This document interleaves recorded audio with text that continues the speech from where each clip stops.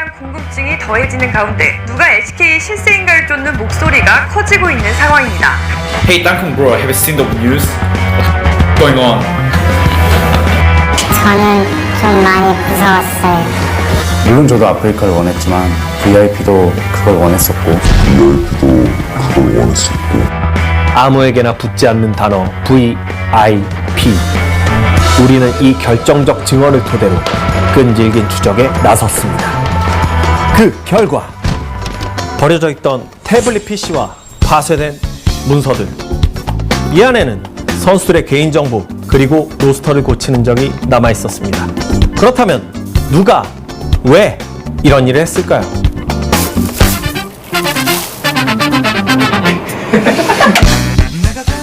VIP에 대한 소문을 조금 들으셨나요? 저 그런 소문 못 들었는데요. 그럼 그때 뭐 하고 계셨어요 혹시? 그때요? 아마 짜장면 먹고 있었을 거예요.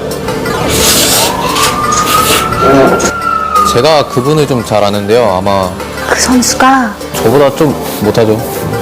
그 사람 있잖아. 월드컵 우승도 하고 싶어하고 올스타도 가고 싶어 한다고 그러더라고요. 그래서 그 로스도 바꿔버렸다니까?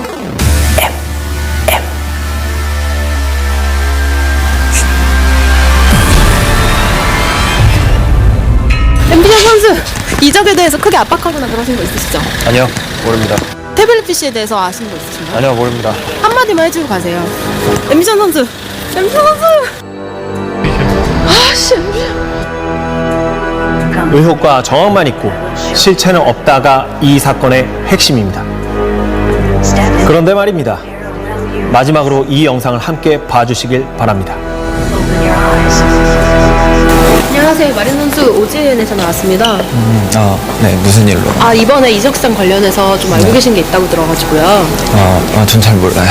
좀 아시는 게 있다면 몇 가지 얘기 좀 해주시죠. 전 모릅니다. 그 혹시 마선 실세 맞으시죠? 마선 실세.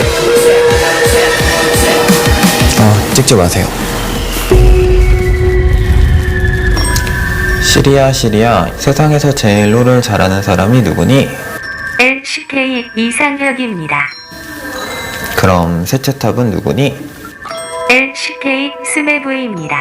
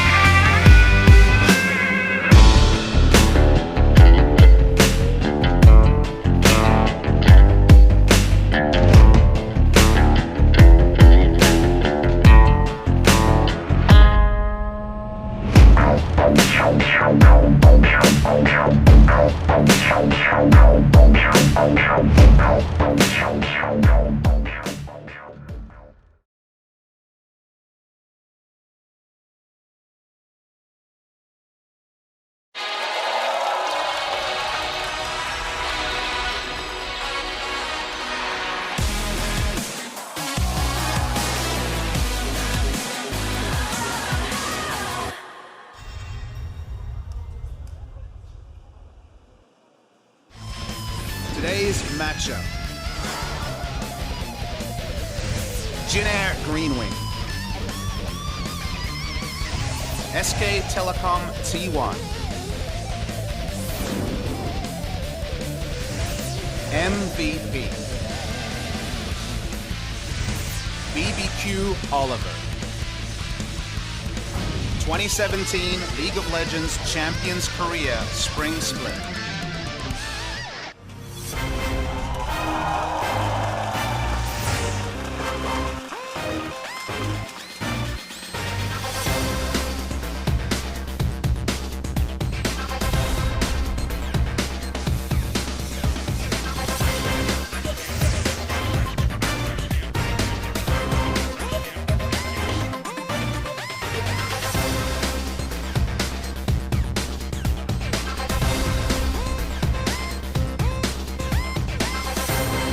Good evening, ladies and gentlemen. Welcome to day 2, week 1 of LCK. I'm Doa. That's Monte Cristo. Okay, wait a second. You're ripping the Band-Aid off. We gotta go back on that one. I'm Achilles. That is Papa Smithy. Welcome to the Seoul East Stadium, where we will be bringing you all of the action. Gonna kick things off with a bang. New SK Telecom T1 roster debuting right here, right now. Yeah, kicking it off with the world champions, with some changes, as you mentioned, and the broadcast as well. Of course, if you've been watching Twitter, you'd know that Monte Cristo and Doa won't be covering LCK this season. Chaos and I will be anchoring it, but we will be joined by a new face in a couple of weeks. A mysterious caster, a new challenger approaches, but we can't say who quite yet, but you guys should be able to find out very soon, so we're excited for that announcement in the coming days. But for now, it is time for some LCK. SK Telecom T1 versus the Jin Air GreenWings to start things off, and then MVP versus BBQ Olivers, our eclectically named team, I suppose, here in LCK for Season 7. So should be some pretty interesting matchups, but, I mean, of course, we have to look at SKT. Peanut coming off the Rocks Tigers into this team. Hooney over from Europe, then NA, now back to Korea. What can we really expect from this team? Yeah, I mean, that's the crazy thing, is that Hooney's making his Korean debut. That's such a weird thing to think, given that, of course, he is of Korean descent. But let's go over the overview of the tournament first. First thing to announce, of course, is that it's the same format, still double round robin, best of 3. Will just still be the same gauntlet when we reach to the playoffs, you know, starting off with the wild card, which is that best of 3 format, then best of 5 the rest of the way through.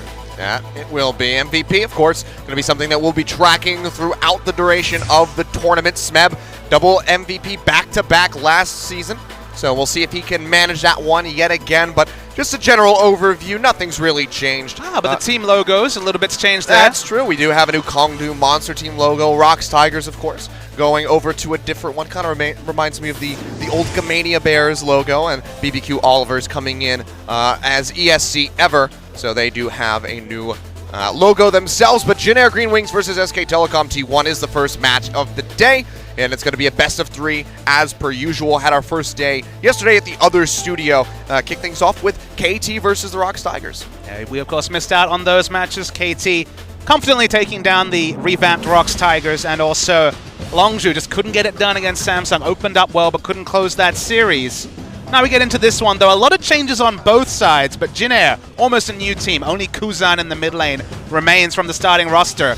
And SK Telecom, we'll get to them second, but they got some new faces as well. Yeah, they definitely do. But Jin Air, as you mentioned, lots of new faces on this squad. People moving around from all over the place. Iksu coming in, and the top lane, Umti, the new jungler, who will be showing us what he's got. He's had some confidence in his interviews as to how he's going to perform. He says, you know, I think I can take down a player like Ambition, but might not even have to worry about Ambition because we saw Haru in both of the games that Samsung was able to win yesterday. Loving this ARG to show us the lineup. Umti comes straight out of solo queue, 17.5 for this game. So one of the younger players, even younger than Ghost, who's one of the new players we'll see later on today from the BBQ Olivers. But They built around Kuzan. This was the guy who was definitely the most impressive performer in what was a very disappointing summer season for Jin Air. Finished 7th, one of their lowest overall finishes in recent history.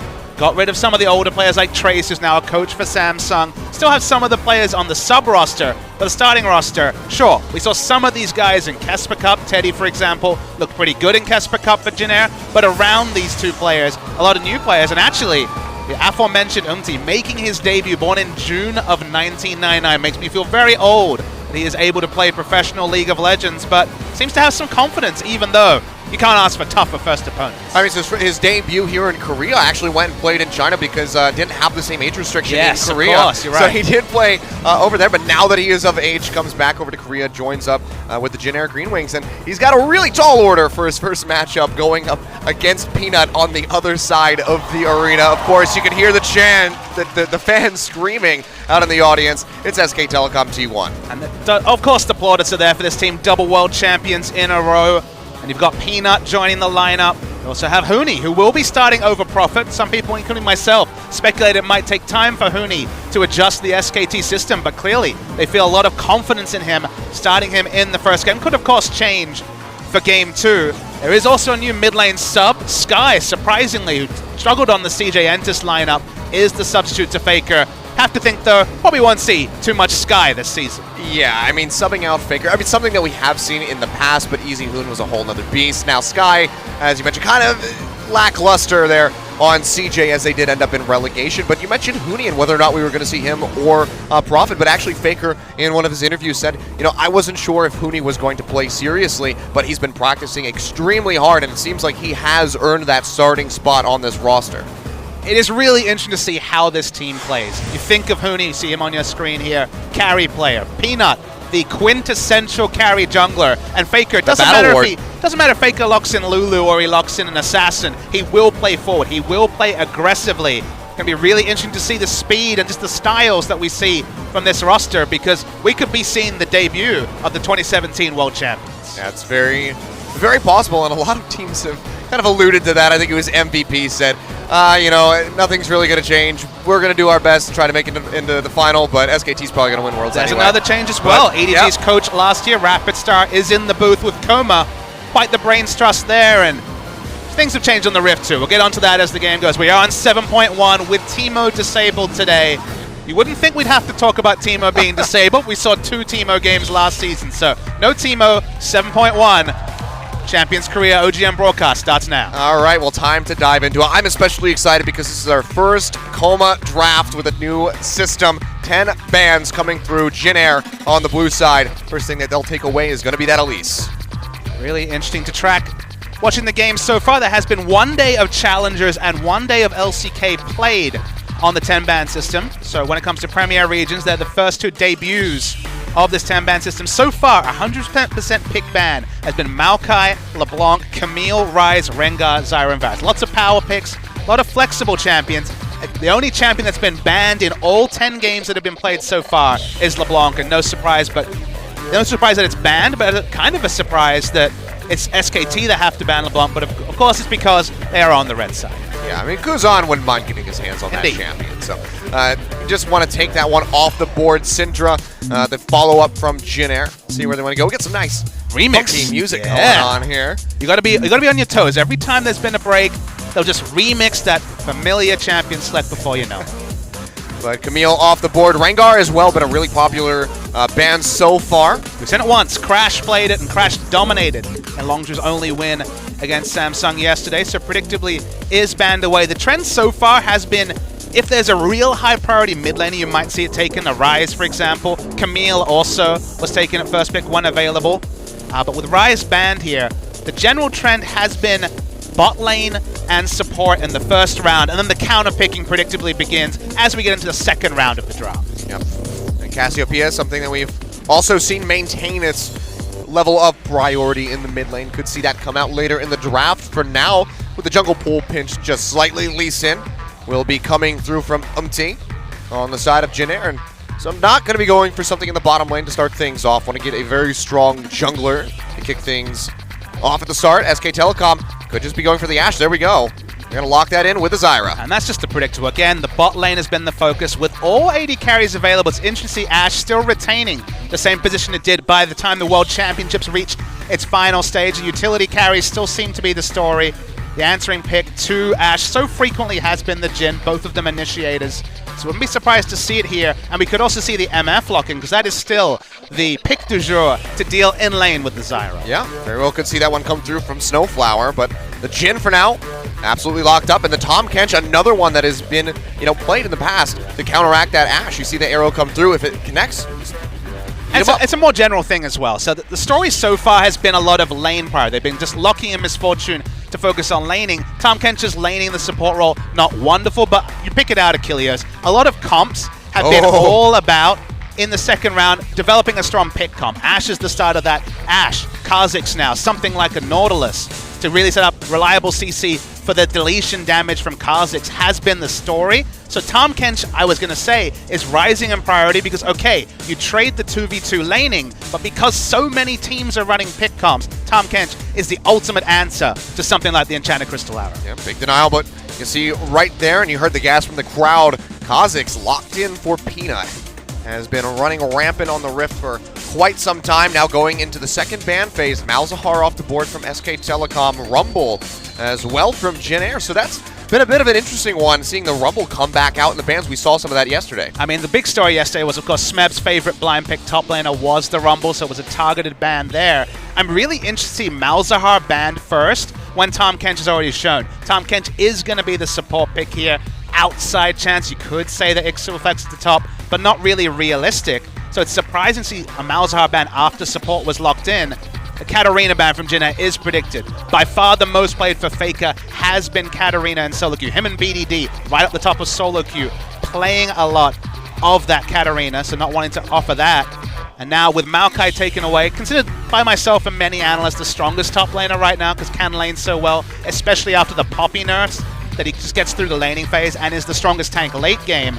Waiting for to see what Jin Air wants to do because they have to blind pick mid lane. And Cassiopeia, it's been a comfort pick for Kuzan in the mid lane. And you hear that, Gus?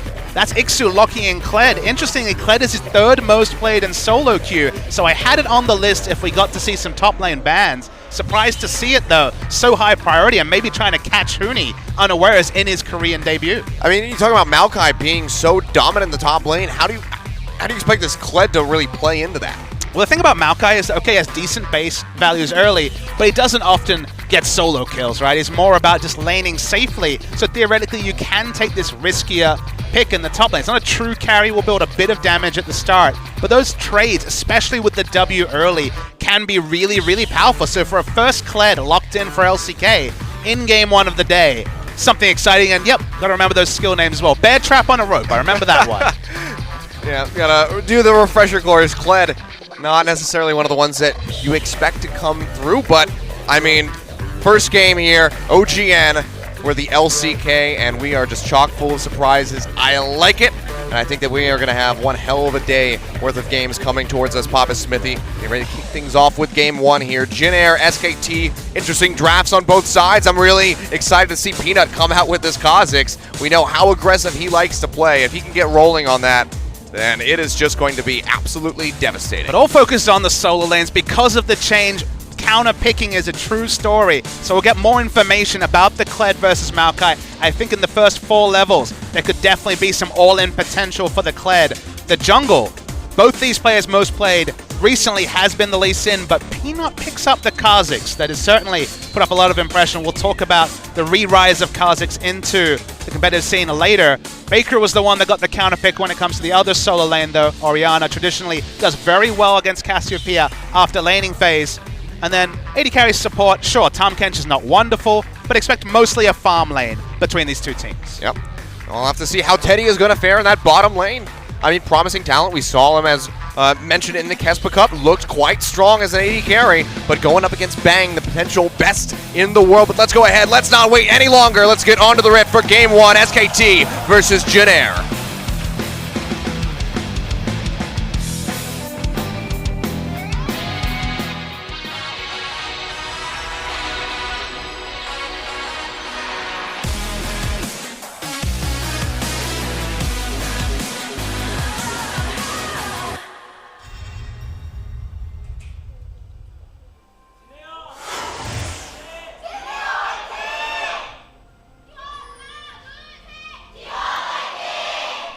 A lot of fans on both sides. SK Telecom, of course, coming out with the fan club, distributing some nice posters into the audience, so they'll be sporting those throughout the broadcast. I'm sure we'll get to see them on camera as we go throughout. But so far, it's going to be starting off fairly standard. No shenanigans for either of these teams. We certainly saw some shenanigans yesterday from Samsung in particular, going for a cheese invade with the Kha'Zix. I think it was actually Kha'Zix Maokai as a duo onto the blue side and counter jungling from Longzhu. That was one of the things that got them the win. I believe it was game 3 yesterday. There are the T1 fans. New signs, old signs. New fans, old fans. Yep. A lot of jerseys and jackets as well out in that audience. So I wonder if they've pushed out the new Huni line at the SKT shop. Give that plug when we know for sure, but yeah, plenty of merchandise sales for both Huni and Peanut, who are big names inside and outside of Korea. Looking at the Korea win rates between Faker and Kuzan. Predictably, Faker doing pretty well, but Jin Air has from time to time taken games away from SKT, whether they were riding high at the top of the table or whether they were struggling. So always a rivalry to track, even though, of course, at the end of the season, it's always been SKT hoisting the trophy. Yep. So I'm going to be seeing Huni going for that corrupting potion. Not going to be starting off with the Doran's Ring, as we sometimes see from those top lane Maokais. Get a little bit more aggression in. But once that sustainability, so far, doing all right against Ixu. Going to be trying to whittle him down, get rid of Skarl, and just limit that mobility on Kled. But going to be a fairly slow way to kick things off. I like to really think about Kled as a level 4 champion, a level 3 champion. You get all your abilities and then a second point in an ability. And just like Rumble kind of peaked at level 4, it feels like Kled's all-in is really powerful. Level 3, level 4, especially with Fervor for Battle, which is, of course, the keystone that's been taken by Kled. So even though Huni has the early pushing advantage, used a lot of mana. So maybe just going to push and leave lane. Otherwise, maybe we'll finally see those Kled trades that can be so deadly. I mean, he could set up a gank really well with that bear trap on a rope. Pull them in, and he can line up that Sonic Wave. For now, Peanut wandering over to spot him out. There's a ward over into the Krugs, and he'll take that Blast Cone for a ride over into the Dragon Pit. So just going to be spotting out. So good tracking coming in from Peanut so far. Still pretty damn powerful on 7.1. We're toned down a little bit. It is that extra camp to hit level 4, but the level 3 power spike remains the same. 3 camps, including the 2 big ones, will hit you the level 3. Already some pink ward coverage here, so Kuzan does have some information about Peanut coming in. Yeah, he's going to jump right in onto Kuzan, gets a good amount of damage, and flash for the Faker. The last auto attack takes him down. First blood going over to SKT. Yeah, we didn't toggle vision, so we can't be 100% certain that he spotted Peanut, but end result was just enough. Wolf, though. Yeah, in a bad spot, has to throw out the exhaust. Going to be traded back onto Bang. Snowflower not able to secure a kill. Wolf does hold on to his flash, however, but the heal gets used by Bang. So a trade of summoners in favor of Jin Air in the bottom lane. Yeah, felt like Kuzan tried to be steadfast with the summoner spells. In the end, was punished. Both summoners down. Faker used his flash, but still has Ghost up. There's that potential for a wraparound gank from Peanut in just a couple of minutes' time. Yeah, Faker going to be pretty well set now over that first blood coming through from him. Lost Chapter and Boots, so going to have that added mobility, dodge away from those poisons. So Kuzan's going to be in a bit of a rough patch. Peanut, of course, sacrificing some CS to get that gank on the board. We'll see if he's going to be able to catch back up to Umte, and if Umte can match that aggression around the map and try to put some kills on the board for Jin Air GreenWings. So for now, just going to be 1 kill coming through 5 minutes in, and 700 gold up for SK Telecom. This is their comfort zone. And SKT have been really puzzling to track in LCK specifically. Their Worlds results, their MSI results, certainly without parallel on the international stage, but struggled in great swaths of both spring and summer season during the early regular season, then kind of got it together towards the end of both of those seasons. So they want to impress, you know, a lot of players here, including Peanut and Huni, coming in with impressive reputations, but building one for SK Telecom is a really different story. So how this season pans out is going to be really exciting to track, because we know this team will be going deep into the World Championships. It's an inevitability at this point. Sure, but this time they might have KT Rolster right next to them. As they do that, of course, we don't get a Telecom War for a considerable amount of time. I think it's March right near the end of round 1 that we finally will get to see those two Titans clash. And you want the instant gratification, right? You really want to see it this week, but there is also an advantage to the teams actually playing 7, 8 best of 3s without facing each other, then facing each other with that experience, with the early Kings, because of course KT, they still had some problems. You could still see that they're a very new team. Those Kings shouldn't be their 9th game of the season, and that's one to circle on the calendar because it's going to be epic. For sure. And then we get a follow-up match pretty immediately after that in round 2. So we'll get back-to-back telecom wars just about, so will be very exciting times when that does wrap around. But we have to see how KT is also going to develop. They did look a little bit shaky in the beginning of that game 1, and then Def just absolutely popped off on Ezreal. And then game 2 happened. But it's definitely going to be one hell of a story to see how that super team can come together and continue to grow. Oh, here we go, though. Umte coming in. Nice petrifying gaze onto Faker. Beautifully played by Umte and Kuzan in the mid lane. Faker just didn't even see it coming. Faker looks... Peanut just putting down this dragon. He looks bemused as Faker. Did not see it coming like you said. Peanut falls super low. No burn effect on the Ocean Drake means he will survive, but came through a ward, but just with such rapidity. And the fact that he just committed to the flash instantly into the kick. Nice stuff from Umti, and hey, if it translates from solo queue into competitive that well, maybe he's a name we'll remember come the end of the season. I'm sure he would definitely like that. But yeah, no hesitation whatsoever. And Faker just can't respond, so he goes down, and a kill does go over to Umting. Couldn't hand it off to Kuzan, but you'll be sin a kill, not the worst of things. I'm sure they're going to be pretty happy about that in the end. He's going for a solo queue build as well. When you see the Rejuve beat, you know it's going to be Tiamat, so going to have fairly damaging clear. Oh boy, Teddy. We get hit up by that Cheddar Crystalline arrow, but the exhaust is through from Bang. Flash forward by Snowflower. Flies Wolf and takes him out. Pretty much a solo kill just about onto the Zyra. Nicely done by Jin Air. They'll put a second kill on the board and find themselves with a very slight gold lead. Our intro teases all about the splitting up of the Rocks Tigers predictably as the second strongest team in the world, most would say, on the end of last year. Ixu's going to channel the ult. I'll finish that thought in a moment. He's charging through, but Faker, he's already out of there. Didn't even need to pop the ghost. Just gets that move speed from the command distance.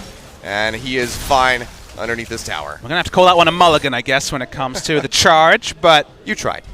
But yeah, we focus on the Rocks Tigers breaking up. The Rocks Tigers now, in many ways, are the majority of the Afrika lineup. The Afrika Freaks, who finished 5th in both spring and summer season, have kind of splintered between Jin Air and the Rocks Tigers. You look at this team, Ixu and Snowflower were both cornerstones of that Afrika lineup. It's also the first time we've seen Snowflower and Sangyun, the old streamer duo that came into competitive together on Afrika, separated. And it's nice to see Snowflower have a moment of his own because, again, these two were always kind of a single thought in your mind. It was Snowflower and Sangyun. It wasn't the skills of one or the other, as Faker has to respect Flash. Yeah, meanwhile, in the bottom lane, Snowflower going low, doesn't have any summoners, but they can't quite get to him to finish him off. They're so lucky the wave came just as it did. It buys them time. Now Umti can rotate down. Now suddenly, it's an overstay by Peanut and Wolf, nerfed back away. Yep.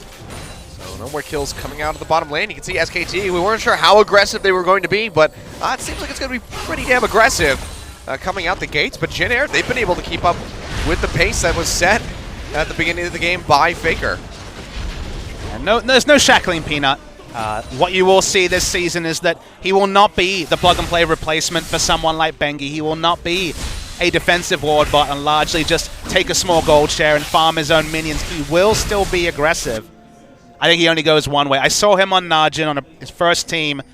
When he could play aggressive, fantastic player. When he had to kind of play the meta farm on champions like Rek'Sai, it didn't look the same. So at least based on game 1, looks like they're going to keep Peanut the same, and we're going to look to Faker and Huni mostly to do the adjustments. Yeah, and I mean, that adjustment was one of the biggest concerns that we had about Huni coming into SK Telecom. So far, he's been doing fine. You know, just standard Maokai play up in the top lane, stretching a bit of a CS lead. Of course, we still do have that very, very small sample size. 10 minutes of game 1, but it's going to be an ongoing story, just how SKT fit together, because... Oh, that's okay, Abyssal Voyage into the back. Bang's going to flash away from that first shot. Second's not going to connect, and now... Oh, it does clip him here, but the Tongue Lash isn't going to land. Ash Arrow comes through onto Umte. The Devour comes through by Snowflower, and no one will die, but they get a heck of a lot of Summoner spells out of Bang. Ixu's already flashed preeminently here. I believe he saw Cards on the ward. Yep, pinged him out, so... Did not want to stay overextended. He's kind of lucky in that his ultimate's kind of an escape also, just like Sion's was when he was in the meta. So you can just roll away when you see the jungler coming, even if your flash is down. Sion is like kind of yelling at you as he's charging away from you. He's calling you like a pansy, and he's running away at the same time. Peanut trying to get in on the Kuzan, but he pops a ghost and will be able to waddle his way out of the mid lane. Doesn't have to burn the flash. So, decent pressure there, but still SK Telecom is going to be stagnating on this gold lead at the moment. It's been competitive, which is not something we could know for sure. There is more talent on Jin Air's lineup than a lot of people know, and that's because they have two pure rookies. Teddy played a couple of good Jin games in the Kesper Cup, but again, not a lot of people watch that tournament, not a lot of fanfare. Umti is just straight up out of sight, out of mind when it comes to junglers. Maybe played a couple of competitive games, but certainly not the relevant experience. So seeing these players here, and then knowing that Ixu very much is a solid top laner, knowing that Kuzan is one of those star mid laners towards the middle of the pack in Korea. It's a lot to like as Ixu. Oh, it's going to interrupt the charge. Here comes Peanut. Skarl goes heading for the hills, and looks like they will pick up the kill. Peanut taking that one away. 1-0-1 on the board for him. Nicely done, and they take down the Kled. Yeah, really nice stuff from Huni. Flash straight in, just like you can with Sion ult. It's the same mechanics there to interrupt the roll away. Got the kill. Huni's playing Maokai, which I guess we should have talked about a bit more on Champion Select. The top Lucian meme is still a big reality, but has played these tanks from time to time, and predictably, if you can play Riven, if you can play the difficult champions, Maokai's pretty straightforward. You can probably play the point-and-click CC Maokai. Yep. Not that hard to figure out. Jin Air, though, going to be picking up that first brick gold as they try to hand this all over to Teddy Dyna's wave. There we go, 650 over onto the Jin. Interestingly enough, going for the Youmuu's Ghost Blade to start things off. We kind of started drifting away from that starting item, that sort of build from the Jin, but here comes Peanut yet again. Beautiful shockwave set up by Faker. Peanut leaps in over the wall. They hand yet another kill over to the Kazakhs, but now Ixu has something to say about this. Bear Trap on a rope, connects on a Faker, draws him back in, and Ixu is able to take him out. Yeah, really nice collapse. Just because of the timing, Ixu was coming from spawn. Didn't have teleport up, didn't have ult to get there faster. In the right place at the right time, so it's a 1-for-1. And has some turret damage as well. They're still winning this early game so far. See how much more they can get. Peanut can't really walk up to try to clear this out because somebody still has the Dragon's Rage, still has that flash available. And they certainly could lock him down, but you can see turret falls to about 1/3 HP. So nicely done by Jin Air, trading back and getting more for it. I mean, it was a big commitment from SKT. It was a turret dive, it was well executed, but the steps aren't necessarily there that, say, the Rocks Tigers would have if they were going for such dives. They're pretty shallow in terms of vision, a couple of wards around the area, and then just got collapsed because of the respawn time. So, predictably, it's their first competitive game. It's very early in the season, but it's certainly not the polished Faker and Peanut assassinations that we'll see later in the season, you have to expect. You have to hope for the sake of SK Telecom and their fans. But still, just going to be maintaining pretty much perfect harmony across the board outside of the turrets. Snowflower has to flash away.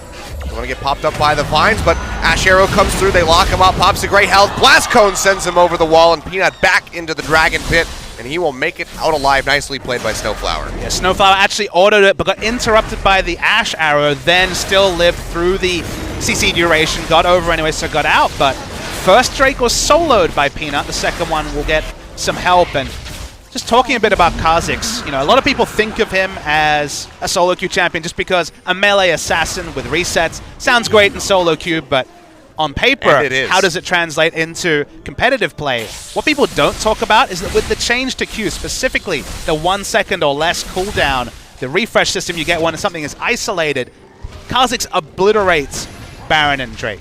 And that's the big story there, is that because he obliterates neutral objectives, he still is very useful, even if he's not getting the ganks off. And that's why we see him so highly regarded. I mean, imagine if you had Faker on the Cassiopeia with that Kazakhs coming through, just solo, or duo the Baron rather early.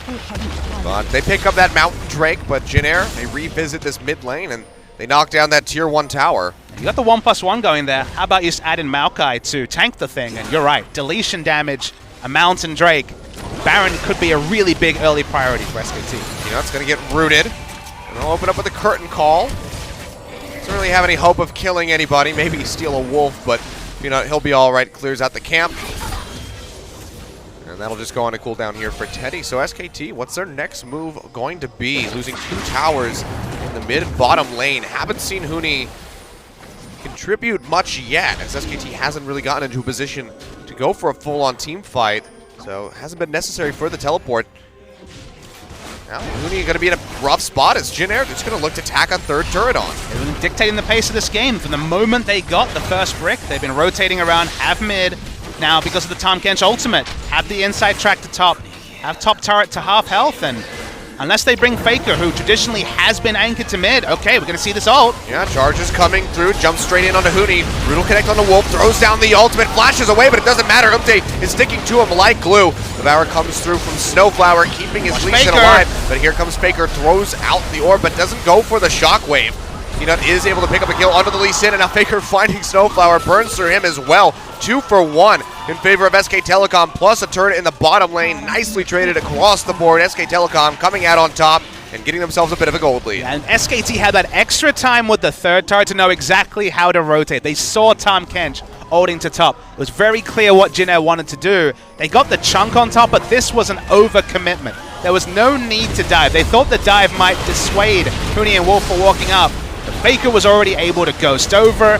The rotation was there. Faker could also take the inside track. If Cassiopeia had rotated first, occupied the tri-brush, no way for Orion to get there that fast. Suddenly, maybe this play works. But the fact that they could win, get kills 4v5, and also take bot lane turret is a big momentum shift towards SKT. And funnily enough, they're now ahead in gold. Yep.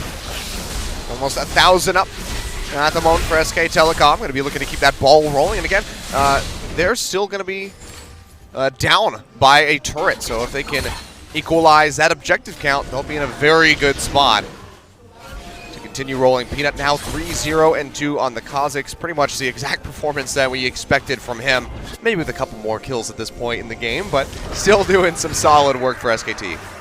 While we have a bit of lull in the action, I want to talk about the AD carry builds. You touched on it a bit earlier, the fact that the Youmu's first was the pickup from Teddy. Sure, some people have phased it out, but the build we saw from Prey yesterday was still the rush on the Youmu's for the move speed, for the repositioning, and the early arm penetration.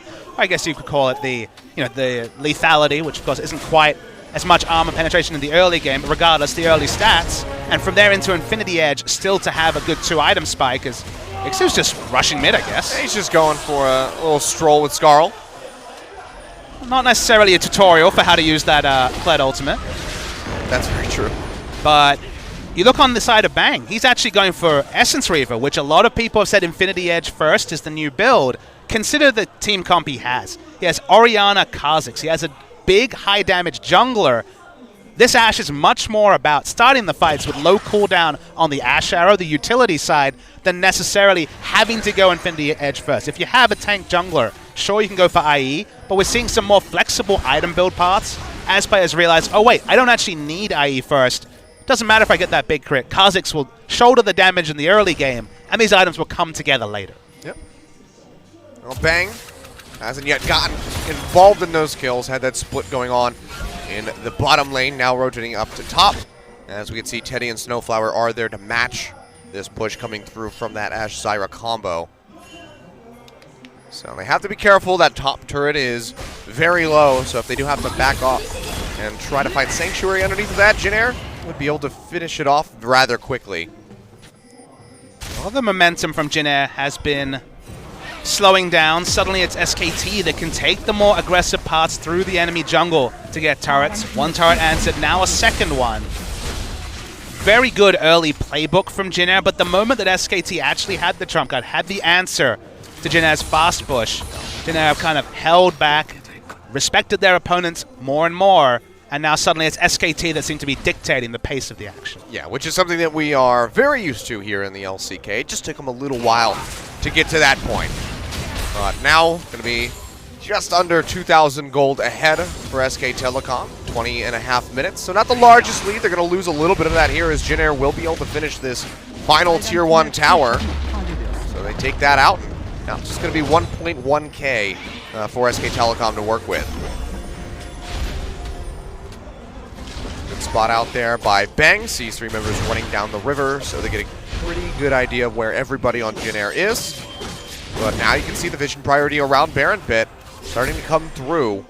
Cassiopeia there for Jin Air. If they could find, unique vision, then they would be able to burn through that. But to fake out SKT. Peanut, in the meantime, he's been really dedicated to these dragons. Moving over, we'll find a second Mountain Drake by the look of things. Things are coming out. Ixu throws a ward over the wall, so they see this being taken. But doesn't look like they want to try and go contest this. Looking for an angle. They do have the ultimate from Ixu up. Drake's low. They just end up waiting too long. They had pretty much complete information there. I mean, Umti just went over to the Krugs instead of trying to, get more vision or try to wrap around and contest that Drake. So double Mountain Drake now over to SK Telecom. And I mean, you mentioned the reset on the isolation for the Q for Peanut. Now with double Mountain Drake, you put him and Huni in a Baron pit, and that thing is going to die. Yeah, that's the thing. I misspoke a bit earlier talking about SKT having the Caspios. Of course, the Oriano's Baron threat isn't the same. Oh, that's going to be the Crystalline Arrow coming through. Does connect on the Teddy. And the Roots will not lock up Snowflower, so they'll be able to walk away. But those three, even the Oriana just shielding the Maokai. Maokai's not going to take any damage, and Kha'Zix will really shoulder the damage to that Baron. So still very much Baron threat to be respected on the side of SKT. Oh, for sure. And Peanut completing that Black Cleaver has a hell of a lot of damage to dish out. So we'll have to keep our eye on him when it comes to these team fights, whether or not he's going to be able to get the resets and hop his way to a pentakill potentially. The team fight phase to me looks much more straightforward for SKT. Good ranged initiation, point and click initiation from the Maokai, and to actually make the charge work here from the Kled, you have to consider that, I mean, Huni's just going to stand in front of the ult and basically block it, and if the rest of the members, the Oriana and Ashe, stay back, they're not going to be under any real threat. Sure, there'll be movement speed, but there's actually a bit of negative synergy between, say, a Kled who wants to dive in and a Cassiopeia who's much better kiting backwards with the Petrifying Gaze. So to make this team comp work, we're probably going to see really creative angles from the Kled initiation. Otherwise, it just feels like Maokai is going to kind of shrug and stop it from being Oh boy, Umti, goodbye and good night. Gets caught out over the wall with the Roots from Wolf, and they absolutely decimate him. Faker taking away that kill, and that's going to open up for this final tier 1 to fall in favor of SKT. 2,500 gold on the board for them. And Ixu just keeps wanting to run at Faker. Hasn't really found any good initiations yet. But yeah, one of the things I was actually about to bring up before MT got caught was there's really no tanky front line for Jin Air. No one can run at this SKT lineup.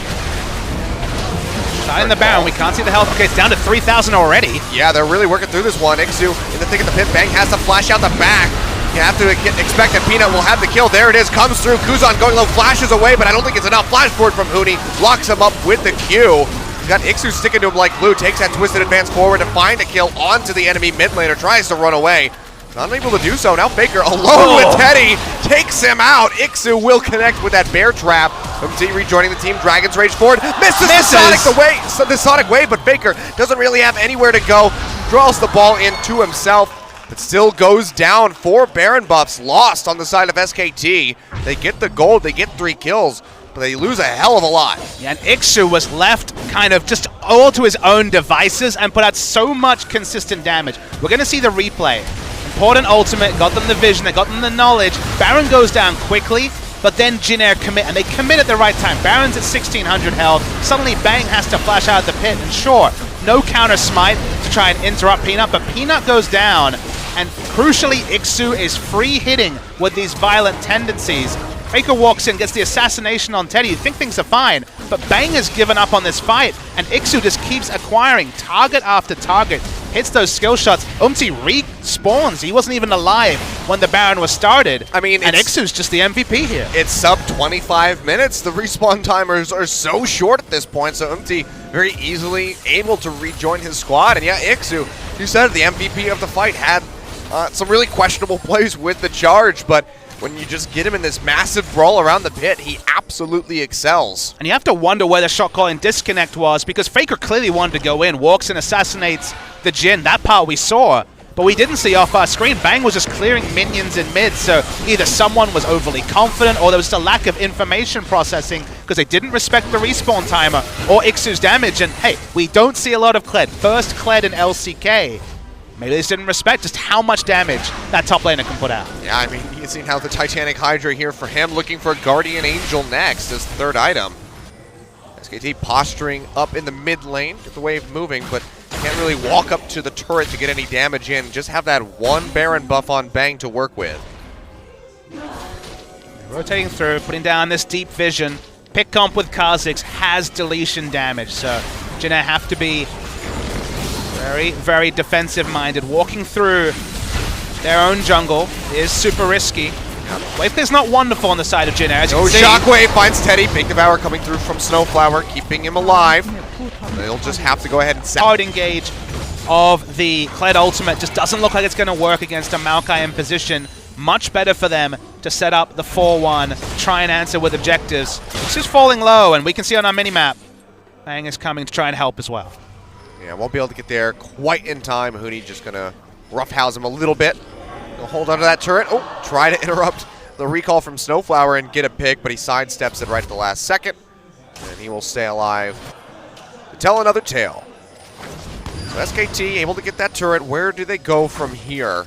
You can see Huni starting the push up into the top lane. Dragon coming up, and Peanut, he's there in an instant. Infernal Drake looking like it's going to go over to them. MT getting hit up by that Shockwave Faker, just making sure they can't even get towards the pit to try to contest. And that is going to be a 4th Dragon picked up for SK Telecom. That Elder Drake, if they can get it, is going to be very scary for Jin Air. And I'm happy you brought up that point, because suddenly a 4-stack Elder Drake is looking pretty comparable to Baron buff in terms of impact. There was that buff onto Elder Drake in the post-Worlds patches, lasts an extra 30 seconds in duration. Now you'd actually have more of a window, a more forgiving window to actually make use of it. But the team comps that couldn't use Elder Drakes were the team comps that were short on initiation. SKT is not short on initiation, so once they pick up that buff, would certainly be some turret dives aplenty coming. As long as Maokai's taking turret aggro, they can dive for days. Yeah. Some turret deaths for sure. Could use that true damage to work through Ixu. Knock him down rather quickly. Still not the tankiest. Has that GA. Keeping the fight a bit longer. But otherwise doesn't have that many tanky stats. See, Teddy, surprisingly coming out, has a gold lead over top of Bang in his LCK debut. In this situation, if you're Jin Air, your job is basically to get down as much vision as possible, as safely as you can, and how you do that is a buddy system. Basically, Snowflower follows around a Lee Sin, follows around a Kled, and just continues to sweep, continues to put out vision, because both Baron and the Elder Drake are now must-stop objectives for Jin Air. They usually are in even the worst-case scenario, but this is kind of the best-case scenario for SKT, where they have all the Drakes to make this Elder Drake just that much more crucial. So Tahm Kench can stop the Ash Arrow from answering, but putting down vision and cancelling out vision to stop this pick comp from just getting assassinations and getting a objective for free is the game plan for Jin Air right here. Yeah, I mean, they definitely need to put some vision down around the Baron. Minute and a half, or less than now, before that comes in on the respawn. And SKT now with the Infernal Drake would be able to kill it that much faster. Teddy going to go ahead, pop the Ghost Blade, going to start running up the river, trying to get towards Peanut. Yeah, Peanut and Faker corralled. Oh yeah, they're going to lock down Faker. Gets devoured, flashes away, still getting hit by the bullets, and he's going to die now. Peanut, really nowhere to go, jumps over the wall, can't flash out. There's too many people, has to run up the lane. Looks like he will be able to make it out alive. Looney trying to come in on the flank. It's pushed back by Kuzan, firing off with those Twin Fangs. Root won't connect from the Deadly Flourish, nor will the damage from the Redemption. They'll get a big heal onto Kuzan, however, and Jin Air is going to be happy about that. Now with Faker gone, they're going to look to push up this mid lane, maybe get a tier 2 of their own. So Peanut was the one caught out putting aggressive vision, and then Faker tried to back him up, and then was caught in his own right. Suddenly Jin Air have inside track to mid. They don't have a minion wave, but for now that's not going to be an issue. Getting some damage down. They're going to finally wait and follow this minion wave as, Huni was pulling the minion wave, stopping them from getting an uncontestable in a turret mid. Yeah, but I mean, still a couple seconds left on Faker. Looks like they will give up on the push, so Huni, nice job by him. Did have to use his flash to get away from that, however. But it's really good game sense. I mean, oh, sure. That's the sort of thing that smart players do. They understand, well, this is inevitably going to happen. What can I change? They can't engage their 4v5, but pulling the minion line suddenly, you can't take that turret. So nice stuff from Huni and a heads-up play from him. Yeah. Just saying, for every action, a consequence. So won't be able to get those big flash twisted advance engages on the Teddy. Speaking of engaged on the Teddy, he'll get hit by that crystalline arrow. Devour doesn't even need to come through from Snowflower. He knows that he's safe. SKT, they want the turret. Not so much blood. They'll be able to knock that down. 5 for them. as they move to a 4K plus gold lead and maybe have their eyes set on Baron. Peanut rotates over there. There's a couple wards in the river here for Jin Air, but otherwise they don't have much vision priority around the pit. And Jin Air are in a pretty good spot defensively, all things considered. SKT don't have anywhere near the vision that would make them comfortable to start the Baron, regardless of Infernal Double Mountain. So regardless of the speed, they don't feel confident. There's another ult from the Kled. Yeah, Ixu coming in, jumps over onto Huni. Get much done there. Gets onto Peanut. Works him down about half HP. Deadly Flourish will not connect, so he's safe for now. It's the command protect, but SKT, they have to be really careful with this engage with Wolf and Peanut both at about half HP. Ixu himself, not full, but of course, have that untargetability and passive still available. Skull is healing up slowly. Peanut keeps farming. That means they can't have the same pressure they want around the Baron pit. The vision battle once again kind of stagnates. And Jin Air keep getting life after life. Sure, they're behind in Drake's. Gold lead, it's only 4,000 at 30, so it's very respectable. And this game, still up in the air, 32 minutes in. Not many people would have predicted that. Yeah. Looking way closer than anticipated. And it's just kind of been that way through, the first series yesterday. And now here, Jin Air putting up one hell of a fight. Seems like this rookie talent might be paying off for them.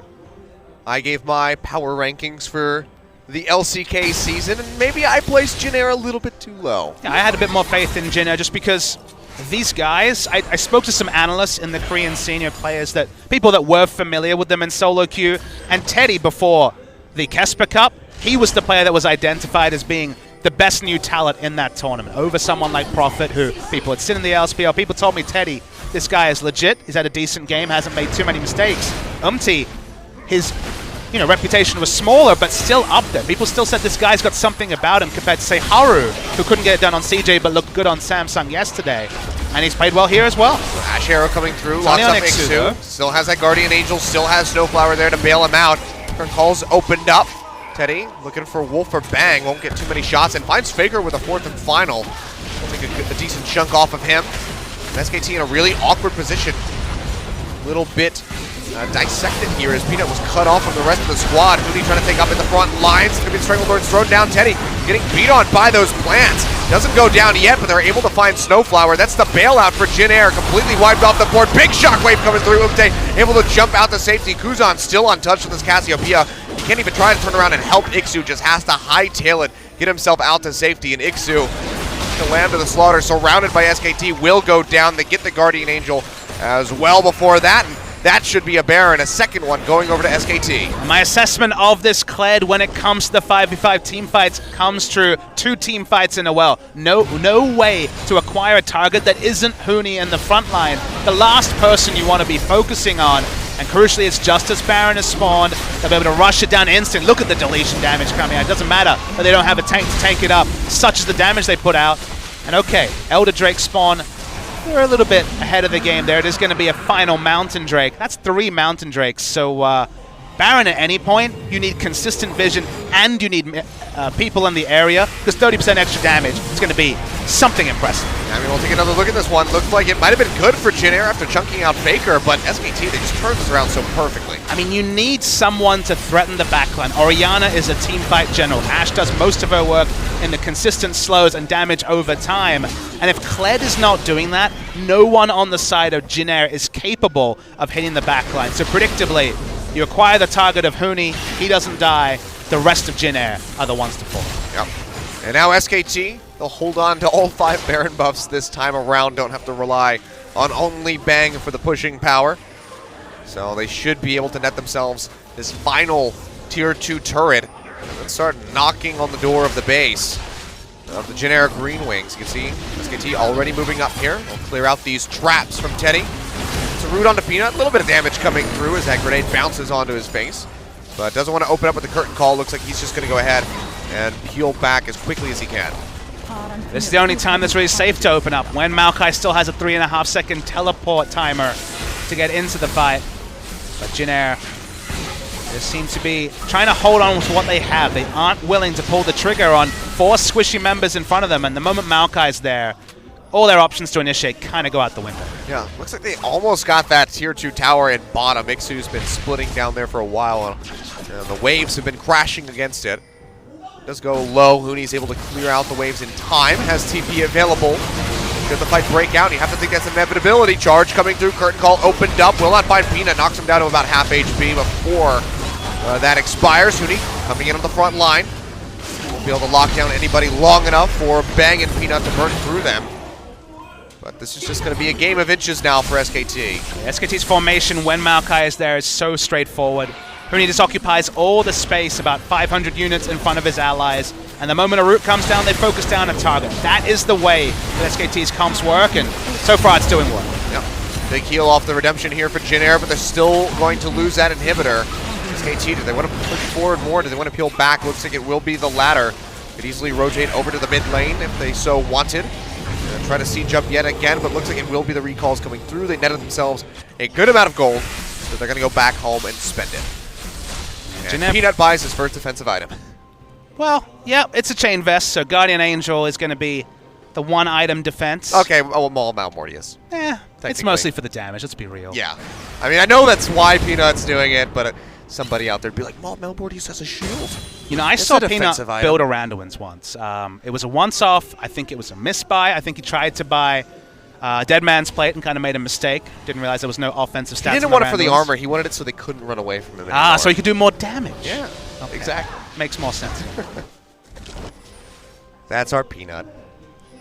But yeah, people Lord talk Dominic's regard. People talk about Hooney playing tanks. I want to see Peanut play a tank. Can he play a tank? I mean, Warrior Enchant full tank.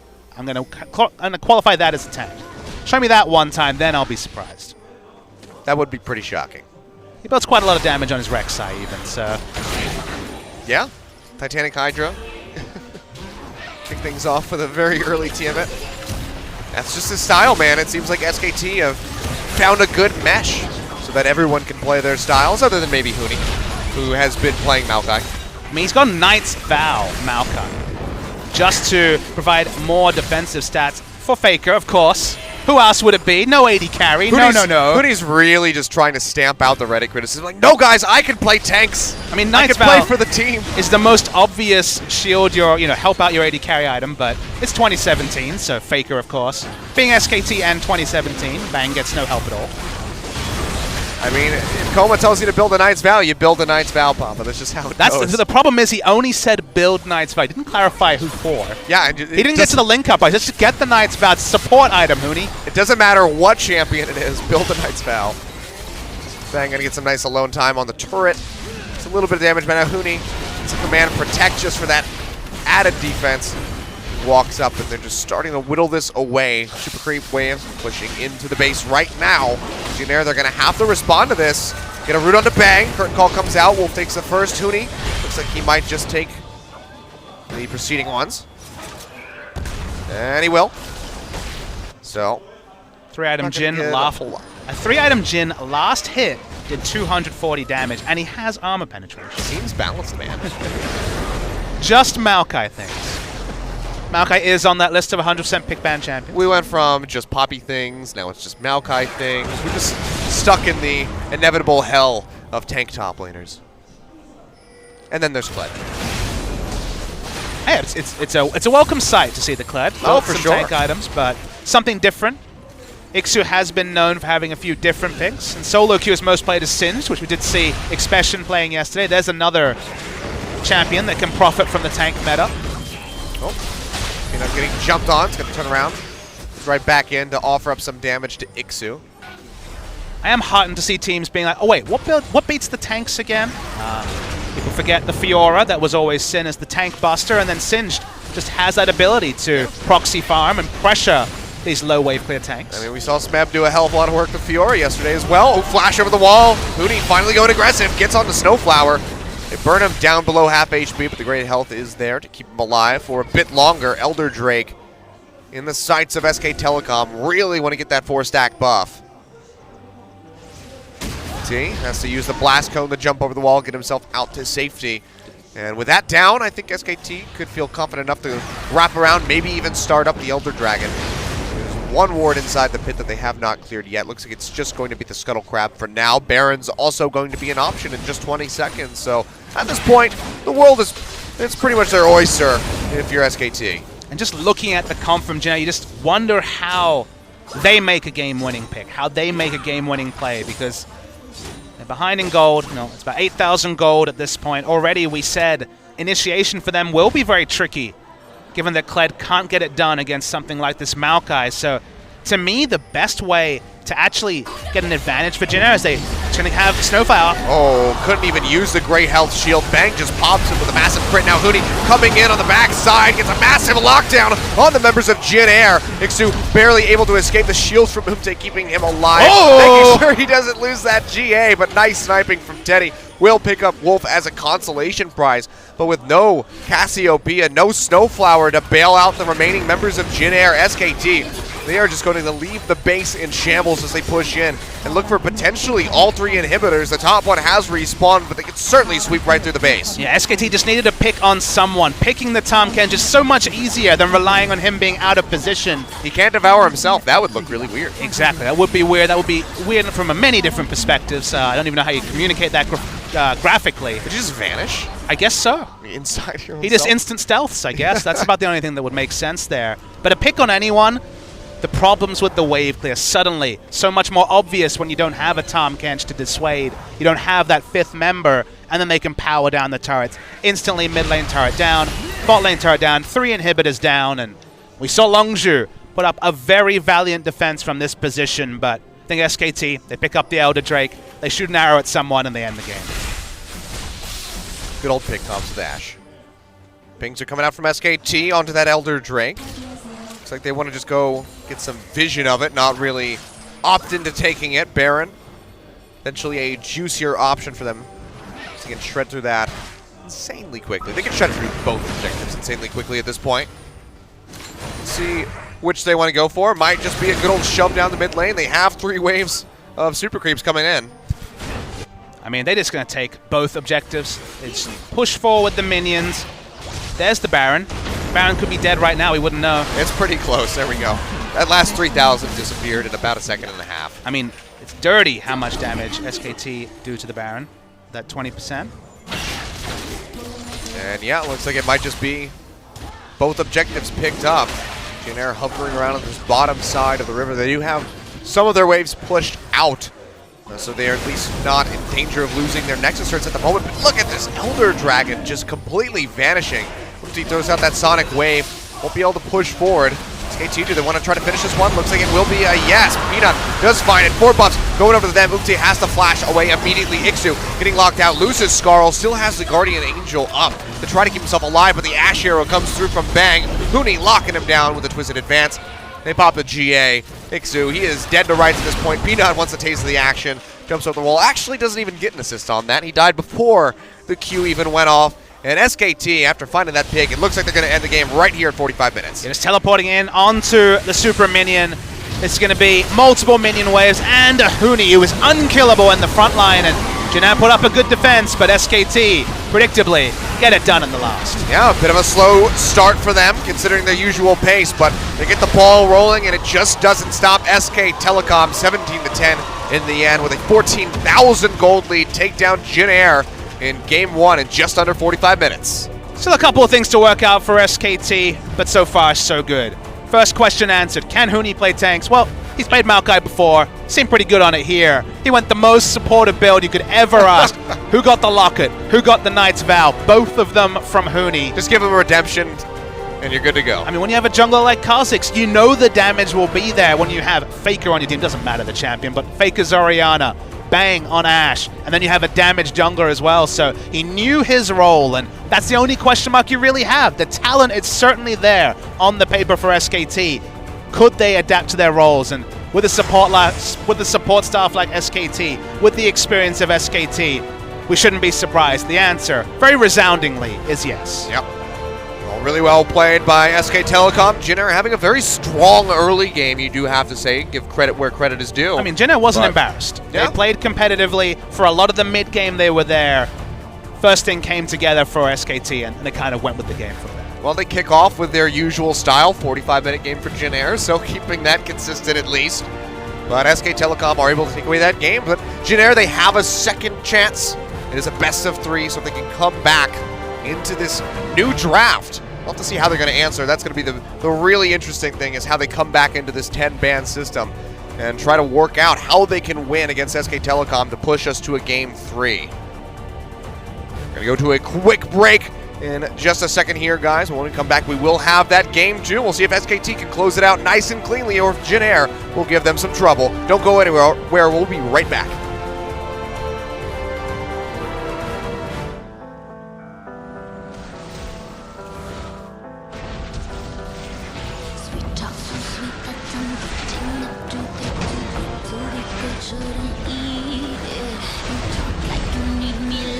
Never leave me until I begin to believe that I was good on my own, until you came along, waiting for me to fall. Now you're gone, baby, gone. If you don't mean it, don't just say it. If you don't feel it, don't you fake it. If it's a lie, baby, don't say it's true.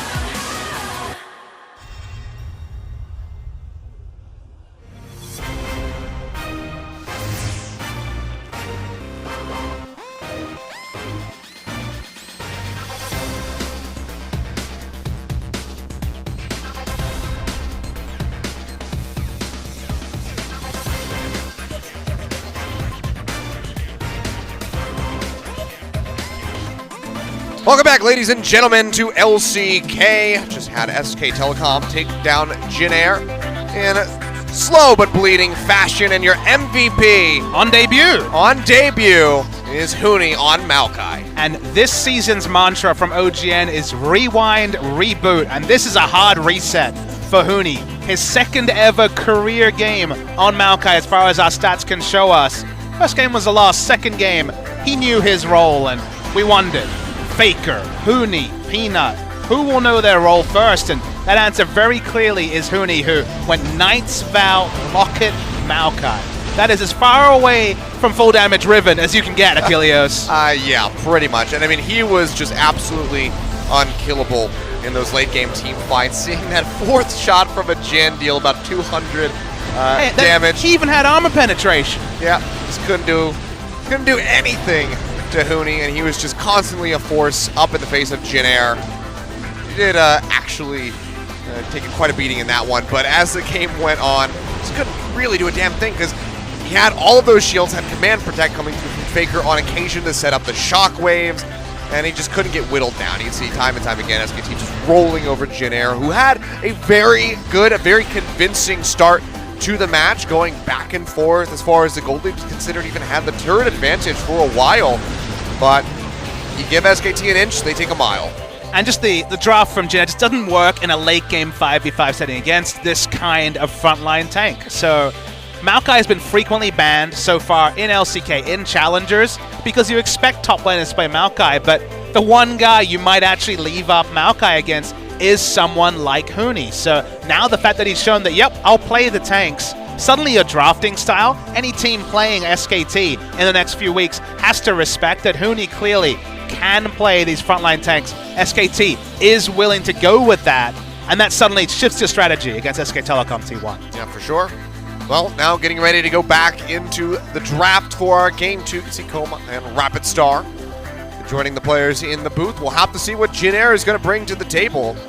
Guys, Kled, it was nice to see, breath of fresh air in the top lane, but maybe not the pick needed to find success. And you feel bad for Ixu, because the best parts of this game, you know, when he wasn't missing Kled, I'll tell you what the funniest parts of the game, but the best parts of the game were when he ran wild, when SKT kind of disrespected Kled, and we saw what Kled can do in a true 1v1. It's just they needed to engage. They didn't get it from the Kled, so something that kind of flows better, that doesn't have the disconnect of, say, Cassiopeia and Kled in your solo lanes, would really behoove Jin Air, because you need every advantage you can get when you take the Rift against SKT. Yeah, for sure.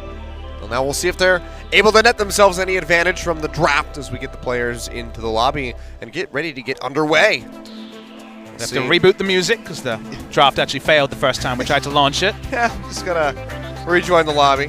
Looks like we're missing, there's Umte coming in. We'll get in there in a moment. We'll shuffle them around, get back in there. And just more data points on 7.1. More data points with 10 picks and bans. Because as I said, there was only 10 games before today played on this in competitive play. Now we have 11. We're only slowly inching forward. We've seen a lot of trends, which are duo lanes and jungle taken in the first round, and then counter picks. But we also see some other pre-planned styles, like Longzhu, for example, with their Singed, and then Longzhu in Game 2 leaving up Camille. That one was a bit of a night and day, where the Singed worked out. Unfortunately, the Camille certainly did not. Yeah. Because Camille is, let's just say, super balanced right now. The most balanced, you could say. What do you mean? You don't like all that true damage Triforce proc that you can get? I mean, not Faker. Zed says balance is weakness, and I don't know if that's true, because Camille shows you that balance is winning. Well, look where Zed is right now. Not exactly in the meta, so what does he know? I mean, they just kind of screwed him up, honestly, when it comes to Zed. The new ult passive, the like stealing AD thing versus the old percentage AD thing on W, really did seem to mess with him. He'll get iterated, I'm sure. We're going to see Zed at some point. I saw Faker playing Zed in solo queue. That probably doesn't mean too much, but I mean, it's being hopeful. Faker playing Zed, so, you know. True. We'll see. One day. I don't have my jacket on. I feel I wasn't prepared for this to come back to us. If it was summer, we could say it was getting hot in here, but that doesn't work. It's actually really cold in Korea. Well, in Korea, but it is a little bit warm in the studio. Sure. Because, I mean, it's like, I don't know, 0 degrees outside Celsius at the moment. On a good day. And then they have to crank the heat in here, and then there's just hundreds of people in the studio. So it does up the temperature a little bit, but there we go. Looks like we have everything taken care of, and we are into the lobby for our second draft. SKT swapping over to the blue side. Let's see what they want to kick things off with. Well, we know LeBlanc's not going to get through the bans, so that's one you can have inked in on the side of Jin Air. Banned all 11 of those games. Katarina would be a sight. I'd love to see that. The question is, Faker's certainly been spamming it, so he probably has a good idea of it even in bad matchups. Are you willing to take it in the first rotation? Probably not. I think that would be very, very bold. Speaking of first rotation champions, Camille taken off the board by Jin Air. Will Jin Air ban the Maokai? That's my big question. We have traditionally seen Maokai slip to the second round, but we have seen some early rotation Maokai, and I think Maokai, with the Poppy nerfs, is a tier above Nautilus and Poppy, who are the other tanks in the top lane. Now, there are answers. We know about something like the Fiora. There are options available, so for now, no tanks are banned. It's been sprinkling of top laners and mid laners so far. Yeah, Malzahar yet again going to be banned by SK Telecom. Their final ban in the first round, and Syndra will be taken off the board as well by Jin Air. So Rengar comes through. Yeah, that's true. It's insta-locked, of course. Here we go. Well, Peanut gets his hands on yet another highly aggressive snowball jungler. And looks like might just be sticking to the Lee Sin yet again. So the Syndra ban actually is what forces out the Rengar first pick, and blue side is the only side that will see a glimpse of Rengar as the balance levels stand now, because you look at the bans, LeBlanc and Camille are must bans. They are not options, and then Syndra piloted by Faker just sounds really, really scary. We have seen some teams leave open the Syndra. We saw, for example, KT Rolster happy to hand over Syndra and first pick Rise.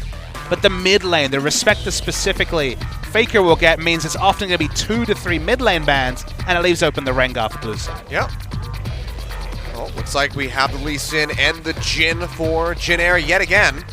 So we'll be revisiting those picks. I mean, Teddy, this has been, the most comfortable looking champion for him so far. And these are the two rookies who've been drafted in the first round. Teddy looked much better on Jin than other champions, so we still need to see him to really get a fully fledged opinion of his general strength. And just had a very good game on Lee Sin, even if they didn't win. So keep the comfort on the rookies, keep them as comfortable as possible. Oh, is it going to be the first one? Oh, dear. This could just be Faker having a bit of fun, but it's locked in. They lock it in. There we go. Ziggs and Zyra. Bot lane for SKT potentially. So are we excited, or are we the first to be like, really, SKT? You're gonna do this to us? Oh, I'm excited. I think that this is going to be one of the dirtiest bot lane games that we've seen in a considerable amount of time, Papa. I've been playing the Ziggs in the bottom lane. I know that you've tried your hands at it. It's absolutely impressive. And I am ready to see what can happen when it's put into the hands of Bang. I really don't know about the Tahm Kench lock-in either. It just means lots of grouped bombs coming through. Tahm Kench can do nothing against a lane as oppressive. This is the strongest 2v2 lane you could ask for. Ziggs and Zyra will do unbelievable ranged poke, and as a melee support, oh boy. I mean, even if you get the Devour off, you can just satchel charge them back into your team, and then suddenly you pop both people back. You can't pick a melee support against this line. You can understand with the Rengar why they're doing it, but this 2v2 lane will be just the most hellish possible for Jin Air. We'll, of course, talk more and more about Ziggs. There's still an outside chance it goes to the mid lane. I mean, it could be played there, but everyone knows about this trend of Ziggs bottom. It was started by Shifter of NALCS fame. Looking at the bans, interesting. So Maokai ban is immediately responded to with a Kled ban. So the only spanner that was thrown into the works was the Kled, you'd say, in game one, and already seeing some respect. Yeah. So they do take that one off the board. Don't want to deal with it. Was a bit of a nuisance, I suppose, for SK Telecom. Not so much a massive threat, but something that they don't have to deal with any longer. And the Rumble will still be taken away from Huni. So that's safe, blind pick, top laner, does well in tank matchups, does well in almost any matchup, famously has a cheap item build, and in his history, Huni's most played is actually the Rumble. His career, I believe it's 21-4 on Rumble, and of course Huni had undefeated seasons in General Immortals even also, did well in the regular season, so a lot of his win rates are high, but 25 games, 84%. It's very, very good. Okay, wasn't sure if we were going to see that one go through yet again for Kuzan. Cassiopeia is taken off the board, the final ban of this draft, and by SKT. So what will they look for here? The trend has been mid lane first, but there could be an argument for just a tank top laner. Not many left. Poppy and Nautilus are the two that catch the eye. And if we do see, his most played this season solo queue was the Singe. We saw some great Singe play. Locked in. Now Singe does really well against Poppy and Nautilus. So does that mean we see a carry from Huni? Because sure, Singe does well against tanks, but there are a lot of top lane champions that can dominate a Singe. Well, right now the hover is over the Nautilus. Could see him just go for that. So Nautilus is the better of the two options between Poppy and the Singe, just because he has more AoE clear. Just walks up, E's, can also W minions. He has more options. He also has the hook to hook into turret. Oh, buddy, there we go. Made it through the draft. It will be picked up. So, man, what a treat. SKT. Are they just going to pick a Riven or something crazy here? They could go for a full style comp because they need... oh, man. A tank makes more sense.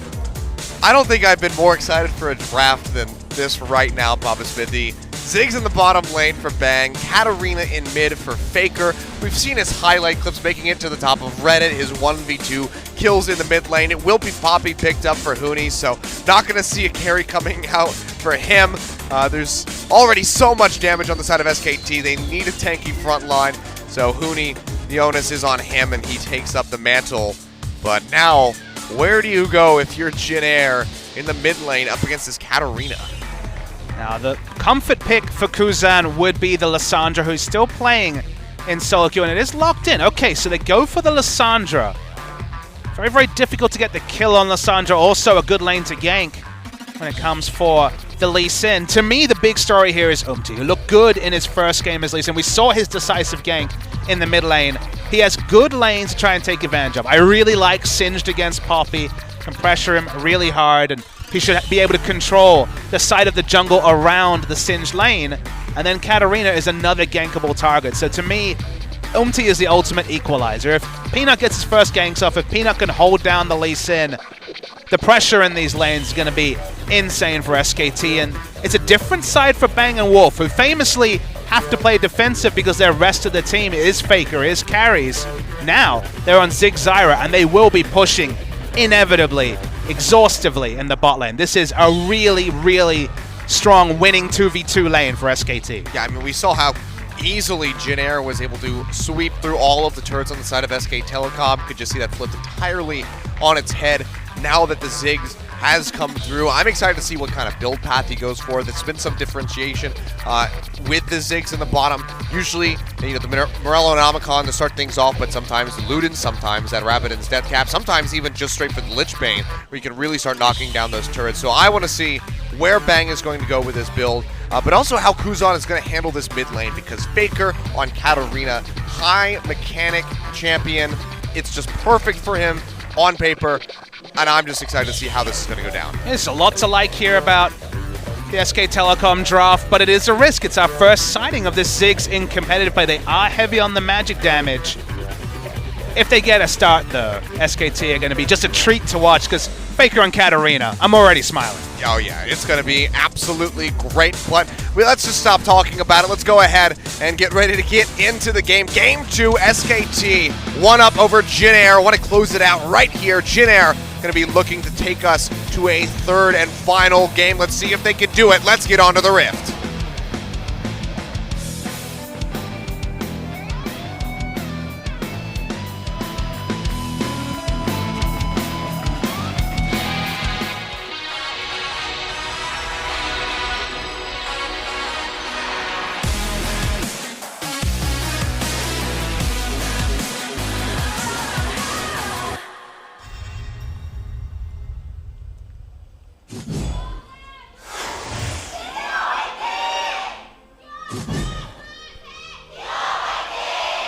Welcome to Summoner's Rift.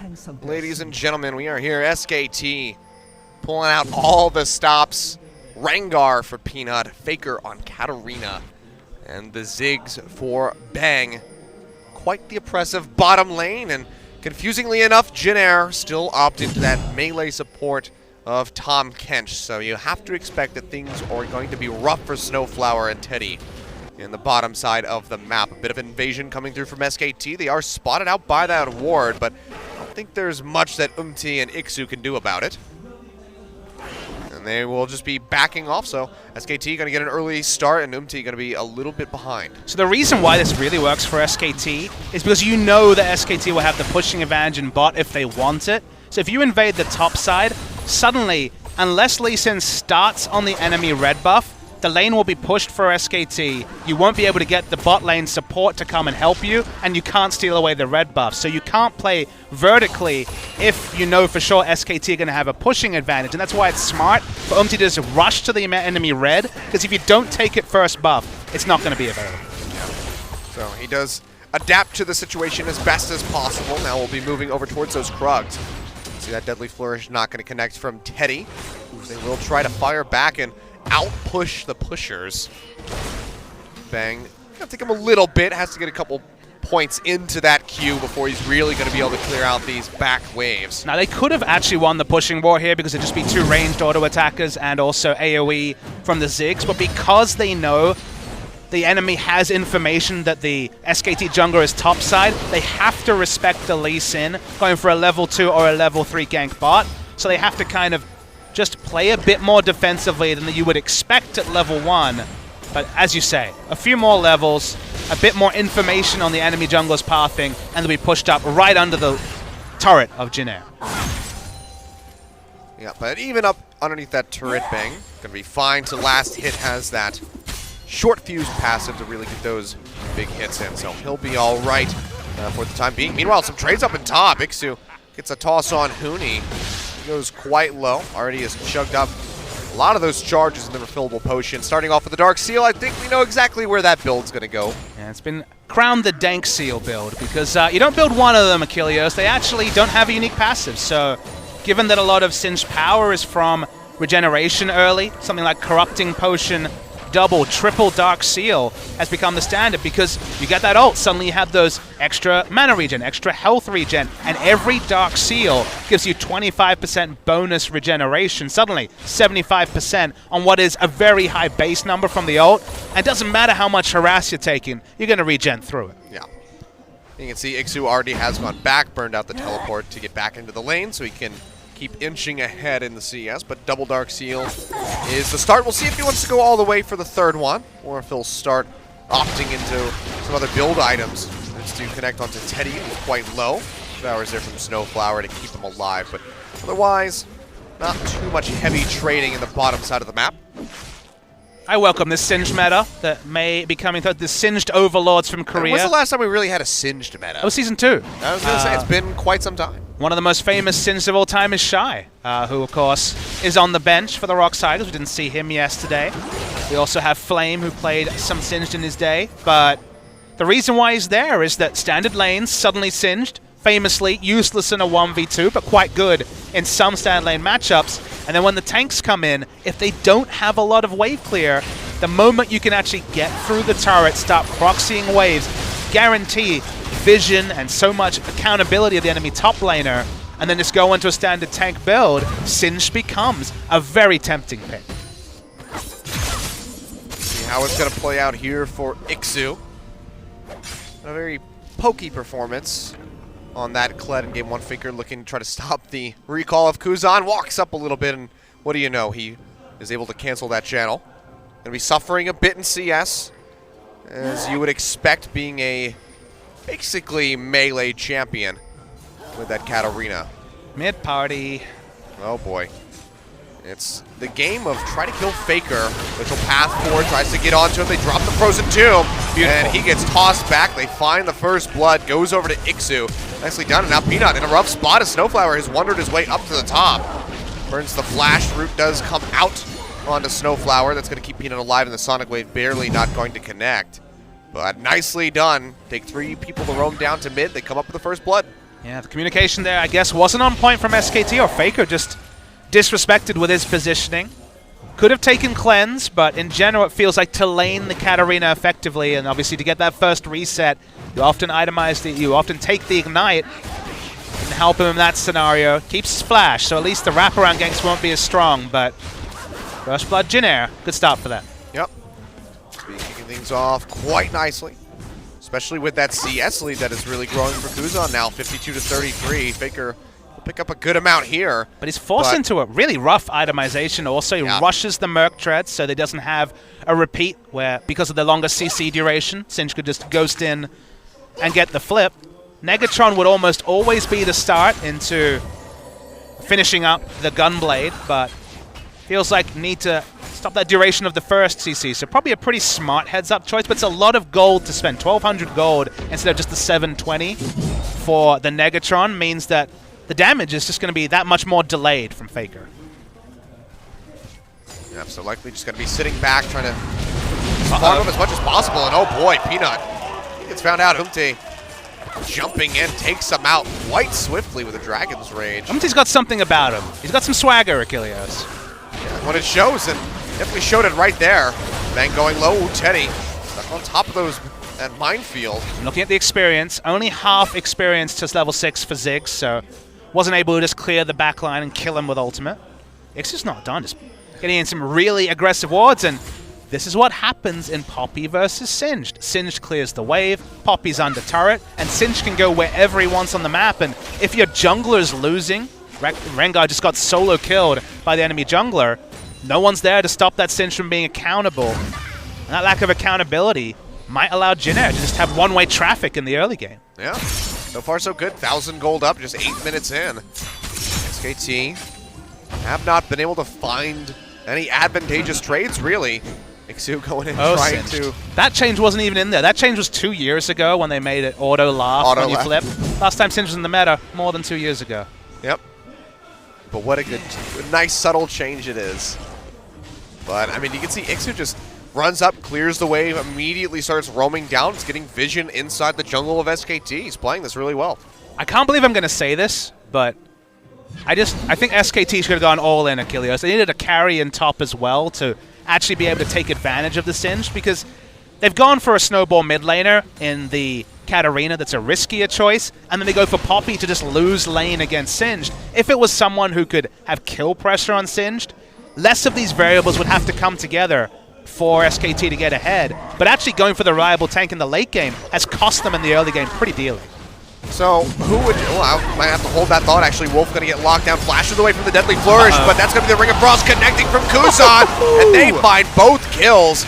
Big bomb comes out from Bang, trying to find a kill. MT jumping over the wall, getting away from the W, but Bang's able to finish him off with a Q and an auto attack, making use of that short fuse passive. Looks like Kuzan might be able to wander his way out. Needs the blast cone over the wall. And yeah, he will be suiciding inside the base of SK Telecom. So nice execute from him.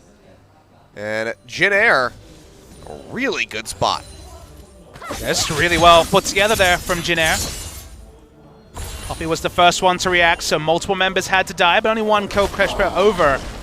This is Kuzan on a champion he has always been strong on. He has always looked like a top Lissandra. And the reason why I especially liked it here is that he could take teleport, and suddenly now the overextended bot lane has to respect 2 teleports. Is it Singed? Is it Lissandra?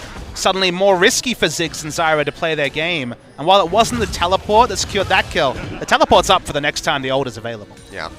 Now, something I did want to ask you before that fight broke out was, I mean, you talk about Huni, you know, should have come in, should have played, you know, a more aggressive top laner. What would you have liked to have seen from him if he had picked a more carry-oriented style top laner? It just needs to be something punishing. A lot of lanes lose early, like something like a Fiora. If you get ult, then you have a bit more. If you have Tiamat ult, even then, if Singed is far enough ahead, you won't be able to chase them down, so Fiora is an option. Something like a Riven just dominates Singed, but would have been all in on laning phase, and game goes even, you get outscaled. So I just feel that they're losing a lot from Singed having a lot of free mobility, and Rengar, sure, can get ahead. Sure, the respect is there for the power of this pick, but when Rengar starts to lose trades straight up to the Lee Sin, there's a couple of headaches here that SKT kind of have to work their way through before they can resume normal business. Sure. Well, looks like we had a slight little issue inside the booth of our Jin Air. I think it might have been an audio problem, but have that taken care of. Straight back into the game. Not going to waste any time. So 1,000 gold still in the lead. Is Jin Air been maintaining that for about 3 minutes or so now, And they have since picked up a couple more kills. Turret damage hasn't been much of a factor for either side. Peanut jumps forward, gets onto Snowflower, lands the stun there, or the root rather, and Snowflower, he's going to have to flash out. You can see Kuzan throwing that Glacial Path back over the wall, but Faker, he's going to go in, pops the Death Blossom, comes up with a kill, Death Lotus rather, and they will take him down. 2 kills picked up as Peanut is able to finish off Kuzan. He throws out the Sonic Wave, would be able to finish off Peanut perhaps, but it's a little bit too risky. Now it's going to be that curtain call coming through. Wolf having to body block these last couple shots. Is able to do so. No bullet bending coming up for Teddy. Gets popped into the minefield. There we go. Flashes away. Will keep himself alive for now. Deadly Flourish to just slow up Bang. But nicely played by Teddy to keep himself alive. But SKT, they're able to pick up 2 more kills. Yeah, the 4v4 actually worked really well for SKT. Faker invested a lot. Didn't have to ignite. Got the first kill. Suddenly everyone from Jin Air has to run away. I thought Jin Air done just enough to get away. Specifically Kuzan, Glacial Path onto an invisible Rengar, then escaping, but first kill comes out. 2 kills back for SKT, and now we're all even. In fact, SKT just slightly ahead. Yeah, Death Lotus, not Death Blossom. That was my game I was casting last night. Have to make that Wait, distinction. which Riot Games title is that, sorry? It's Riot Game. Oh, okay. Mechs versus Minions, is that the one? We'll see. There's got to be another game on the horizon, so I'm excited to see what that might be. Who knows when that'll happen, though. But for now, we have some good old League of Legends. Just to be clear, we have no inside information. Oh, on I have that. no You're not being clever. You're just being a play-by-play caster. You don't know. Yeah, oh no. I'm just saying it's bound. I don't want to get any messages from Riot Games, Achilles. Sure. I think that it will happen. I have no clue. I'll just stick with the last part of that conversation. All right. Anyway. Jin Air slipping up a little bit now. The gold made even by SKT after that quite nice play. Snowflower, he's going to get rooted up. They want to go in. Peanut jumping in. Great health. Does come through. Snowflower alive for the time being, but Peanut is able to finish him off. Bang, running for his life. Jukes out on the Deadly Flourish. The roof comes through. Note. Bang, he doesn't go down, and they pick up the kill. A double kill for Peanut. Throws out the ultimate to clear out the wave. Can they get a push on the tower? We'll have to wait and see, but my God, Bang played that to a T. And just Snowflower can't get down any wards to actually get benefit out of Kuzan's teleport. He had to run down because there wasn't a ward that was in a really good spot to be able to react. Snowflower goes down. This game hasn't entirely planned out like we expected, but SKT wrestling back momentum, and even with Singed having a fun old time in top, Poppy's keeping up in CS. Singed hasn't been able to roam to mid and make the kind of plays he did in the early game. Suddenly, breathing room for SKT. Oh, for sure. 1 kill on to Bang there, 1-0-2. And still slightly down in CS, but I think it's going to turn around for him. Interesting that he's going for the Tear of the Goddess on Ziggs.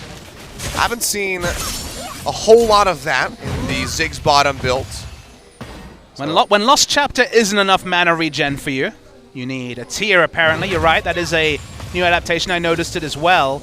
It seemed extra risky just because they were losing the early game and they're not buying early power. Uh-oh, Peanut. This is risky for Peanut. Oh, boy. Yeah, he's going to get locked down. Frozen Tombs comes out.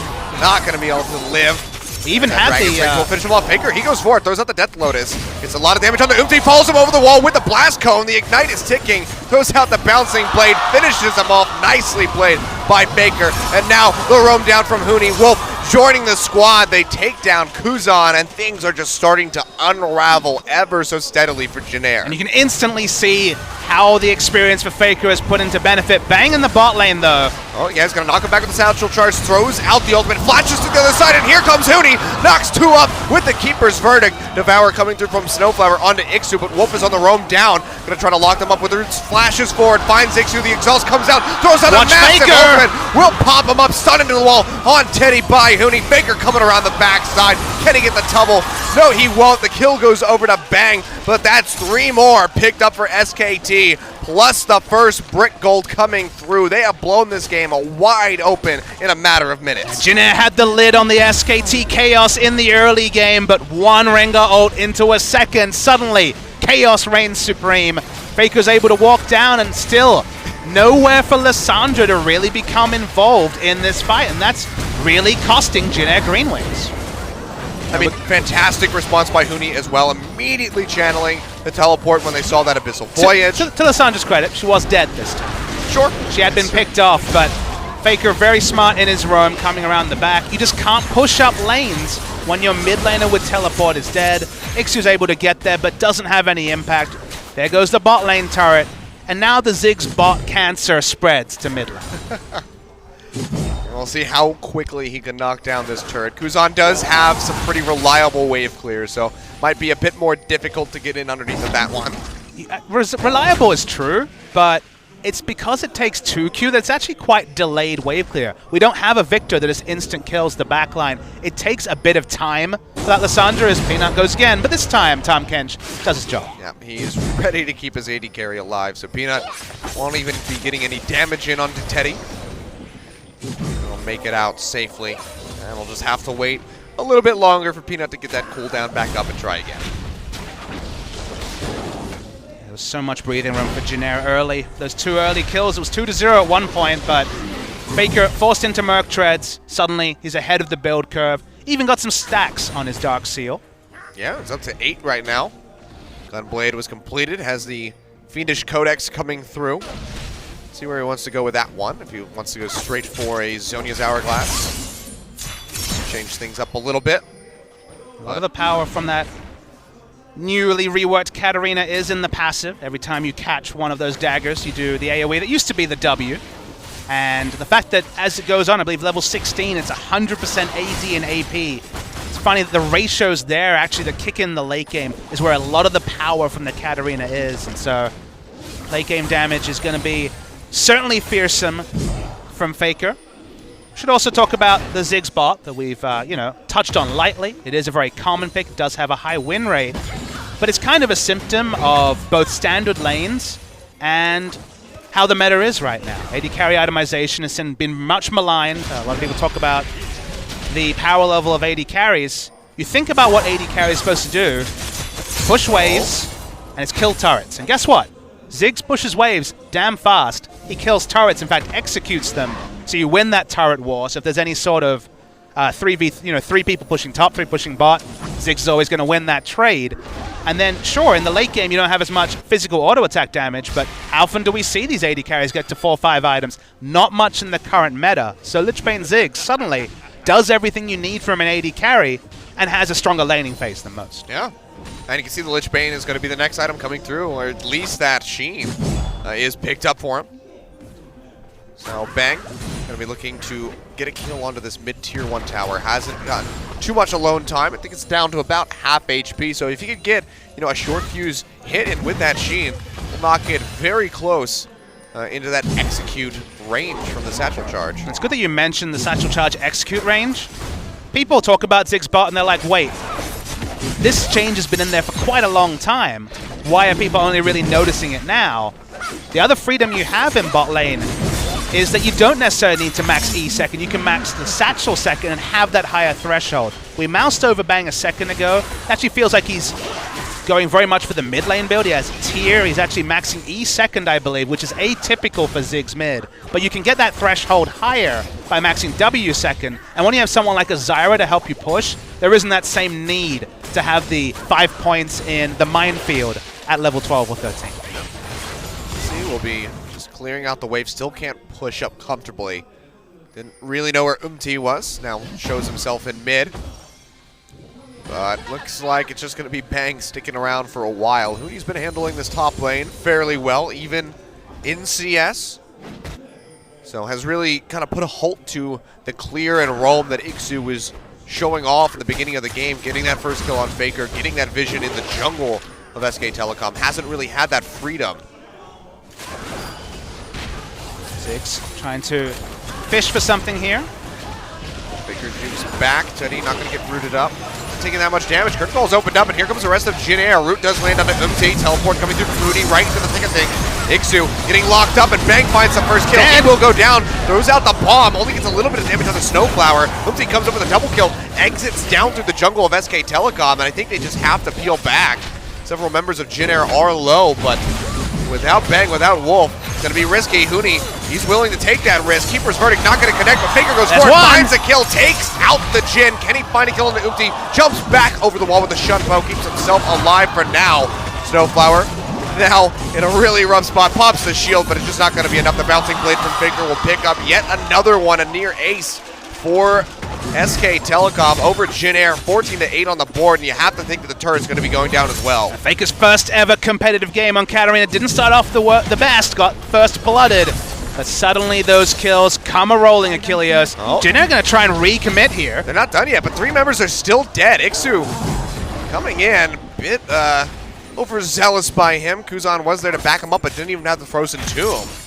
So burns out the teleport, and that's just going to give an earlier advantage over to Huni.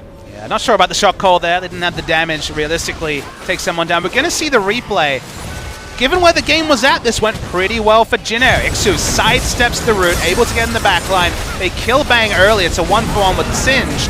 And then a second kill goes down. You're like, all right, Jin Air have got this. Important thing to note is that Teddy, full health, free hitting, doing just fine. At this point, Jin Air have won the fight. It's SKT who make the smart play. Teddy stands next to a wall, gets slammed in, gets chunked out, and Faker, even without ult, has enough damage to take him down. This was Teddy alive gorgeous. and Teddy dead. That's the difference in a won and lost team fight for Jin Air GreenWings. And very opportunistic from Huni, but he was the real star of that fight. Oh, for sure. I mean, we could very well see Huni coming up with yet another MVP. Bang, though, all by himself in the top lane, throws out the bomb. He's just going to tickle these members of Jin Air, and he will go down quite swiftly. Teddy able to find the kill, so just a little bit of overextension there Really from sure Bang. how he didn't catch any of the Jin Air members, given all the wards are on the map, but I don't really know. Yeah. I mean, the Abyssal Voyage definitely does help out.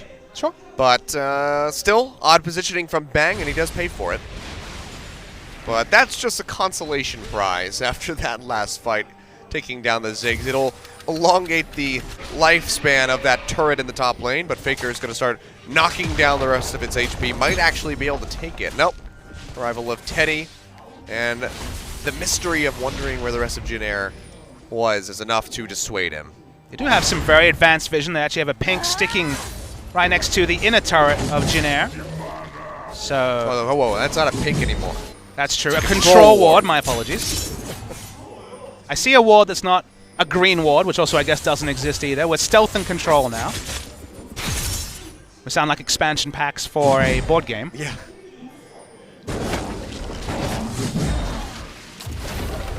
SKT just pushing out. Their Baron speed is certainly on the lower end compared to some of the previous team comps we've seen. Don't have a Kha'Zix this time. I mean, Riot does have a board game. Those could be the expansion packs for that. There's ideas. Okay, I can call them Riot games. Okay. All right. I was being unfair. Faker going in as the Death Lotus gets Teddy down to about half HP, dodges out on the Sonic Wave and the Deadly Flourish. He's going to get caught by those Kurt Call shots, but Teddy, he's low. Here comes Peanut in underneath the turret. Doesn't matter if he's exhausted, still comes up with a kill. The turret is going to go down. Bang finishes that one off quite swiftly. Meanwhile, Huni splitting in the bot, going to be looking for a tier 2. Yeah, the moment that Ixu has to become accountable to the rest of his team is when you know that things are kind of quickly falling apart for Jin Air. Does do very, very well in the side push, but for now, just able to pick up minion waves after already one of his members went down, as Huni gets free damage on the inner bot lane turret. Things unraveled so quickly for Jin Air. They had an even brighter start than they did in Game 1 in this game, but you give champions like Ziggs and Katarina an inch, and they take that mile. Yep. And now things are looking pretty grim for them. 6,600 ahead for SK Telecom. And it's just under 25 minutes. Baron not yet come into contention. We've only seen one Dragon go down as well, so really different from what we saw in that first game. Kuzan getting jumped on by Huni. It's a matter if she's a tank. She still does a heck of a lot of damage. That Poppy knocks down Lissandra to about half HP. So he'll have to hightail back up the lane and keep himself safe. But map pressure exclusively on the side of SKT. Yep. Oh, MT throws out the Dragon's Rage to try to knock Huni away. He's able to dash over on the Snowflower to keep himself alive, but he will no longer be able to contest around that Dragon. So that'll just be handed off to SK Telecom. They'll put a second one on the board. Oh, Bang! recalling on top of a ward, maybe shopping, wasn't really paying attention there. Gets sniped out by the Ziggs. Power of deep vision, Achilleos. Gets you those kills, bang. Look at that stone. Nonchalant, the frustration Stone certainly cold killer. on the side of Look at this tower, just getting shredded down. Already has a satchel charge ready to go. One more hit. Pops it, and the turret disappears. And the lane assignment is so perfect for SKT because no longer does Poppy have to worry about this Singed. Nope. Instead, do you know what you have in the top, Achilleos? You have a Katarina trading farm with a Singed. And that is a happy time for SKT. It's a bad place to be in if you're Jin Air, that's for damn sure. Curtain call opened up. They're going to be trading bullets. Looks like Peanut might take the last one, or whoop, there we go. Hits him for just a paltry 409. So not going to be able to come up with too much. They do hold on to that tier 2 tower in bot, but they are just bleeding resources all over the map. And those resources are going to the ideal recipients. We always talk about when, say, an early game AD carry is trading farm with a Vayne, you're like, well, Vayne is going to get more out of this gold he's picking up. Look in the top lane. Katarina going to put the finishing touches on a Void Staff, on a Death Cap, on whatever the next pickup is. And sure, Singed might get an extra 20, 30 MR, but the rest of the team is going to feel the brunt, and it's ideal to have this farm falling onto a no-teleport Katarina. Yeah, I mean, 5-1-5, up just about 30 CS over Kuzan at this point. And, I mean, he was losing in CS really badly at the beginning of the game, and SKT, superior macro play coming through. Faker on Katarina. It's just all of the stars have aligned for them in this game at the moment.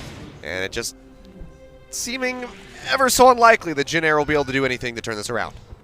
And you know what the scariest thing is, Achilleos? We learned that Faker is confident enough to blind pick Katarina.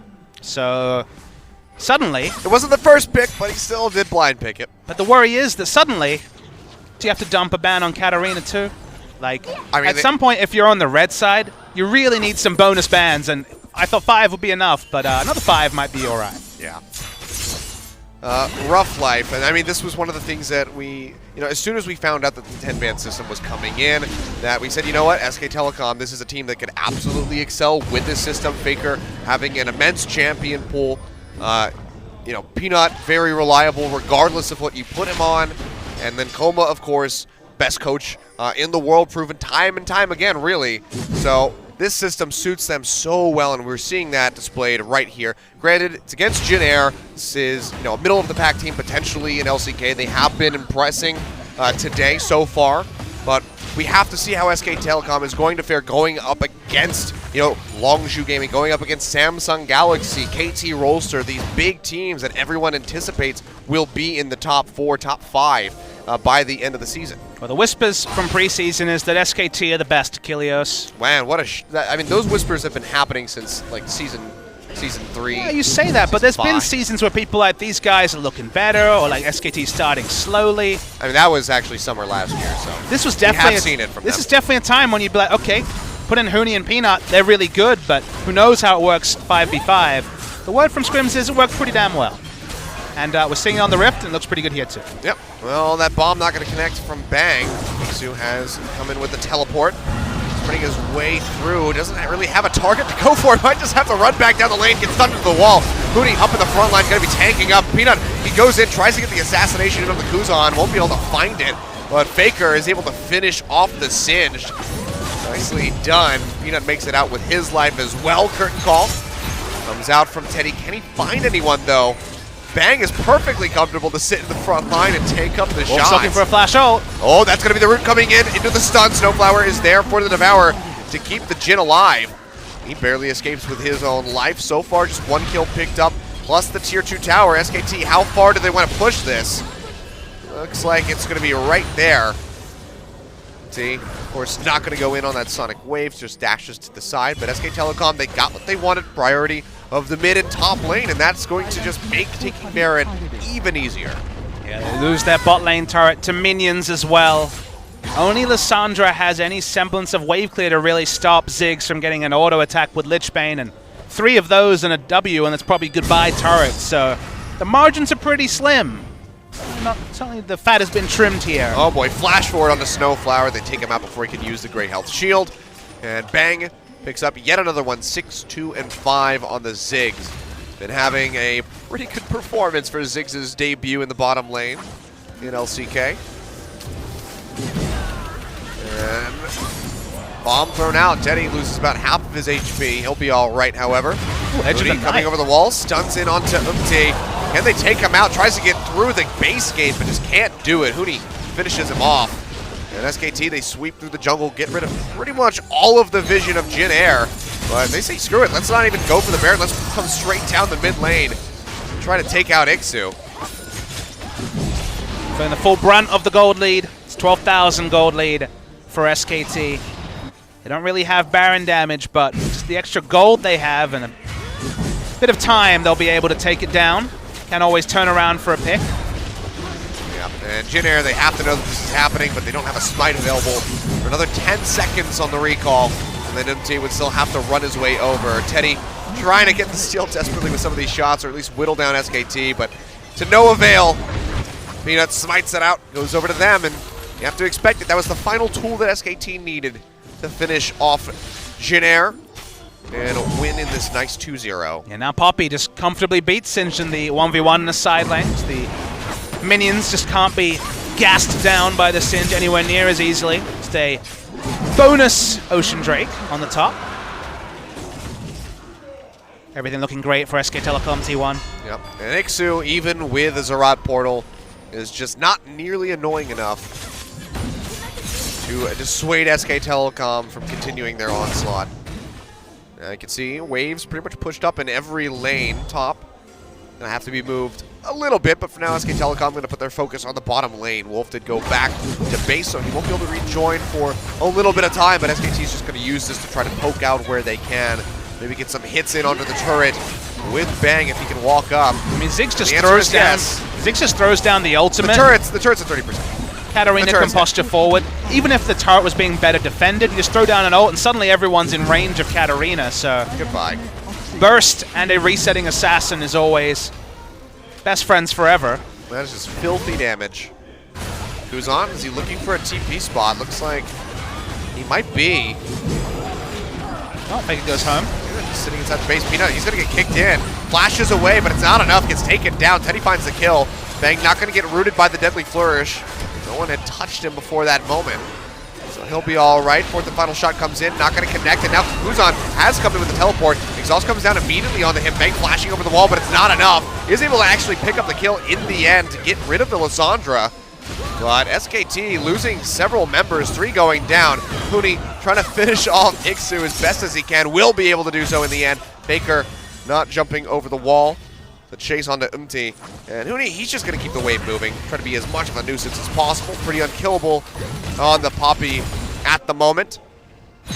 But a little bit of sloppiness there from SKT. Maybe some just disjointed communication as Faker went with the recall. I mean, Faker basically recalled in vision as there were still pick tools available for Jin Air, so definitely something that you expect to be ironed out. There's not going to be much on the VOD that Como and Rapidstyle have to walk through, but that was certainly atypical.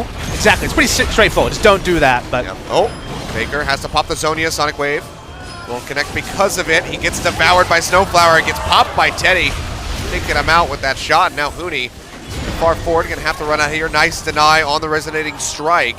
Looks like he might be okay. No, the flash forward Snowflower. They really want to kill him, or at least get rid of that Guardian Angel. Huni almost takes out Umti, and now here comes Peanut. And a telltale sign as you hear the Rengar go into the ultimate. Gets a little bit of damage in, a smattering of it, but can't find a kill. But it's enough to keep Huni alive to make sure he doesn't lose that Guardian Angel. If we know, probably people learn probably at this point not to recall on wards, so no assassination from Bang that time. He's going to go and pick up blue buff. Pretty elegant with Katarina in mid. Obviously no big need for the blue buff. Means that for once Faker is denied blue by his own team.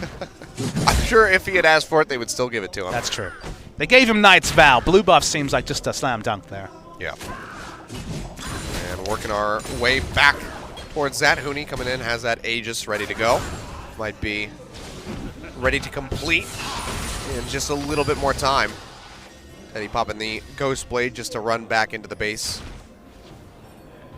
But, yeah, Jin Air, really rough spot to be in. SKT have played these last couple of fights, these skirmishes, a little sloppily, but Jin Air just hasn't been able to capitalize. They haven't been able to take any objectives. There's no dragons for them. There's no turrets taken on the map. So even if Jin Air could get an ace, you know, 35 minutes, death timers are fairly long. It's not like they can win the game off of that. There'll be a couple of aces, and it's worth pointing out that it's sloppiness in terms of disrespect rather than necessarily mechanics or 5v5 concerns. Yeah. In a true 5v5, they should win out, and this is going to be pretty close to one. Yep. Rooney, this big knock-up with the keeper's verdict. Bomb from Bang will get a little bit of damage in. He's going to finish off that turret. Now the inhibitor will be in their eyes. Iksu getting stunned into the wall. Snowflower comes in with a Devour to keep him alive. Kuzan has to dash back with the Glacial Path. Different calls opened up. Faker and Wolf are both low. If they get hit by these shots, they will go down. Fourth and final shot comes through. Oh, barely outranged by Faker. So will not fall. The inhibitor goes down, and SKT continue to bleed Jin Air dry. Iksu, even to the back line with a teleport, has to think better of that one. Pops the Righteous Glory. He's just being annoying. And yeah, it might be being annoying to his own teammates at this point. Why did you teleport? He's going to get rooted, stunned into the wall. Popped up into the air by the Zyra, and it looks like he's going to go down. So Iksu trying to be a nuisance, but it's just causing harm to Jin Air in the end. Always a fine line between proxying a singed and just feeding. Iksu had some pretty good moves in the early game, but maybe the ladder is creeping in a little bit here. If you could just waste time and get out, then sure, you buy time for Kuzan and the others to wave clear, but when your front line is dead, goodbye another turret. Oh boy. Oh, nice Devour just in time by Snowflower. Stop that. Execute coming through by Bang, but that's all three inhibitors dead. And let's take a look at how quickly Bang will be able to knock down these inhib turrets if you can just get that auto attack in. Hasn't walked up to it yet, waiting for that mid lane wave to crash. But SKT, this is looking like the end of the series for them. Third call opened up, Kuzan goes in, locks down, Bang, will he go down? Big shield coming out from that lock-in. Gets popped, one more hit, will do it. Teddy is able to finish him off with that fourth and final front shot. Faker going into the Death Lotus, doesn't get a whole lot done. Whittles down a couple members, but still not enough. Yeah, there's the helicopter just to end things off, but see, you were talking about Ziggs reaching for that auto attack. Doesn't have the longest auto attack range. Good pick options by Jin Air, take him out, so needs breathing a rapid fire cannon. I mean, honestly, there are worse 6 items in that kind of a situation, but once again, a bit of a reprieve for Jin Air, but probably not going to change the texture of the game at all. Yeah, it's not looking good. Now 3 dragons here for SK Telecom. The Elder Drake spawn. Baron getting ready to come up in just 5 seconds. Jin Air, they're going to start this one, but SKT, they're waiting in the wings. This is the Hail Mary play coming through from them. Peanut jumping onto Kuzan, almost takes him out. He holds onto the Frozen Tomb. Using some restraint there. Huni going into the pit. Elder Drake down to about half HP. Bang now coming up. Can he get in range to at least throw out a bomb? Maybe get some damage onto the members of Jin Air. You can see Kuzan going with the recall. Has the TP available. Who is going to end up with this Elder Drake? Looks like it might be SKT if they don't want to just push in and try to come up with a kill. Teddy gets popped up, gets taken out. Double kill coming through for Peanut. The bomb from Bang is going to go wide as everybody's already dead. The Elder Dragon taken out. And SK Telecom,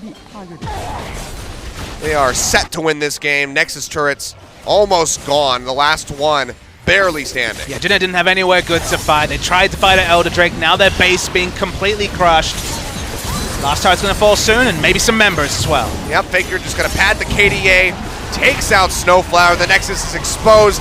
They will work their way through them, and there we have it. It's Swift 2-0. Oh, not so Swift 2-0 coming through for SKT, rather. 40 minutes and 45 for both games, but a bit of a slaughter in the second one. But still, Jin Air showing some prowess in the beginning of the game, but they let it slip through their fingers. If they had played that way against a lesser team than SKT, they very well could walk away with a win. But SKT, doesn't matter what members are on this team, seems like they will always be dominant as long as Faker's there. And that's kind of the takeaway, Achilleos. There's a best case scenario and a worst case scenario for SKT, both from this game. The best case scenario is for the fans. SKT, sure, maybe Peanut and Faker need to work on a bit of synergy, when to go in, when to go out, but Huni understands his role. SKT's champion pulls have never looked more impressive. 5 bans looked about 5 too short of actually being able to crimp some styles, because you ban the must-ban champions on red, suddenly Ziggs gets through, suddenly Katarina gets through, and they'll blind pick these champions. They'll take some risks, and they can play the meta and also famously have those really high-tier extended champion pools. And now, if you're an opponent of SK Telecom, you realize that, man, they are going to be an uphill battle for anyone to take down. I mean, you have to imagine that all of the other teams are sitting at home in their team houses watching this series right now, and you know that they've run draft simulations to try to figure out, like, oh, I wonder what Koma's going to do, and now they have to go, crap, we have to ban Katarina.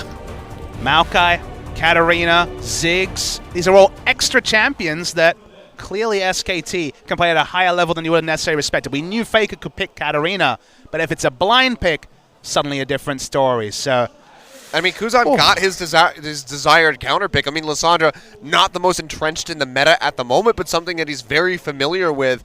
And, got that first blood coming through for the side of Jin Air. Things were looking good, but just to start snowballing ever so steadily, and there's just no way to stop Faker on that Katarina. He had some wonderful plays. The disconnect in communication with this recall, a bit comedic, but still, SK Telecom. They come out the gate swinging here, the first day of LCK, and they are just looking monstrous. Yeah, Jin Air, again, a lot to be happy about. I thought Umti looked very good. I thought he was the best player on the side of Jin Air. Some shining moments. Want to see how deep his champion pool can go, as we only got to see the Lee Sin from him, but we'll take a look at who our MVP from Game 2 is. Who's this guy? And it's Faker. Of course, 56% kill contribution. That'll be his first MVP. A great way to kick off the season for both he and Huni. And a 7.0 KDA, 8-2 and 5, or 8-2 and 6 rather. I'm a little bit blind on that Katarina. It didn't start off well, but we've all played solo queue. We know how the old story goes. Any kills come in, and the cascading effect from there is impressive. I thought Snowflower would get out of this one, but Faker's super committed. He got a couple of kills from it, and from there, Faker ran away with the game. The chaos that was kind of absent in the early game where Jin Air got that first kill. We saw the Lee Sin solo kill Rengar, and we're like, okay, maybe Jin Air can stop the snowball. Faker was so smart here, advancing towards the side of the blast cone to join Umti. Knew his damage output, put out the ignite. Faker always a couple of steps ahead. I think it was Mad Life at All-Star who said that Faker would celebrate a kill 5 seconds before he actually got the kill credit because he saw the mistake and he knew how the next 5 seconds would play out. And guess what? There's playing chess with some champions, and there's being able to play chess with Katarina, because if you see fights 5 seconds ahead as Katarina, everyone dies. I mean, at that point, you're just seeing the world in slow motion. You know exactly what's going to happen, how things are going to play out. Faker, of course, just showing that he is completely on a whole other level compared to everybody else, as we have known for years and years, and it doesn't look like that's going to change anytime soon. And Peanut. No slouch either. Sure, he might have died early, but it's the use of the ultimate, just like Twisted Fate when you have these really map-impacting ultimates. Every single ult he used, he got a kill, he got an assist. It was a big part in the game, so again, things to fix, but on the whole, very impressive from SKT T1. Yep, well, with that, we're going to throw over to Joel for translation so we can hear from our first two MVPs here at OGN. Joel, take it away. Thank you very much, guys. This is Joel with your interview translations, and we are here with SKT, who won today against Jin Air GreenWings. We are here with their MVPs, Huni and Faker.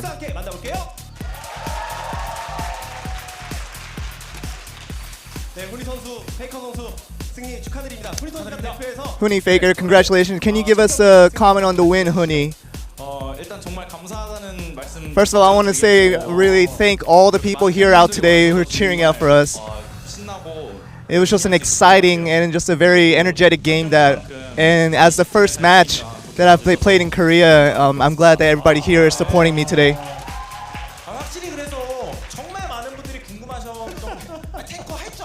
A lot of people have been pretty speculating on Huni, whether you can play a tank champion.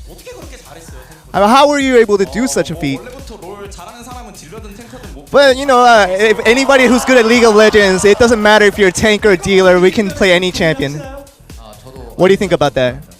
I think if I practice, I can play tank champions too.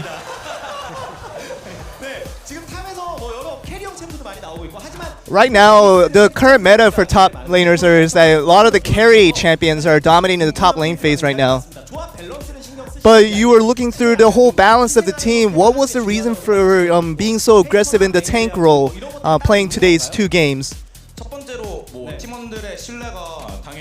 First of all, I think it was a trust that my teammates had in me, you know, being able to play any kind of champions and playing it well.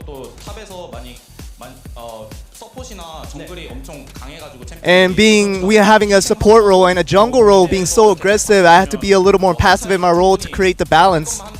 And if I do my role, our team will take care of the rest. That's what I think in the whole game. I just did what I was supposed to do, and I think that's how we came up with the win. I just realized it's weird to hear Huni speak Korean. Yeah, really. At this point. What a world. It seems like Jin Air was really focused on Faker and trying to cash out the dealers. What was your comment on that? Yeah, I think they were really after me today. I think I need to be a little more thoughtful next time in my moving. You showed a very, very incredible game with the Katarina today. Everybody in the fan here knows how much you practice the Katarina. It's just the confidence that is going forward with you. When I was first played the new remade Katarina, it was a champion that I thought I couldn't use in the competitive play. But you know, with consistent practice, it was good enough that I can use a competitive play, and I played it today. There is a prepared video clip that we can look at, and we can talk further about that. This is where Peanut got cut off. I don't know what your thought was on during this play, is going against 1v3 in there. It was I already had the thought that I could catch all 3 champions right there.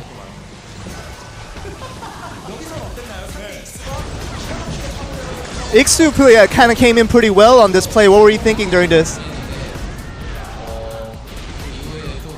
Iksu did came in, but our teammates covered very well, and we were able to make a comeback play on this team fight.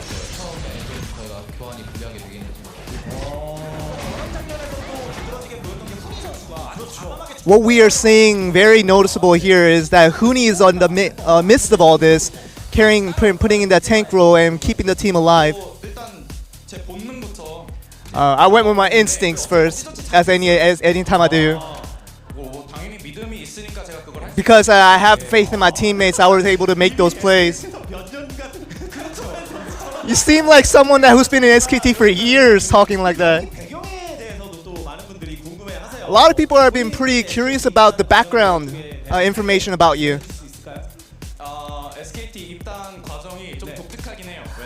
With me entering SKT, it was a pretty unique situation. It was a situation where I did not really receive an official offer from SKT, but 2 years ago,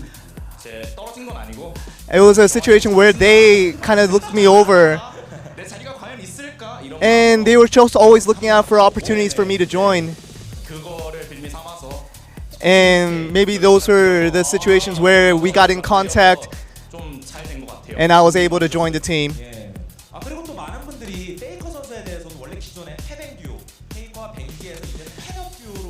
A lot of people are having questions about whether the lost synergy between, with Bengi being gone and with Peanut joining, what's this new synergy like?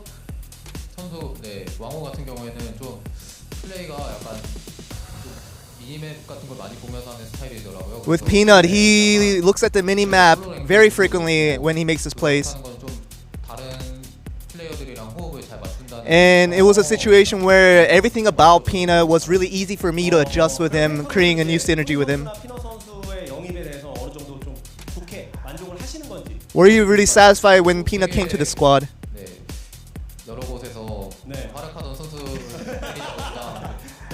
We were just wanting any jungler that could be world class, and Peanut was one of them. Huni, in the debut match of your LCK career, you've earned an MVP today.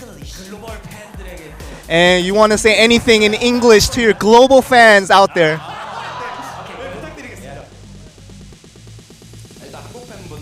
I want to first say something to my Korean fans. Thank you to all the fans for coming out today. And a lot of people were worried about me, really worried about whether I can adjust with the team. But I really want to get rid of all those predispositions, and because of the faith that you guys put in me, you can say all the good things and bad things about me, but my confidence arose because of all those support and attention that was given to me, and I was really thankful to everybody. So thank you, everyone. And thanks for watching for today the LCK for first game in SKT with me. So finally it's kind of, it was not clear, but still we got the 2-0, and I hope you guys are gonna cheering for me until World Championship. Thank you. We don't need translation for that. No, we do not. Faker's like, crap, he's better than me at something. He's biding his time. We know how Faker is.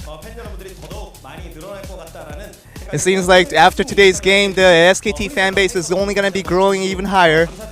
And thank you, both players, for the MVP interview. So that's the end of the interview. Back over to you guys. Thank you very much, Joel, for the fantastic translation, as always. So you heard it right there from Hooney. Wanted to basically shut up the naysayers, say, you know what, I can play tanks, I can synergize with this team, and he proved it right here in this first set. And what better venue to shut up the haters to do it from the MVP seat when you won 2-0 on your new team? Absolutely. He chose pretty well. You know, Fnatic, he was an unknown, excelled, he went to Immortals that looked like they were going to really top the charts in NA, and then he saw this SKT team, he thought, you know, this team might be alright. Yeah. I mean, you know, he had to go to SKT and be like, please, use me. I want to play with you. That's actually what his interview said. We got that information here. Yeah. He was the one that went to SKT and was like, consider me. And we knew that actually he was considered for their B team many moons ago. He's on the A team, looking good, but we're going to have a bit of a break. We're going to actually be about 52 minutes because we have the set starting time of 8 p.m. But at 8 p.m., MVP versus the, well, you can say it, Achilles. The BBQ Olivers. So not sure how this one's going to go, honestly. I mean, BBQ Olivers taking over ESC Ever. MVP maintaining their roster from last split. And honestly, they looked like a very promising group of young guys. So have to say that MVP likely has the advantage coming into this matchup, as ESC Ever was sent to relegation where they knocked out CJ Entis, or helped in that process. So let's see how this one goes, but yeah, like you mentioned, we'll be back in about 50 minutes for that one, so do have that slight little break, so you get some time, go use the bathroom, get a drink, maybe even play a solo queue game, you know, or an ARAM, something like that. Yeah, stick to ARAM. That won't last that long, but all right, we'll be back in 50 minutes, guys. We'll see you then. Don't go anywhere.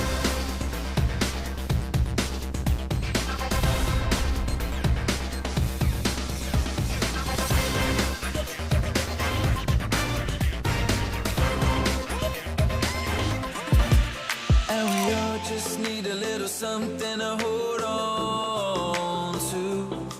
Another day at the puppet show. Now I'm heading back to you.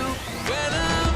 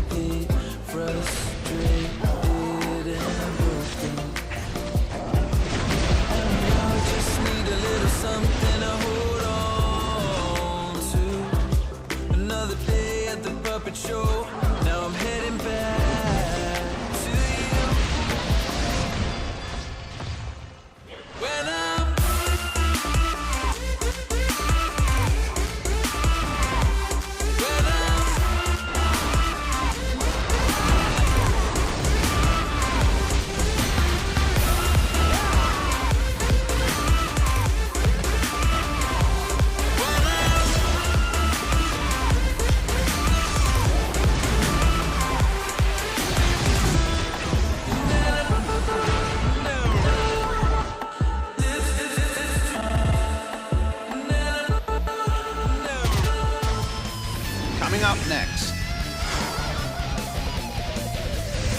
MVP. BBQ Oliver. 2017 League of Legends Champions Korea Spring Split.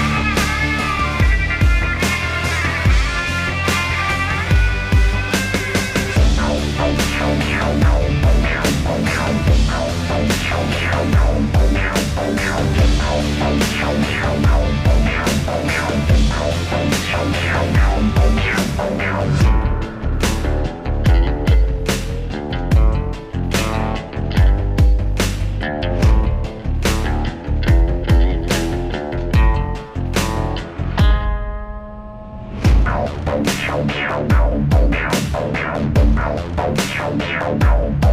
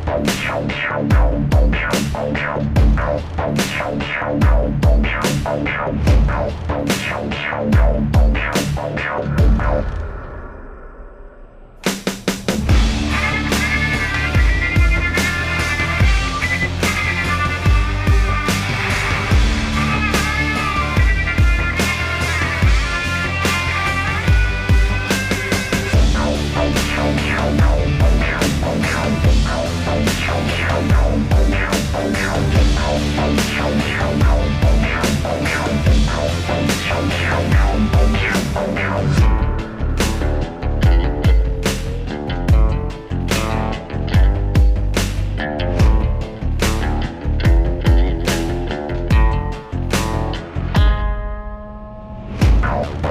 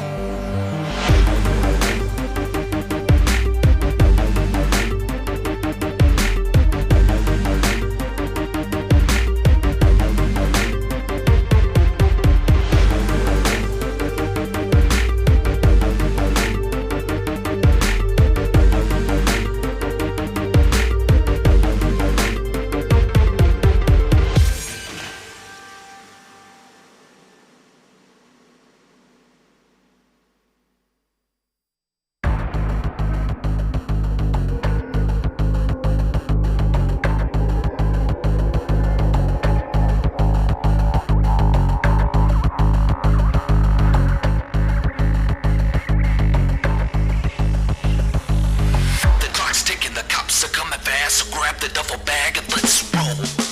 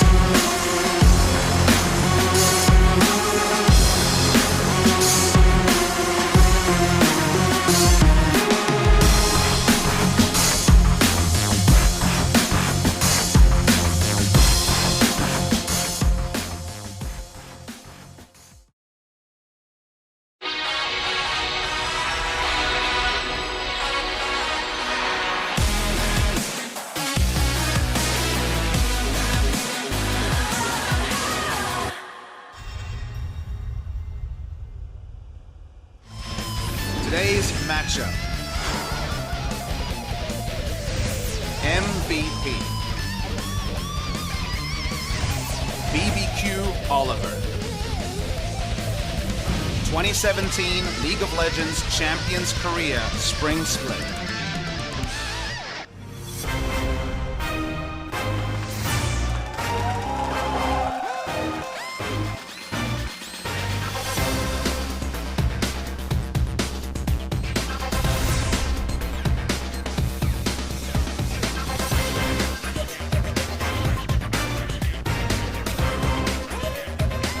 And we're back. And we are back. Welcome back, ladies and gentlemen, to LCK Day 2, Week 1. Got our first matchup of the night, SK Telecom T1 taking down Jin Air GreenWings in a 2-0. But now, moving on to our second match, it's MVP. They have stuck with their roster versus BBQ Olivers. So coming out from ESC Ever. Now a new lineup approaches, and we're gonna have to really see how these guys perform. There's a lot of question marks on Team Ghost coming in as AD carry. And the rivalry here is actually pretty extended. These two teams fought in the final of the Spring Challenger tournament. It was actually ESC Ever, so MVP on that day that came out ahead. And these two teams have kind of been nipping at each other's heels. MVP separated themselves during the summer split, finishing 6th overall. ESC Ever fought back through, relegated CJ, really held down the hopes of the CJ Entus organization, and now revitalized. The BBQ Olivers, a big new sponsor for them. You can tell it's a serious sponsor because they've changed the name of their organization and their lineup, BBQ Olivers, in celebration of olive oil chicken that we've actually been snacking on during the break. Yeah, I mean, they actually have a fried chicken truck outside the stadium and just giving boxes of chicken to the fans. So I gotta say, I hope that the players, I just tweeted this, I hope that the players are as good as their chicken is delicious, Papa. Look at that glorious augmented reality chicken. That is absolutely wonderful. But yeah, BBQ Oliver's coming in crazy in the top. Bless the jungle. Tempt, Ghost, and Totoro to round up the rest of the team. So, have to see how these guys perform because there's been some inconsistency in the past. Now, 4 of this roster were on the team last year. Worth noting that Totoro, of course, was mostly riding the bench right at the end of the season. He got another go. Key, their usual support, has actually gone now over to... sorry, I should remember this. Over to the Rocks Tigers is now Sungyun's support, interestingly. And Ghost is the new AD carry that comes in here. Of course, their previous AD carry, I should say 3 of them, because Loken went over to China, no longer in Korea, replaced by Ghost, who only ever played once for CJ Entus. Ghost and BDD were the 2 we talked about that were hyped. They were just turning 17 in March or April last year, came into the roster. We only saw Ghost the once. He played Twitch, didn't make a lot of impression.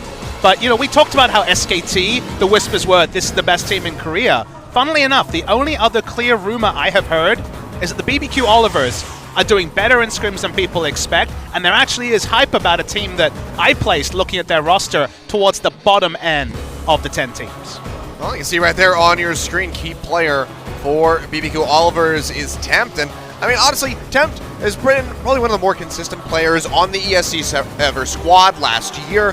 Varus, a very big pick for him, and it's something that has actually been receiving picks and bans as of late. We saw it multiple times just yesterday throughout the Kespa Cup tournament, so this would be a bit of a comfort spot for Tempt, but you have to expect that MVP will be prepared for this. These were the two teams, essentially, that came out of Challenger in spring, rose up to the occasion. ESC ever had a bit of a rougher time. MVP looked really strong, but, you know, new patch, new season, we don't know what's going to happen. You know, the rumors say that BBQ Olivers is doing really well. Well, they get to prove it right here and now.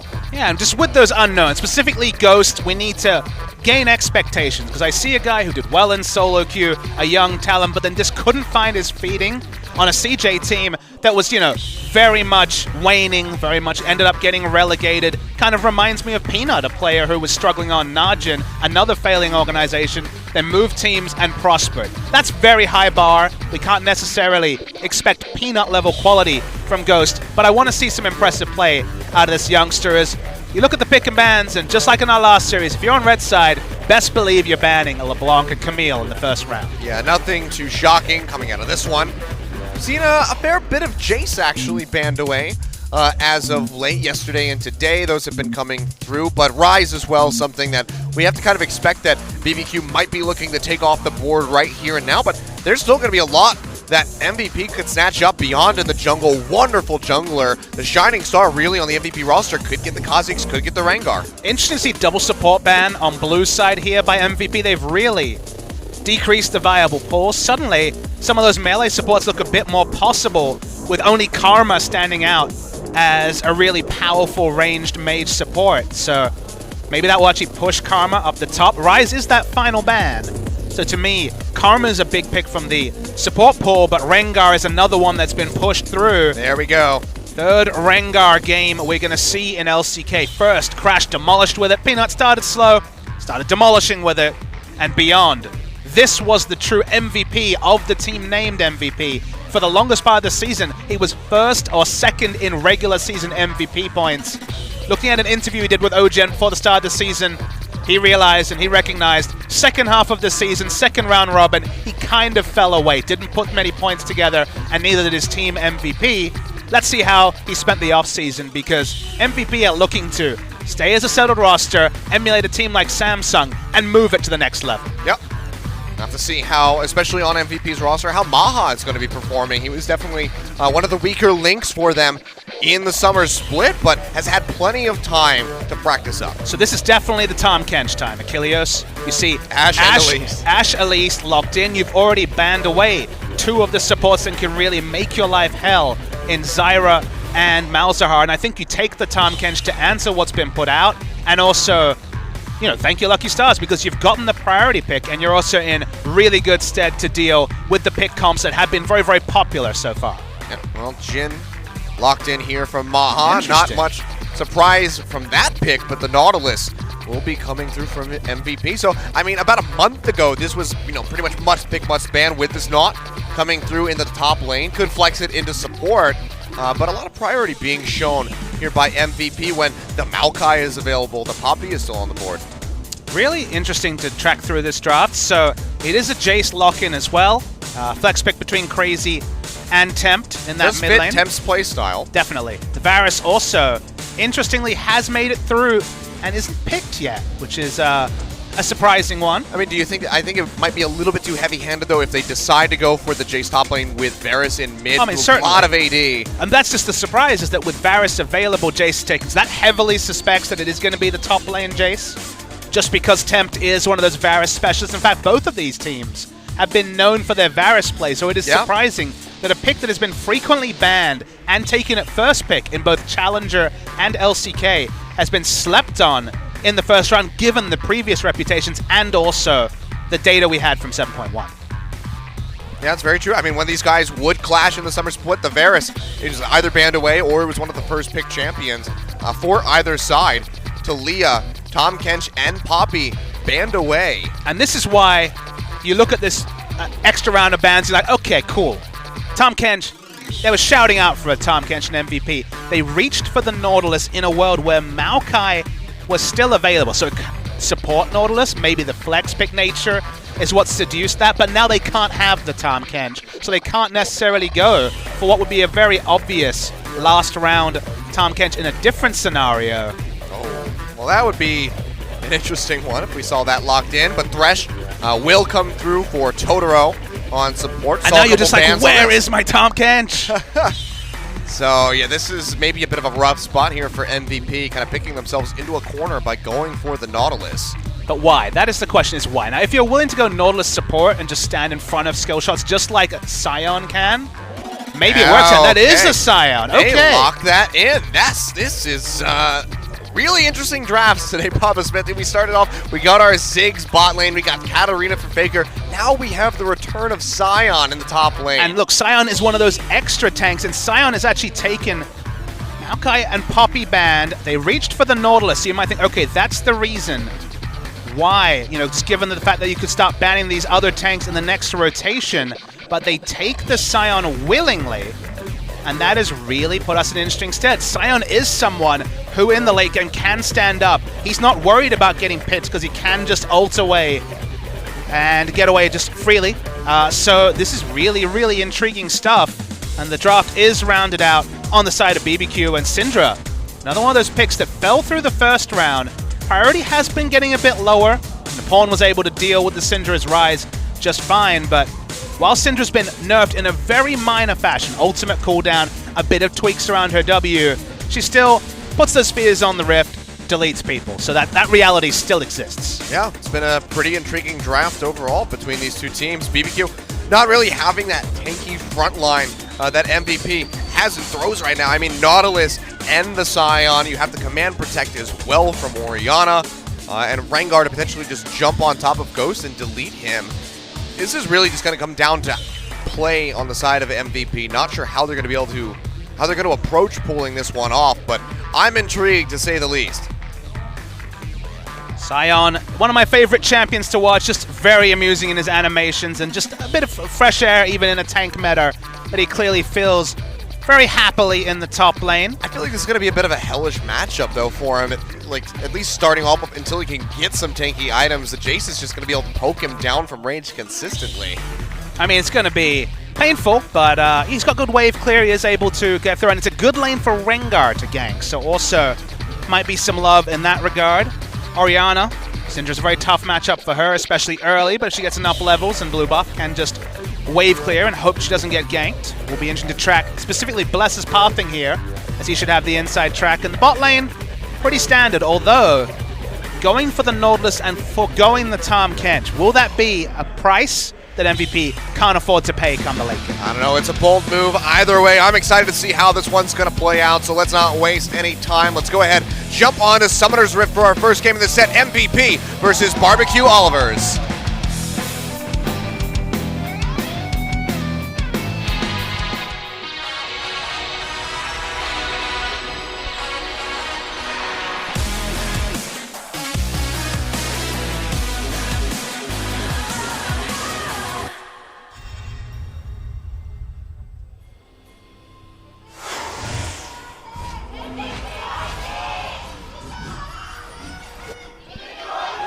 Oh boy, might have some action already. ADD walking in, he's gonna get slowed up. Orb comes down, he's gonna flash away. Looks like he will make it out alive. Gonna get a big hit with that charge up, but he will make it out. But flashless Sion is gonna make him a very vulnerable target for Bless on that, at least early on. Nice play from Ian. Stop some backs here to stop the timings here. The recalls are actually gonna delay them getting to bot lane at the right timing. Could lead to an extended leash from MVP, or potentially guaranteeing that the minions are procced up and you get that level 2 early. Is oh wow, the BBQ logo in full flight, and there's the squad as well. I'm just wondering if these are people that work for the org, or if this is just some really dedicated fans that brought that big banner through. Either way, Good to see. Well, we do know that BBQ is in full force, handing out free fried chicken to everyone. If you've had Korean fried chicken, you know that you're definitely missing out. It is just... That's like somebody handing you like a block of gold. And just to be clear, the pronunciation is BBQ Olivers. I know you said barbecue, which of course you see the logo and it's the first thing you think of, but they are known as the BBQ Olivers. They are the Olivers because the special recipe involves olive oil extensively. Yeah. Which so is that's a little uncommon. This is an early invade. Yeah, Bless really going for that blue buff. See Beyond, he popped himself over with that blast cone. Didn't waste any time getting on top of the Elise and forced a flash out. So 2 flashes being blown, one on either side, fairly early on.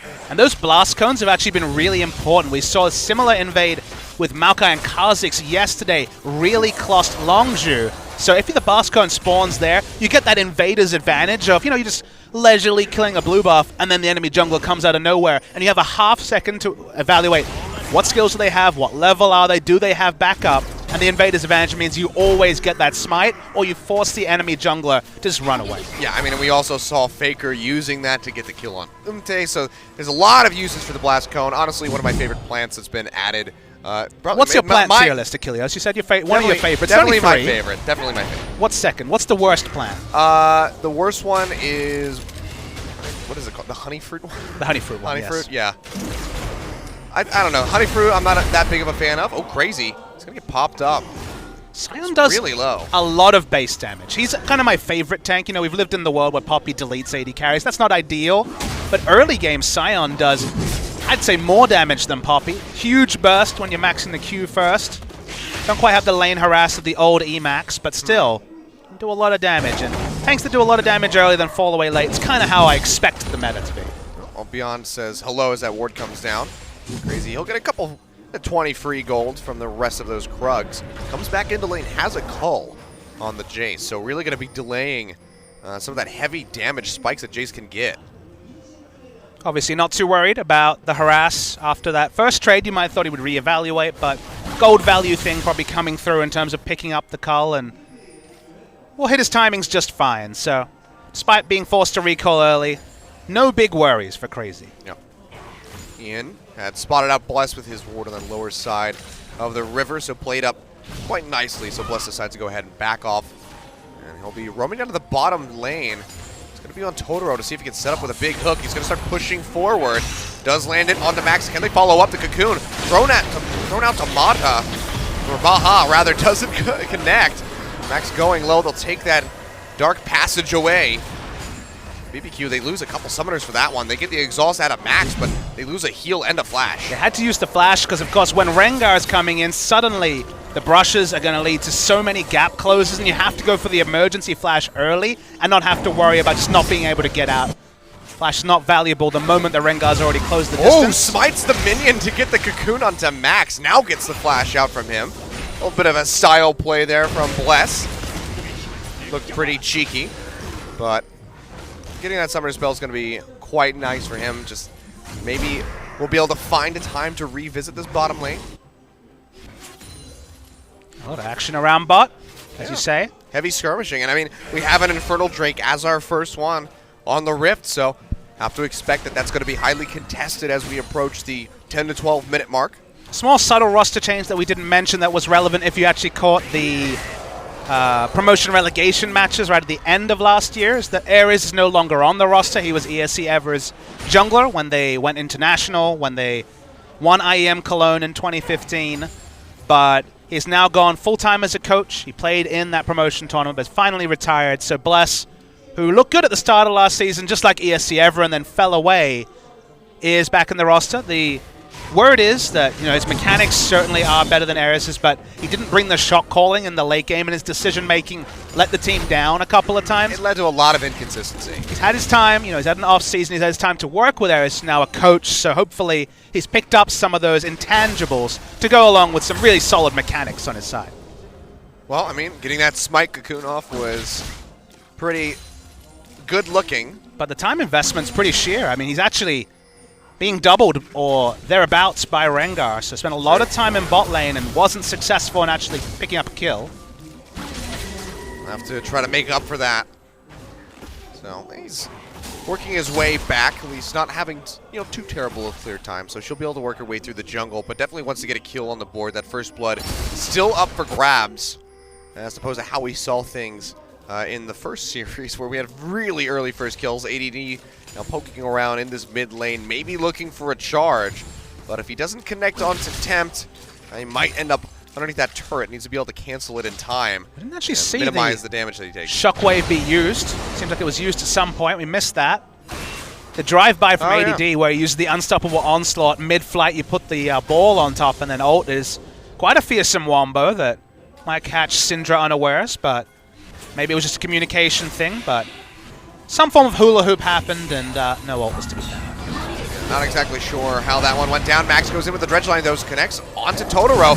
Here comes Beyond, and that's going to be a very swift first blood picked up by Maha. Gets him with that final crit shot. Takes out the Thresh and puts one on the board for MVP. But because of that CSing in the mid and top lane that BBQ has been able to pull off, the gold lead won't really be there for MVP at the moment. There's no counterplay to Rengar with the ability to have that CC removal and also immunity. If there's enough damage in the lane, he's going to jump in. Sure, you have the warning, but that's not going to be the crucial factor. And he's going to get the root. He's going to be able to get out if anything turns around. It's almost like his, his invisibility and engage now doesn't have a cost, because before you got the burst, you got the kill, you died because you'd already gone in. But the fact that you can actually use that W roar and now guarantee a way out makes it less risky and thus inherently stronger from the side of the Rengar. Yeah, I mean, MVP, they have so much CC that they can chain together. We saw it right there. Bit the dredge line straight into the deadly flourish. You have the bullet shot from Beyond. I mean, you had me at Nautilus. Nautilus is famous for his 4 CCs, so even pre-level 6 when he gets all 4, he's doing all right. Yeah, and I mean, in an AoE fight, also lines up for ADD just to be able to get a massive slam and knock everybody up on the side of BBQ. Yeah, I just don't see, there's just not much answer on the side of BBQ. You just run bot lane and someone's dying. Yep. Ian, though, needs to try to bounce back from this mid lane pressure that Temp's been laying down. 83 to 55 CS. Definitely on struggle street at the moment. You can see, got the lost chapter and then had to go straight for a Negatron cloak.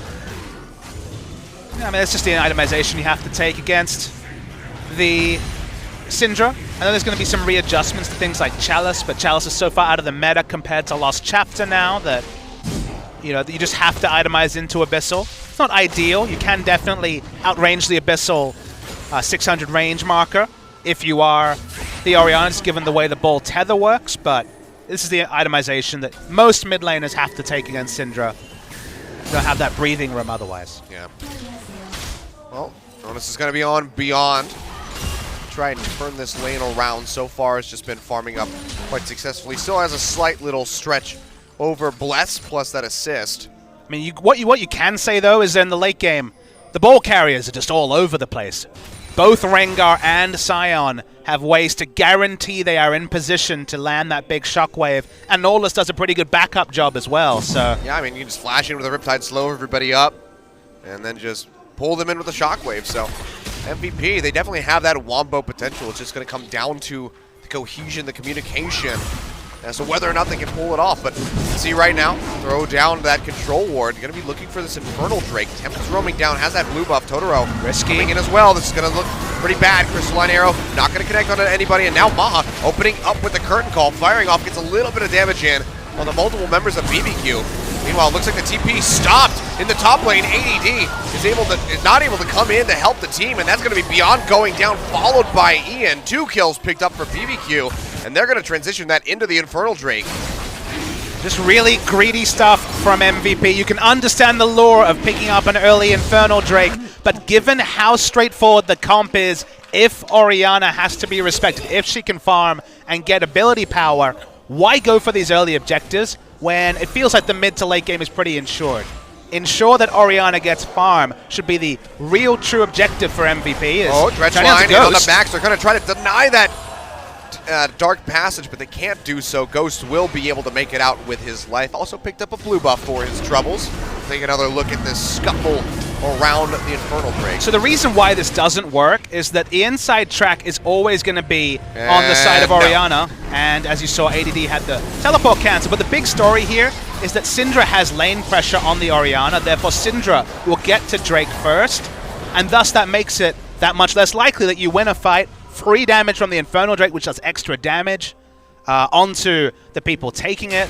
They're always going to be lower health, so it just was a risk that was unnecessary to take on the side of MVP. Yeah. And I mean, you can see Ian going to be hurting as far as his damage goes because had to optimize into that Negatron Cloak. Now coming back in with an Amp Tome on top of the Lost Chapters. He tries to get towards that Morellonomicon, but the Shockwave went out onto Ghost, caught him completely, and didn't even do about, did about 10% HP of an Ashe, which is not the position you want to be in if you're an Orianna, albeit still very early on in the game. It's 2-1. Gold lead is only 800 for BBQ.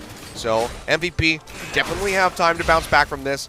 But CS is going to be a very major thing that Ian has to catch up on now that he's died as well. This is definitely one of those moments as a coach where you open it up on the VOD and you're like, okay guys, what was your win condition? Where were you going? And then it will be very obviously, why did you make this decision? Because the decision to take Drake was so greedy in the context of Ian is building to survive lane and get to the late game. So those two are competing opposite goals, and if you try to double down on one, the other one is likely to cause an issue. The moment that there was going to be a contest, they had to get out, they had to back away, and they just lose the maximum from a situation that they started and opened up themselves. Yeah. Creating their own problems. We'll see how they bounce back from that, where they're going to move next. Beyond hasn't really been able to do much since that gank into the bottom lane. See where he wants to visit next. Surprised that we haven't seen a gank up into that top lane against Crazy. So Ward in the brush here for MVP, so they do spot out Bless. Beyond's waiting in the wings in case they want to commit to this. And the roam down from Tempt could just make this a 4v3. Max gonna get caught straight into the death sentence. The wall comes down. He is hurting. Big shield comes through onto him, but he's still gonna fall. Totoro finds the kill. A follow-up onto Beyond as Tempt takes that one away. Looks like Totoro will go down in the end as ADD has teleported into the fray. Trade back MVP, making this a 2v2 for so far. Tempt has a flash out. Can he get any damage back in onto ADD? Doesn't really look that likely as far as a kill is concerned, so they'll trade evenly.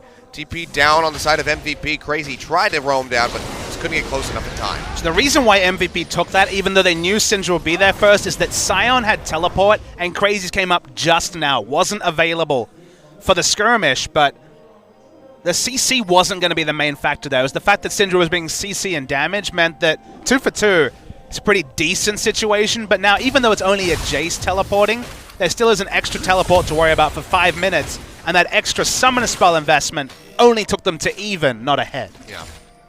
So a bit of a rough trade here for MVP. Gold lead hasn't grown too much for BBQ thus far. Turrets haven't really come into play, but of course there's that ever-present Infernal Drake that's just going to be stacking up. This is smart. Way too far forward. That's going to be the death sentence for it. He's got a flash, but the flay comes through, and he goes down. Beyond not able to arrive in time, but even if he was there, not sure if he would have been able to do enough to keep his AD carry alive. Nice pick off by BBQ. Really well played. Yeah, just really smart from Totoro walking around. Sort of play that Key was more known for, these roaming plays, but MVP didn't have vision in that river. They knew this for sure because they've had Syndra walk down multiple times and not walk through wards. So they just made another play. Maha punished for overstaying. Maha was definitely the weak link in many of the losses for MVP last year. Credit to him, he's played a lot of solo queue. We were looking at his profile, he's played 360 games this season already on one account. Who's to say how many he's played on other accounts or scrims? We haven't necessarily seen the positioning problems for him in team fights that really let him down. But this was just a laning disrespect that you cannot make at the highest level of play. Yeah. I mean, not even going for the Omen's Ghostblade, so you can't even rely on additional movement speed from that. So Maha, just a bit of a brain fart in the bottom lane, it would appear. How eloquent of you there, Achilles. You know, I go for only the finest of the English language. Pardon your French. French. Yep. I mean, we had a player named Fart. We did. He's actually on the bench. Yeah. His name's now Part. He went from Fart to Dart to Part to Fire Trap back to Part. Oh, these Koreans changing their names constantly. See Maha opening up the curtain call, just trying to stop this first pick from going over to BBQ, but to no avail. They will pick it up, and that is going to be a massive lead now amassed here for BBQ. As you can see, they are almost 4,000 ahead at this point. So where do you go if you're MVP at this point? I mean, MVP, I think, in the late game have more options. You're expecting Jace to get a farm lead over Sion. That's to be expected. No kill pressure, but going to get inevitably a farm lead. In the mid lane, you know, especially after Orianna got greedy, or when MVP got greedy for that first Drake, that gold lead was only going to grow. So once again, a CS lead. Bot's been pretty even, but Ghost is unfortunately, if you're an MVP fan, picked up that extra gold through kills. So this is very much snowball time. They're going to have to really make this engage work. Oh, well, they get that dredge line in onto Temp. Tries to make it out in time to avoid the shockwave, but he still goes down to Ian. Here comes Ian charging his way in from the top lane. Hits Ghost. Look at the damage. That's going to be a double kill picked up for Ian. The Dragon halted. MVP can likely swoop that one up. And my God, ADD completely wrecking Ghost's day. Oh, I love seeing Mecha Sion roll in. Transformers in full order. We saw that from Smeb back at All-Star. Nice stuff coming through from ADD as well. I believe there was a damage assist from Ian. We'll have to confirm that in the replay from the Orianna. I don't think that Sion can 100-0, but we're going to see that replay. They got exactly the target they wanted. Max went for the low percentage play. He went for the hook first, but it hit. Now watch ADD. Now the ult, of course, will do plenty of damage. That part was already there, but there was also Orianna QW. Yeah, gets him with the distance finish right it at off. the end. But this is the part about tanks that's fine. When it's early in the game, before anything is completed, it's fine for tanks to do damage. Just when Poppy's half health and carries in the late game is when it's a bit weird. All right, well, ADD showing up on the Sion so far, 1-0-1. Has been losing this turret fairly steadily, but otherwise playing really well. You say, and I agree, but worth noting, he hasn't lost the turret at 18 minutes. Given how this lane is gone, that's actually really good. And Sion has so many different ways to wave clear, with the Q-Max especially, the Decimating Smash, Devastating Smash, I forget, they're also similar. It's devastating. But he's kept the turret up, and that's kind of his game, because if Jace has to stay in lane, he's not joining Syndra to poke and take other objectives. He's forced to just remain and deal with this annoying Sion. Yeah. It has cost him a bit as far as the CS numbers go. And you see Crazy about 30 up over top of him. Nicole, pretty good investment for him. Beyond, though, finds Bless in the middle of the river. Temp throws out the stun, won't connect. Janet Crystalline arrow will, however. But here comes Sion. Can he bend it? Yes, he does! Makes his way around the corner and takes out Bless. But can he get out of here with his own life? Flashes over the wall, has that command protect on him to keep him alive. The stun from Temp will not connect. They're able to hook up onto Beyond. He goes down. Temp takes him out with a sphere. He has to flash away, so BBQ able to trade one back. Both the junglers going down. But man, ADD, he is bending around these corners. Hook comes through onto Temp. There's the hit from Maha. Takes him out. Won't be able to take out Crazy. He'll just clear the wave. This is going to be a good opportunity for MVP to get some serious damage into this mid-tier 1. Yeah, MVP was able to get that first pick with Jin in base, and then was able to get the hook. Max is impressing on the Nautilus, you'd have to say. Flexed the Nautilus, denied the other tanks through the second part of the banning process, then comes in and does really good stuff when it comes to getting the kills. We see the replay. Jace, of course, cannot interrupt. There's nothing he could do. He could have flashed in front, but the Q would have been too long in terms of animation. Man, he's just drifting around that corner. Man, there's some other games that maybe ADD should consider playing, because I was just saying his drifting mechanics are well on point. Yeah. I realized I was going to mention a drifting game, but it was going to be a Dreamcast reference, and what percentage of our audience play Dreamcast? Probably not high, but Metropolis Street Racer, I guess Project Gotham Racing. Yeah. Bless their heart. I never owned a Dreamcast, but I did always play it whenever I went to good times. You know, all of the department stores that had an electronics section. But Max, you know, was smart. He understood the Jin's positioning and the ranges, came back in as he's got some armor pen at this point. Yeah, a lot of that armor black pen. cleaver is dashing in, flashes over to the side of the decimating smash. ADD, he doesn't have a turret. He's W again. Definitely rough. Gets the shield. Wants to go back. He might do it. Can he win this one? No. The last hit, but he's got the passive. Smacked away by the E, and ADD won't be able to come up with a kill. It was damn close though, but can Crazy make it out alive? Max dashing forward with the dredge line. Has the depth charge ready to go, but it doesn't matter. Beyond kills him with the W. Man, if Courage came back up and he lived and turned that around, it would be the most epic Sion play in history. Doesn't have too many mechanics for epic plays, but between the drift and the almost turnaround, oh boy. I don't think we've also gotten that many opportunities for epic Sion plays, because when Sion was in the meta, so was Malphite. Bring me the Singed in Sion, that's all I'm going to say, Achilles. That would be the battle of the century. Now, but really nicely played by MVP to collapse back down, get the kill onto Crazy, keep things fairly even. I mean, where BBQ had stretched a serious lead, it's now almost dissipated. Maha, though, gets caught by the arrow, and he just gets popped. Yeah, disrespectful stuff. You know, Ian can afford to stand up a bit because he has cleanse, but this unfortunately has too often been the trend with Maha. Too early to say that it's just going to be another season for MVP where some of their members let them down, but this is the sort of stuff that Maha really needs to correct. He needs to play with more respect, especially when Ashe, Syndra, and Elise on the other side. Yeah, I mean, this is one of our biggest criticisms of him in the summer split. And so far, he's not really showing that this time that he's invested into, all these hundreds of games, that it hasn't really paid off yet. But again, this is not necessarily indicative of how he's going to perform through the rest of the season. Yeah, it's not a great way to kick things off. There's a lot of variables, right? You know, it's first game back in the lights for 6 months. Been a long time since August last year. Again, the pressure's there. Yeah. We'll track him over the course of the season. It's just one of the trends we really hoped that would change, because MVP were on the cusp. They were 5th for most of the season before falling away, and Afrika pipped them at the last once again. This is a team that does have players who show a lot of promise, and they stayed together.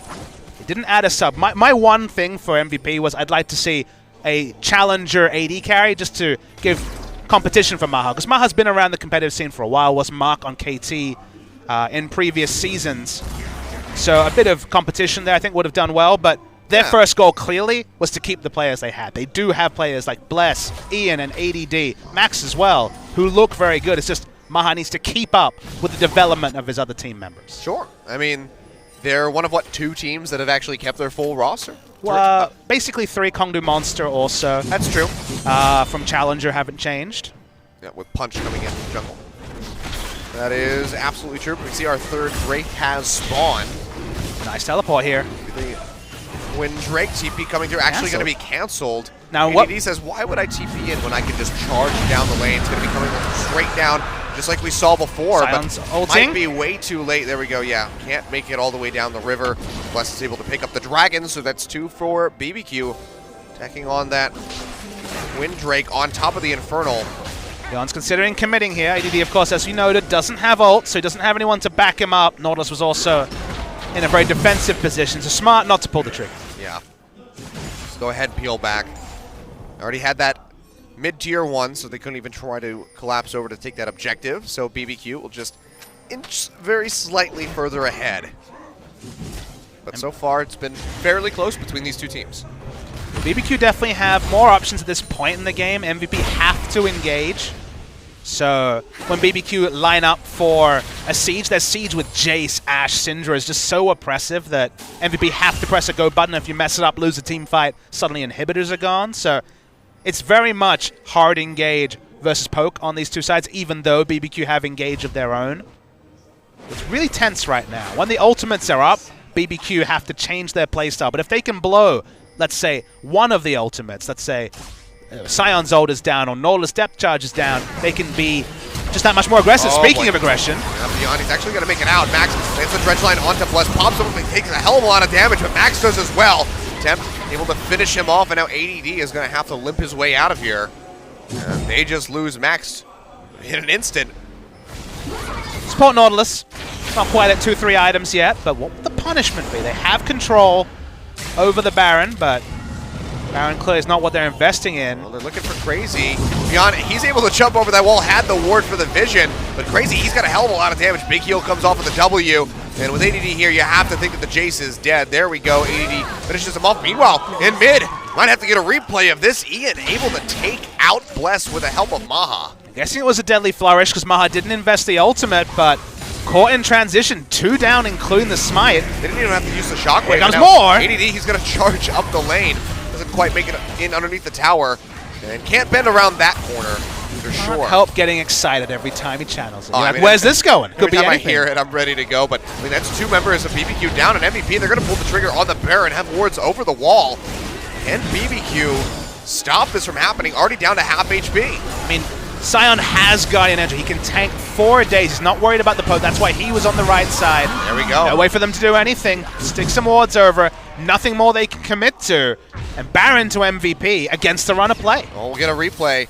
Oh, Bless, who just walks over the trap. Wow, it was actually nothing to do with Maha. Wasn't even in the same quadrant. The Jin trap, you know, a lot of Jin players don't even skill trap to level 8, but that slow was enough for Ian to close the distance. Wow. Well, nicely done by Ian. I mean, that was the crucial pickup. That's the one that really enabled that Baron to come through for MVP. And now they're right back into the driver's seat. It's still, you know, just 100 gold separating up in kills and still down a tower. So if they can equalize that objective count, they'll be in a pretty good spot. Yeah, when you get Baron as the engaged team, that's when it really starts to turn, because the poke team has more options, because we already said, an ult's down, suddenly the poke team can do what they do, but do it better. When the engaged team actually has a wave pushing advantage because they have Baron buff minions, but can also turret dive because Sion does not fret about turrets whatsoever, they can walk up in situations they could never do otherwise, and that means that suddenly that equalizing gold will come through, and now ahead in gold, and at the drop of a coin, MVP can look to close the game. Yeah, I mean, and this could be a really rough spot with these Baron-empowered minions, because BBQ, they have to heavily rely on Ghost to clear these out with the Hurricane, and if he walks up, that could just be a depth charge from Max straight onto the face, couple that with a deadly flourish, and your Ashe is goodbye. It just has to say goodbye at that point. Kiss your Ashe goodbye. Very good. Got to get past those senses one way or another. Sad I didn't think about it, but good job, Papa Smith.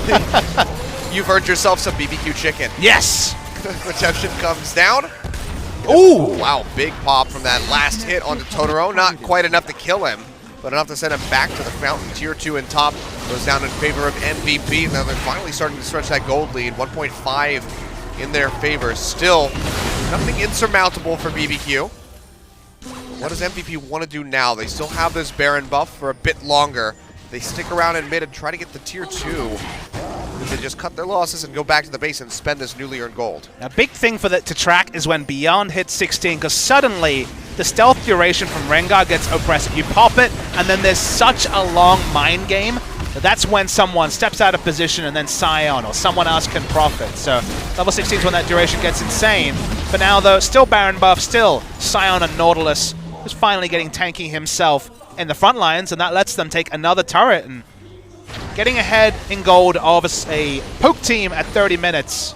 That's always the gold standard for an engaged comp like MVPs. Yeah, I mean, we don't have a Baron power play graphic, but I believe that was about plus 3,000 for MVP at the end of things. So where did you pull that number from? Let's be real here. I think that they were down by about a K before they took the Baron. Okay, memory. Okay, I was like, did you do some play-by-play math over there? I'm guesstimating here, but I think that it was about 1,000 gold separating them, maybe a little bit less. I don't know. I'm sure that somebody on the Reddit thread will say something about it. But MVP, they bounce back quite well. 5 turrets to 3, still down that Infernal Drake, but let's see what they can pick up next. It's another Cloud Drake that has spawned.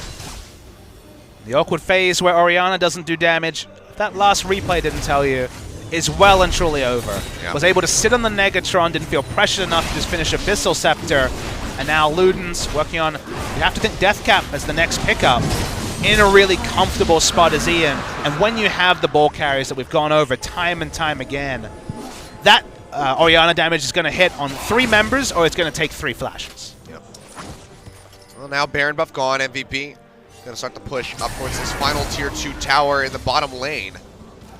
See if BBQ can hold on for dear life. ADD going back up to match this split push of Crazy. Doesn't really even care about him. So he's just wandering around. He'll hop away and just roam down towards the tower to catch the wave. But MVP, they're going to go ahead and peel back. Don't want to overextend in that bottom side of the map and lose too many members and give the advantage back over to BBQ. With it, the Elise going a very offensive build.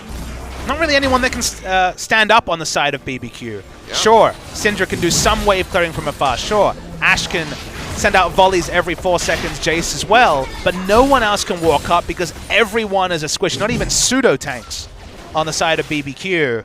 That just gives more and more time for MVP to basically put forward all the timers, get the wards in the right position, then go for that turret dive that we're just waiting to see. Well, they get a hell of a lot of damage onto the tier 2. Knocked it down to about half HP. So definitely something that can be revisited. ADD just wandering his way down, making sure that this wave in mid is constantly crashing so that BBQ has something to distract them from this push at the bottom side of the map. Might just go full 5-man. Looks like that's going to be the case. ADD still hovering around mid, keeping tabs on Crazy, making sure that he can't come in for any flanking TP plays. Not that BBQ really has any wards to go to. The issue is, though, that actually taking those turrets is proving quite difficult. Jin isn't the ideal turret taker, and Orianna can't walk up either, so for now they're not actually pushing their lead any further. You can say that the majority of the team is in vision. Baron's coming up in a minute, not going to be much vision around there. Beyond's investing his ult again. Yeah, I think he's mostly just using this to zone BBQ back. They had vision of him, so they knew exactly where he was coming from. And, I mean, they pull back, they lose the tower, so if that was the play from Beyond, it worked out really well. Now, if meanwhile at Jace he actually takes an inner turret, that's a good trade for BBQ. Jace should never be allowed free time. No one on the side of MVP pulled off. Sion didn't want to use teleport. You give Jace 5 seconds with the turret, don't need Ziggs on the Rift. Jace does a pretty good Ziggs impression. Oh, ADD shedding his way over, won't be able to cut off Crazy. Wrapped up around the blue buff. And might be looking to take this as his own. Certainly would have the damage. ADD, he's got to flash forward. That sentence was there from Totoro, so but a questionable play. ADD didn't have vision of Totoro, so didn't expect the Dark Passage to just deny all the fun. They're investing a lot on ADD. He's all alone. He's still silent. Will die eventually. The box is coming down. He's still alive. Gets that massive shield coming through, and looks like he's going to be able to walk away with his life. Beyond as well, getting a little bit of damage done in the back line of BBQ's team. Baron respawns. MVP gonna have to try to just get some vision down, recall, go back up, and then go to contest this objective. Yeah, you can see the problem with the pick comp, and why Sion is such a great pick here is acquiring a target is so hard for BBQ. We talked about Kled comp against SKT not really being able to initiate. This Ashe, Thresh, Syndra, Elise, they all do one thing: lock down and delete a single member. That member isn't Sion. It can't be Rengar if he's got enough ferocity to be able to get the W off. Nautilus increasingly is becoming a difficult target to take down, and even if you do, it's a support, so if he puts out the depth charge on someone and dies, it's whatever. And Orianna and Jin are so safe that the moment you see BBQ investing multiple ultimates into a Guardian Angel Sion, you can tell that they're kind of grasping at straws. Yeah. He has got all of the armor. GA got the Sunfire Cape ready to go and the Frozen Heart. Just now working towards that Spirit Visage. And ADD is just going to be unkillable at this point. Not worth the investment in time to kill him at minimum. Yeah. I mean, you can definitely get him. And then he comes back. And then he comes back again. Yeah. Oh, he's coming into the mid lane at the moment. Zips his way through. Can you just imagine if you're just walking on the Rift as Ashe, this archer, and then you hear this loud tone, and then you hear another man shouting as he comes rushing in? Oh, it sounds completely and utterly terrifying. The sounds of League of Legends album should not be the sounds from this game. It's just terrifying. All right, MVP, they start up the Baron. They're going to go ahead and peel back. TP comes through from Crazy. Maha positioned really well, as far away as humanly possible from the enemies who can throw up that curtain call. Remember, it's not the most threatening TP. It was a Jace TP, so it'll always be a shallow TP. It won't be the sort of TP you'd expect from the Maokais and Scions of the world. So TP down, so a summoner had to be invested to stop that Baron, so you still take it if you're MVP. Oh yeah, it was nicely done. So they draw that one away. And now they could just move over and contest this dragon that's going to be spawning in about 30 seconds. Didn't get a look at what it will be. Could just be a third and final Cloud Drake, perhaps. Or, oh, this is the Elder. It is the Elder. Yeah, okay, this will be the Elder. But for now, Baron is the true objective. The minion wave and bot is pushing out, so it's not working in the advantage of MVP. He's going to be hiding in the fog of war. ADD pokes his head out. Baron started up yet again, down to half HP already. Do they want to commit to this? I think they probably are going to have to peel off this. ADD, he goes in, jumps straight in onto Totoro, grab onto Crazy. They pop him up with a depth charge. Can they find the kill? Beyond goes low, straight into the face of Ghost, who flashes over the wall, and he is just kiting this out so well as the Ashe. Totoro does get popped up by ADD. He goes down. That's 3 kills picked up for against BBQ. by MVP. Ghost, there's nothing more he can do. Just wanted to get a little bit of CS before he died. And that is going to be crippling to BBQ.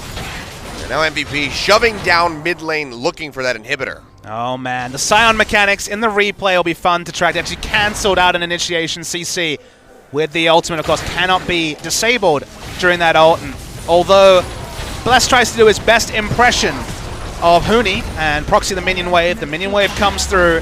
They take the inhibitor turret. They won't be able to close the game just yet. Probably be an overinvestment to do so, but they're going to walk back to Baron. They don't have eyes on Bless, so there should at least be one alarm bell ringing for MVP. I'm not sure if it matters if they have a wave or not. ADD can tank for days underneath of those turrets at this point, but I mean, that was an engage that potentially looked a little bit decent for BBQ. It seemed like they were going to bring that one back, but in the end, MVP, they come out on top. And it's just this tanky, unkillable frontline that they have. They can soak so much damage, they provide so much CC. It makes things difficult, and oh man, look at that shockwave. Absolutely destroys Bless, gets rid of any opportunity for a smite steal, and that is the second Baron of the game going over to MVP. Yeah, really clean stuff from MVP. They waited, they had the burst, Shockwave was back up. Clean stuff from MVP, and after BBQ had a good start to this game, the ult suddenly started to pay off. There was so many mind games between the thrill of the hunt, the unstoppable onslaught, all these initiation ults. The poke comp got a lead, but not a big enough one. And we're going to see this replay. Watch ADD, because he actually cancels the cocoon with engagement. Everyone from BBQ runs in different directions, and consider who has having the time of their life in this fight. Ian and Maha, no one's within 1,000 units of them, 10 Teemos, if you will. They get to pick the exact moment for the shockwave, rip through, they get an entire channel of the Jin ultimate, no way to close the distance. These are frontline tanks doing their job. Yeah, I mean, as soon as that shockwave came out, it just turned the fight on its head. For MVP, looked really good for Ghost, who was just firing off over the wall, slowing down the members of MVP. But as soon as Ian saw the stars align, he pulled the trigger and just absolutely destroyed BBQ. And beyond predictably, pops the ult. It's going to be stealth for a long while. Everyone doesn't know where he's at. So another mind game to speak of. Ian's taking a bit of poke damage, not massive on mana. Now, this mind game doesn't work as well because you want Rengar to be a ball carrier, and very clearly Orianna's not in leash range. Yep, well, they just open up with a curtain call. Trying to zone them back, maybe get some damage in on the temp. They land a couple shots, plus we'll take the final one. They get on top of Ghost, and he just disappears. ADD coming up with the kill. Beyond will go down as Crazy jumps forward, but the rest of his team is just getting destroyed. Totoro too far forward. We'll take that final shot from Maha, and it's just Crazy in the end. Bless, he'll come back up from the GA, but gets taken out immediately. And look at this, the Nexus turret's getting knocked down. 40 minutes just about on the clock, and MVP, they will take this first game in this best-of-3 set, stomping out BBQ after they had a relatively strong start. But you get that Baron, you get those turrets, and MVP, they just start snowballing. And honestly, I gotta say, my MVP vote from MVP has to be ADD. I mean, both solo laners are going to be definitely the considered factors here. 5-1 and 8, and 8-1 and 7 between the Scion and the Orianna, respectively. Solo laners did their job. Maha got caught out. Suddenly, though, the solo laners had enough items. They really started to get going. There was a point in this game where 2 lanes were down 40 CS, and the AD carry was even in CS, but with 3 kills. But you make mistakes against an engaged comp as a poke comp at your own peril. We saw it from ESC Evra last season. We see it from the BBQ Olivers this season. You're always playing on a knife's edge if you draft these Jace, Ashe, Syndra poke comps. And it's not going to be a win this time for BBQ. Well, they get another opportunity in this best-of-3 to fire back. We'll see what they're going to visit as they come into the draft, this time playing on the blue side, so they can be a bit looser with their draft, can try to get those really early priority picks. Let's see what they go for this time around. But, I mean, again, it's sort of like we saw Jin Air, maybe not the same level, but a strong early game, and it just kind of fell apart into the mid and late game, and they come up with a loss, so they just need to turn that around as they come into game 2. Plenty of excitement here at Kilios. Different type of excitement. No Samsung players, no old imports coming back, but 2 teams on the rise. And so far the battle, it's going towards MVP. But who's to say this will be a 2-game set? The whispers are there about BBQ, and let's see if they can make it done next time. All right, well, we're going to go do a quick break. When we come back, we will have our second game, potentially final one, as MVP will look to stomp out BBQ Olivers.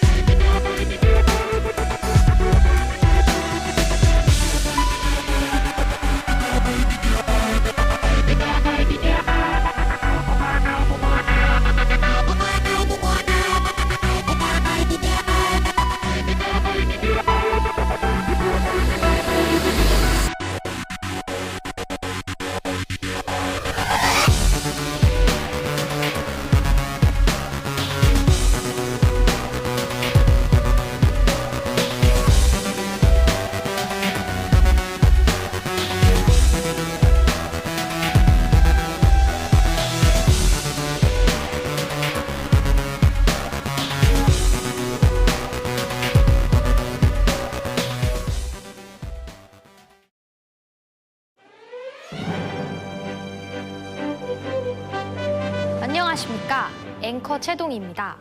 첫 번째 소식입니다. 상암 OGN 본부에서 대규모 시위가 벌어지고 있다고 하는데요. 현장에 나가 있는 특파원 연결해 보도록 하겠습니다. 동희유 특파원. 네, 특파원 송희유입니다. 롤챔스 스프링을 앞두고 매서운 추위에 시민들의 분노가 극에 달하고 있습니다. 이렇게 추운데 스프링이 웬 말이냐? 웬 말이냐? 두꺼운 외투도 무용지물이 되어버린 지 오래입니다. 아, 정말 너무 스트레스 받습니다. 이상 상황에서 특파원 송희유였습니다. 대책 마련이 시급한 것 같습니다. 다음은 이런 시민들의 반발을 잠재워줄 소식입니다. 비시즌으로 굶주리던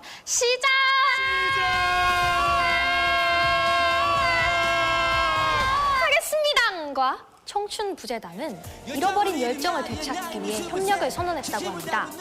주 5일로 나누어 양 당은 최대한 협력할 것을 약속했습니다. 이어서 날씨 보겠습니다.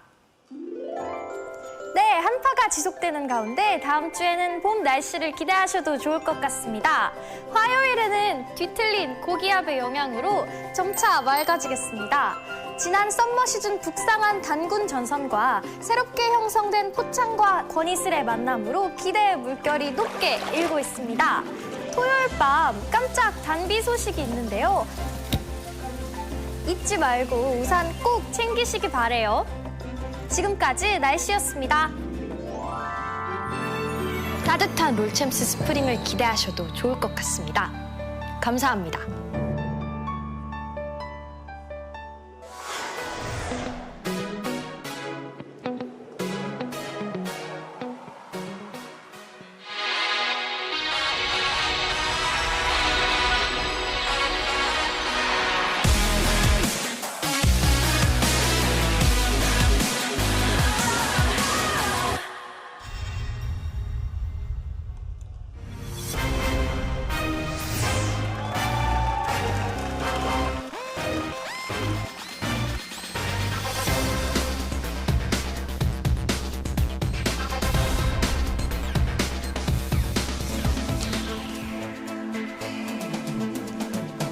Welcome back, ladies and gentlemen, your MVP. I don't think this is very surprising from Game 1. ADD on the Scion, bringing it back, a KDA of 13.0, went 5, 1, and 8.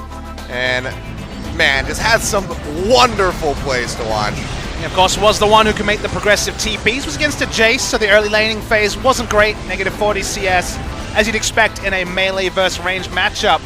But he made it count when he needed to. He was there specifically for the engage, and we saw some excellent unstoppable onslaughts. This one is just perfect. I mean, he curved it in ways we only knew possible having seen this replay. And I saw Aluka, the god of Scion, over in China back when I was casting. Aluka-esque is what I would say about ADD this game, and it's fun to see the 10 bands take away some of the other top lane tanks. Got Ghost this time. My favorite was the last one at the Baron buff. He had already cancelled out the Cocoon at this point because, of course, the Unstoppable Onslaught does stop all incoming CC. There's also a ball carrier. Goodbye, carries of BBQ. Fried Chicken only took them so far, and in the end, they ended up being fried themselves. Yep. Gets that last kill there with the Sunfire cape, but I mean, overall, just really strong performance from him. When we saw the pick come through, wasn't really sure how this was going to go down. I mean, Crazy did have dominance in the lane early on as anticipated, but just hit that point. Frozen Heart, Sunfire cape, you know, stacking up the armor items, became an absolute monster, and ADD helped MVP run away with that game. So now, going to be swapping sides as BBQ will come in onto the blue, and we'll see what they can patch together as we go forward into another 10-ban draft. They have op.gg in one of their patches. Good website, that one. Yeah. Good one to have. I didn't know that they did sponsorships. We learn something new every day. TIS. Today I learned Singed is a contested pick sometimes. Scion can be played. Bang wants to bring out the Ziggs bot lane, and Faker, of course, we already knew that, but he's great on Katarina as well. But let's go ahead and dive straight into this and see what BBQ wants to put together. Poppy still going to be a ban priority by them. Poppy was banned in the second round of bans, though. in the previous series. MVP, of course, won't have the same flexibility. Heavily expected they have to ban both LeBlanc and Camille. Rise also another potential. I don't see Rengar making it through the draft. Rengar's still 100% win rate so far in the tournament. Elise is actually the second ban, so... Okay. Gonna try to get Blessed out of his comfort zone, perhaps. I mean, this was one of the big picks for him in Summer Split. So, final bans for the first round. About to come through. We'll see where they want to go. Sion actually earns itself a ban. Granted, blue side, you can have that flexibility, but still just an interesting one to see. Surprising to see it banned this early. You could understand it in the second round if no solo laner was taken.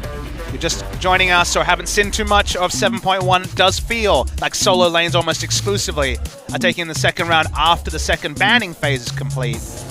But maybe they're reaching for something. Maokai suddenly looks right up the top here in terms of tank availability, maybe even a first pick, but there is other power picks available. Rise is available. There is also something like a Malzahar that's been frequently banned. But LeBlanc makes it through. When I saw the cast, didn't even put it together. First LeBlanc. LeBlanc has been banned in our first 13 games across Challengers and LCK. And this is the first time we see it on the Rift. All right, going into the hands of Temps. We'll see how he's going to pilot that pick and what MVP wants to take to answer it. Rise is on the table, and they're going to lock it in for Ian in mid. Not sure how that matchup is going to fare. So, I mean, there is always that odd chance that the Rise could go into the top lane, especially with Varus being picked up. But it seems highly unlikely, and likely going to see Maha piling. I mean, interestingly, Varus has actually become almost purely an AD carry pick in recent meta. When we've seen it as recently as yesterday, it was all about the Essence Reaver Varus, Blade of the Ruin King Varus. Most Hurricane Varus is coming through, no tier, but more about the lane now. This is Ian, and Tempt, of course, if they were taken on the BBQ side so you could understand it. But the only top lane Rise you really see is Crazy, who did used to play it in recent iterations of Rise, maybe Cuvée a year ago. So heavily expecting it to be mid lane Rises. I mean, we've seen Stranger Things, but I think flexing Nautilus makes a lot more sense here for MVP. Yeah. Let's go with this. Have that ambiguity, whether or not it's going to go back to Max or if ADD is going to take it up in the top lane. Either way, I think if it's locked in, which it is, probably going to be in the support role, as Nautilus would have a pretty rough time against that Jace up top. But then again, we saw ADD handle the Sion quite well, so could always go back to that. So BBQ, curiously, have taken their two solo laners in the first round. LeBlanc, it makes sense. Jace is an interesting one. In response to seeing Rise Varus, they took Jace, which to me is a bit of an over pursuit, especially because Jace didn't work out that well. And I got a good start, and then the game kind of fell away around him. The bans, we see Ashe banned away. They've taken their AD carry. They don't necessarily want to see any engage on the side of BBQ, which for now doesn't have any engage really to speak of at all, apart from an opportunistic LeBlanc chain. And let's keep banning tanks, is the word from BBQ. Yep, so fully expecting that the Nautilus will be from Max, so they want to get some of those top lane priority picks taken off the board. So Maokai has been taken out of the hands of ADD. The last two bans. Where does MVP want to go with this? They could try to ban another AD carry, and they do. It's going to be the Jin. Really interesting. So the utility picks are suddenly gone. It feels like Varus the only utility AD carry available. Maybe go to something like Caitlyn, that has been a staple pick for a lot of people, or a fallback pick when so much is banned. I mean, Ezreal's well on the board. Could see that come through. Deft had a wonderful performance on it yesterday. Lucian's been buffed as well, so a lot of people are considering him. Feels like maybe he needs a little bit more love to hit top-level competitive. MVP have locked in Shyvana, so that happened. Okay. Well, they're just going to keep surprising with the picks. Shyvana actually got nerfed pretty heavily on 7.1. You no longer get the bonus damage on the burnout to monsters. Oh, but this is something that is available that we haven't really considered, the Vayne. We did see this played by Piglet and IEM, but yeah. It's really rough. So, as you mentioned, the Caitlyn actually coming out. Thought maybe Ezreal would be the one that we see, but gonna go back to the Sheriff of Piltover. Still no guarantee you're against a Nautilus support, but you're heavily expecting it, so you can actually go. You're pretty open in terms of top lane. You want to round out this comp. They have a bit of pick, but lane supremacy. They have Jace, who has lane supremacy. They have LeBlanc, who has lane supremacy. And while Malzahar's laning phase doesn't really hit until 6, they had a Caitlyn with it. They move away. Zyra's still the laning choice, and it's win lane win game from BBQ. Yep. All right, well, now the hover over the Tahm Kench going to be locked in. So it looks like we will have that. This could be a top lane Tahm Kench for all intents and purposes, but it looks like it will be the Nautilus for ADD. Yeah, we'll have confirmation at 20 seconds, but first expectation, should be that it will be the Nautilus top. That is the more go-to pick. With Shyvana, though, if you ever get a Devour onto the Jace and then Shyvana's level 6, there's quite a lot of kill pressure there if it is the Tahm Kench top, so we'll wait till the last possible second. You really have to light the laning phases from the side of BBQ, but you would have said similar things about Game 1 until they couldn't get a big enough lead, couldn't actually translate their laning phases into power, and they fell away. We're just ticking over to 19 seconds, so confirmation it will be Nautilus top from the side of MVP. Yep, Tahm Kench on support. So now we're going to have to see how Maha manages with this Varus. Again, this is another champion that he can use at long range, not quite as long range as the Curtain Call or the Deadly Flourish, but those piercing arrows, you can chunk out people very reliably at a distance. So really going to come down to his positioning, because that was one of the things that really led to that early lead for BBQ, consistently picking him off. So he can have the same level of performance that he did in the mid to late game. I think that MVP might be in a decent spot. And I'll definitely speak about Varus a bit more and his flexibility when we get into game, but consider that they have a jungler that doesn't gank and losing lanes on the side of MVP. It is really risky here. This is the sort of game where you can get a big enough snowball lead that none of the synergies matter because every lane is behind. All right, well, we'll see if BBQ is able to make it happen and take us to a Game 3, or if MVP is going to close out with our second 2-0 of the night. Let's go ahead, get on to Summoner's Rift and see what happens. BBQ versus MVP, Game 2.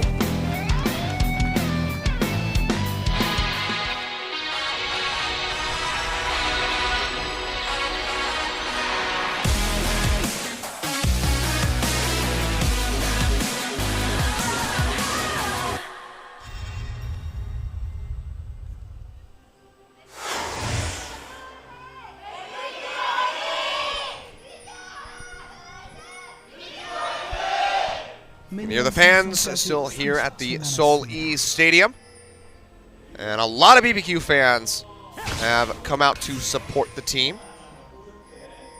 I wonder if are these fans of ESC ever, or are they fans of the chicken? See, this is what I was actually going to say, is that, a lot of people who watch esports eat chicken.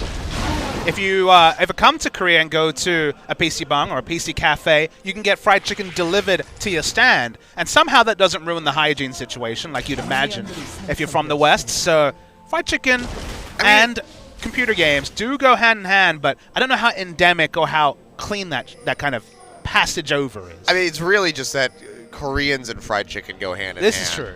Not even just esports. It's just across the board in Korea. I mean, there's more fried chicken restaurants in Korea than there are McDonald's in the world. So that's a pretty convincing figure that it is one of the staple foods here. But if there's only 6 million people in the... Never mind, anyway. It's a lot of chickens. There is a lot of chickens die to feed Koreans. I mean, fried chicken is great. It's amazing. And it's so cheap. It's true. More reasons to come to Korea, Korean fried chicken. Yeah, and I mean, they deliver until forever. Places that never close. So it's like, 3 a.m., I'm really hungry and I don't feel like going outside in the cold. I'll order some fried chicken. Beyond has to make me a believer of the Shyvana, Kilios, because, I mean, Beyond kind of burst onto the scene with his Amumu that he played in Challenger, then played in LCK to impressive effect. Cloud Templar, one of our Korean cast, was losing his mind as a noted Amumu aficionado. Went full AP. Cloud Templar never had the balls to do that, but regardless. But the Shyvana, especially in this draft, is so risky. Late game, I mean, Shyvana is going to rip through people. It'd be interesting to see how much damage we go, because he went full AP Amumu, and a lot of the on-hit builds for Shyvana are very, very powerful. You do see quite a lot of Devourer Rush instead of something like... Oh dear, already have some action in the river. Totoro getting jumped on, the exhaust coming through from Max. He's going to get that Devour. Can they come up with a kill though? As Max goes low, doesn't have any summoner spells to get himself out to safety. That's going to be a double kill picked up by Tempt with the distortion. Oh, what a botched play from MVP and a horrible start to the game. You can see a big smile on his face right there. Double kill LeBlanc. That is the last thing that you want. And if this was SKT versus MVP, I'd be as bold to say that the game was over. And that's only from a double kill. But maybe it doesn't need to be SKT. Might be able to take another one onto that. Bless goes in underneath the turret. More damage? One more hit. Can he get the Prey Seeker? Doesn't look like he has it up. So Ian will be able to walk out with his life, but barely so. Had to burn both of his Summoner's Bells. Let's take stock of the situation that MVP are in. 3 losing lanes. Their melee support against Caitlyn Zyra doesn't have any summoners. Maha's down his flash. I mean, the jungler can't impact lanes apart from people just crazy overextending. He just damages people to death, which I guess most people do, but you know what I mean. Just burns people out to death. He kills them to death. He kills them to death. Well, he does damage, but nothing else until level 6. This should be game kind of written off, but no guarantees. We've certainly seen teams come back from more, but you can't make decisions like that. You don't need to get greedy when you've already gotten greedy with the draft. You can't get greedy draft and greedy play because that should just be a loss. I mean, like, I get that the Zyra is very squishy, but going forward with a Tahm Kench and a Shyvana that early on in the game, there's just not enough damage. I mean, interestingly, he actually devoured for such a long duration. He didn't spit out the Zyra early. The corruption, the Arrows of Corruption, the E from the Varus actually just didn't connect, so it actually missed out on damage. The Zyra actually was tankier than expected and just flashed away, so couldn't even get a 1-for-2 trade, which in no way is ideal, but no first blood. Passing it over to the BBQ, and now they just have to hope that somehow, against all logic, they don't get steamrolled this game. Yeah, I mean, this is really going to come down to Ian playing out this mid lane very well. You can see already Tempt laying on the pressure, has that Fiendish Codex to just his tier. I mean, he had double buffs as well as a Null Magic Mantle. He just lost double buffs as well. That's so much harass that the LeBlanc can lay down. Beyond going in actually for an invasion. Doesn't have lane priority to do this, especially with Tempt full health, full mana, but gets away with it. We'll have to run out of there. Only got one of the small wolves, so couldn't pick up the big one, so it doesn't really profit that much from it. So the LeBlanc rework, I guess, is something that's also happened in between seasons. We can talk about that a little bit. If you're unfamiliar with the changes, the basic gist of it is that she now has ranged wave clear. She is able to W onto the minions first and then wait for the passive to proc and then Q down the minion wave so she can push even safer than she could before. She has many different options with her ultimate, specifically the Mimic, that allows her to appear in multiple places on the map or at least create doubt in the minds of the enemy. And her numbers are such that it just feels like she can't be faced. She's been banned 100% of games. Not picked and banned, banned 100% of games. So with a 2-0 start especially, the world is kind of at the knees of Tempt this game. Yep. Well, the 100% priority rate will continue. To be fair, there has been a lot of champions that have been picked and banned 100%, even coming into this game, but banned, like literally never seen the Rift. LeBlanc was the only one. Yep. All right, well, Maha holding on fairly well in this bottom lane. Tempt, don't get a root. He's gonna go low, takes a hell of a lot of damage. The chains comes through, they lock him up, and he's just getting whittled down. Now Tempt having that ignite back up. He could just commit underneath the tower and take out this Rise, even if he can get the exhaust off. So it looks like Ian will be able to clear out the wave more than likely, but he's got to be really careful. You got a tankier build on the side of Beyond. Maybe because of the start, he doesn't feel like he can go a squishy build like Devourer. Still does plenty of damage going Cinderhulk, so no big worries there. First sighting of Shyvana since she was reworked as well. The big difference there being that she gets stats from killing the Drakes, so you can get objective control on Shyvana. You're very, very happy. But for now, given, as we said, the lanes were on the weaker side, it's unlikely that that will be an objective unless it's just seeded by BBQ. Ian stuck around for a bit longer than I had anticipated. We'll be recalling now.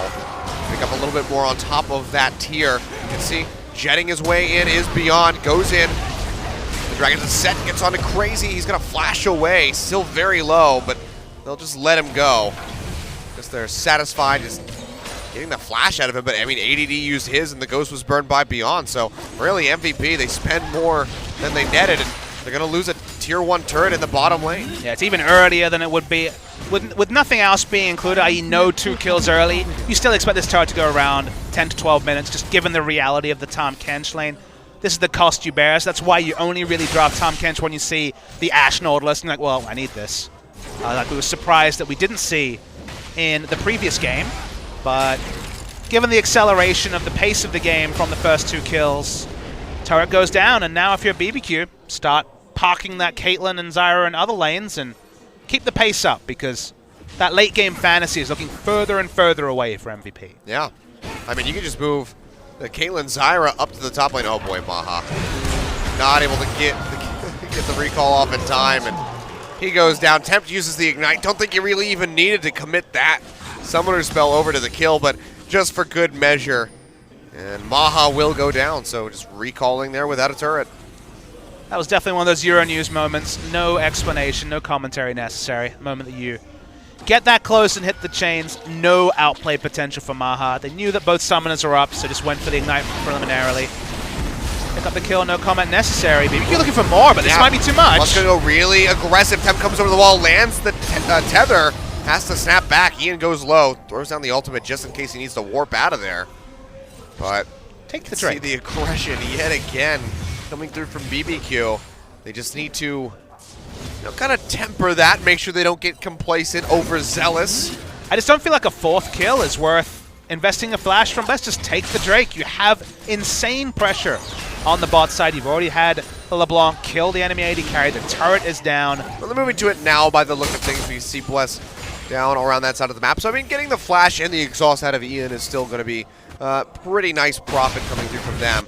Beyond roaming up to the top lane, doesn't have the ultimate available, so won't be finding a kill onto Crazy. Score will remain 3-0 in favor of BBQ, and they tack an Ocean Drake on top of it. I'm sad, Achilles. BBQ's draft is really bad. Just really, really bad. They're losing lanes in a Shyvana. It's the saddest of times. And then they just suicided at the start to make it even more obvious. They could still win. Stranger things have happened. There's still a 4-5 item world where if they're half an item behind their enemies, they can win late game team fights, but you just can't play like this. I mean, we're supposed to be seeing higher levels of drafts, and we have so far in the LCK, but this is one to forget. Yep. Definitely will have to agree with you on that one. You can see that Ace in the hole thrown out just to whittle down Maha.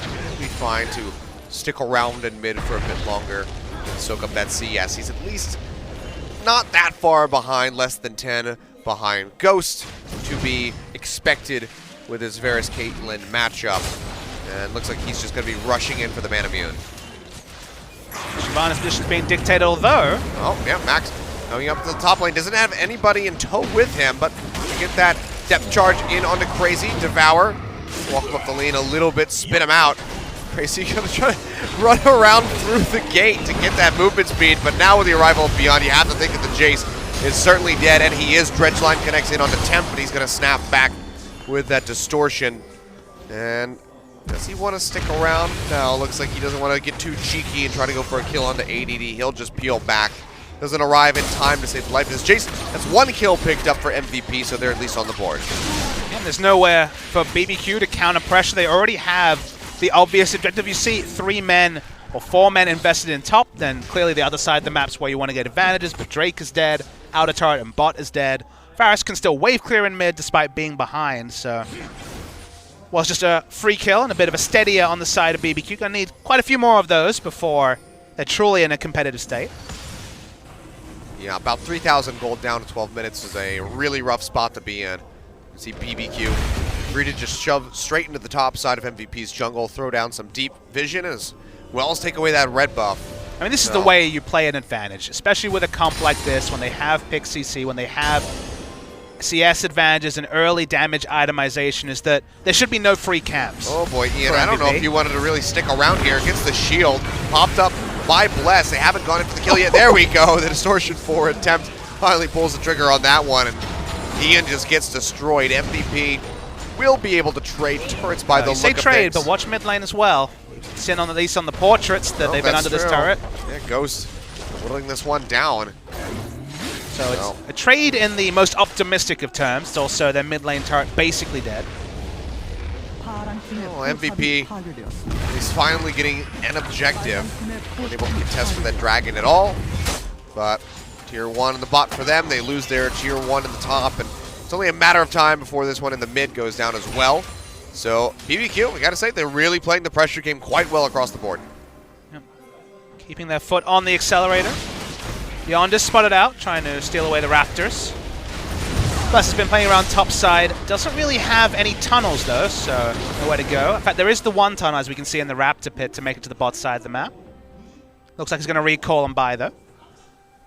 Temps roaming back in. Already has an Abyssal Scepter first item completed coming in on that LeBlanc, and now looks like the Morello Nomicon will be there to follow up.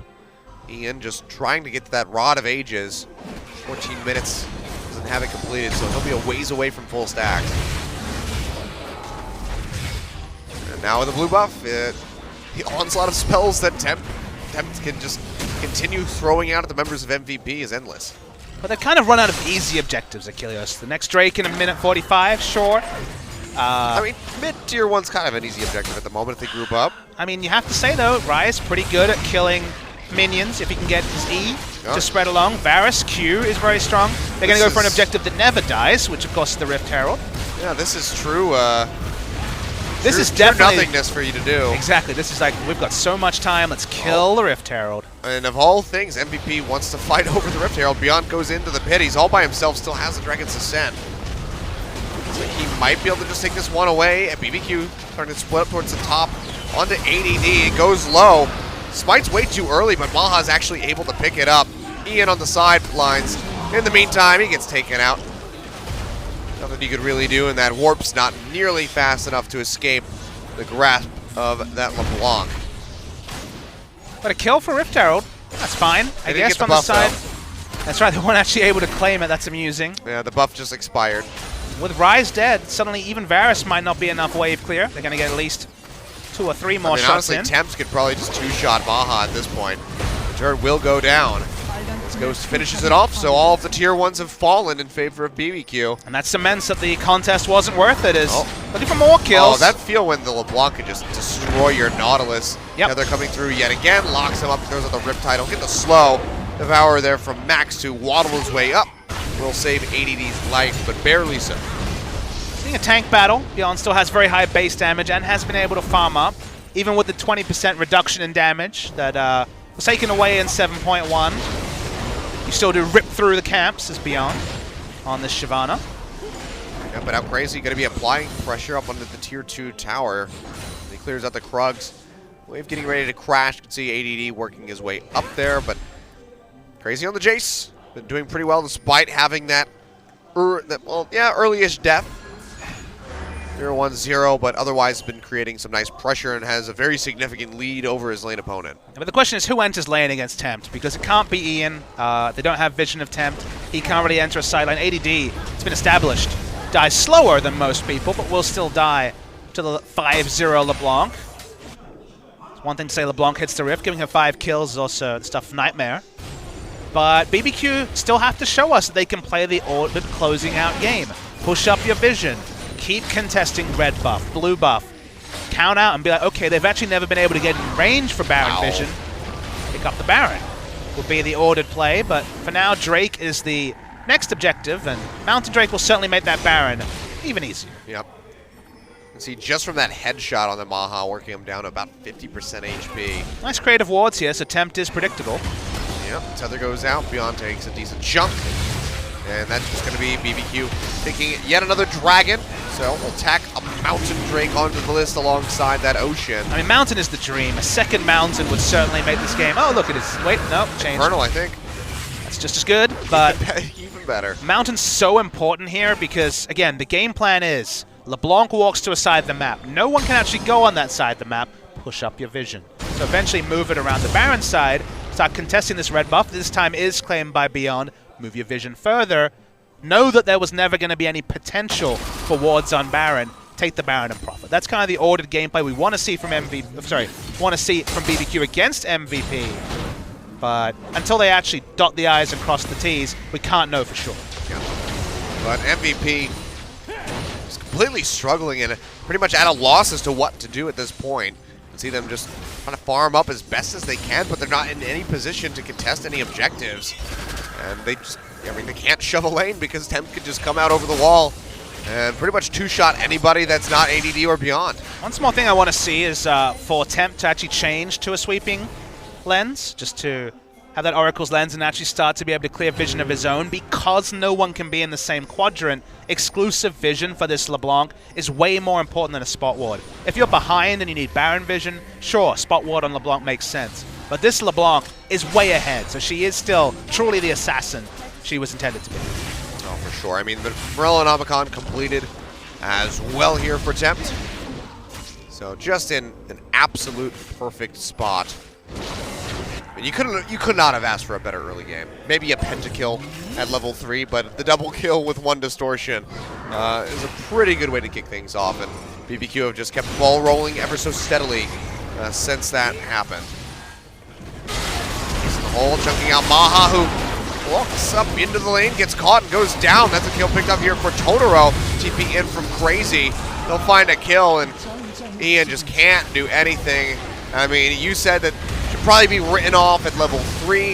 I think after these kills coming through, we can pretty much wholeheartedly say that things are not looking good for MVP, and that there's almost no way that they can bounce back from this. Yeah, we need to see a replay to see why Maha was so far up, but that was ill-advised and then some. Also died in top lane.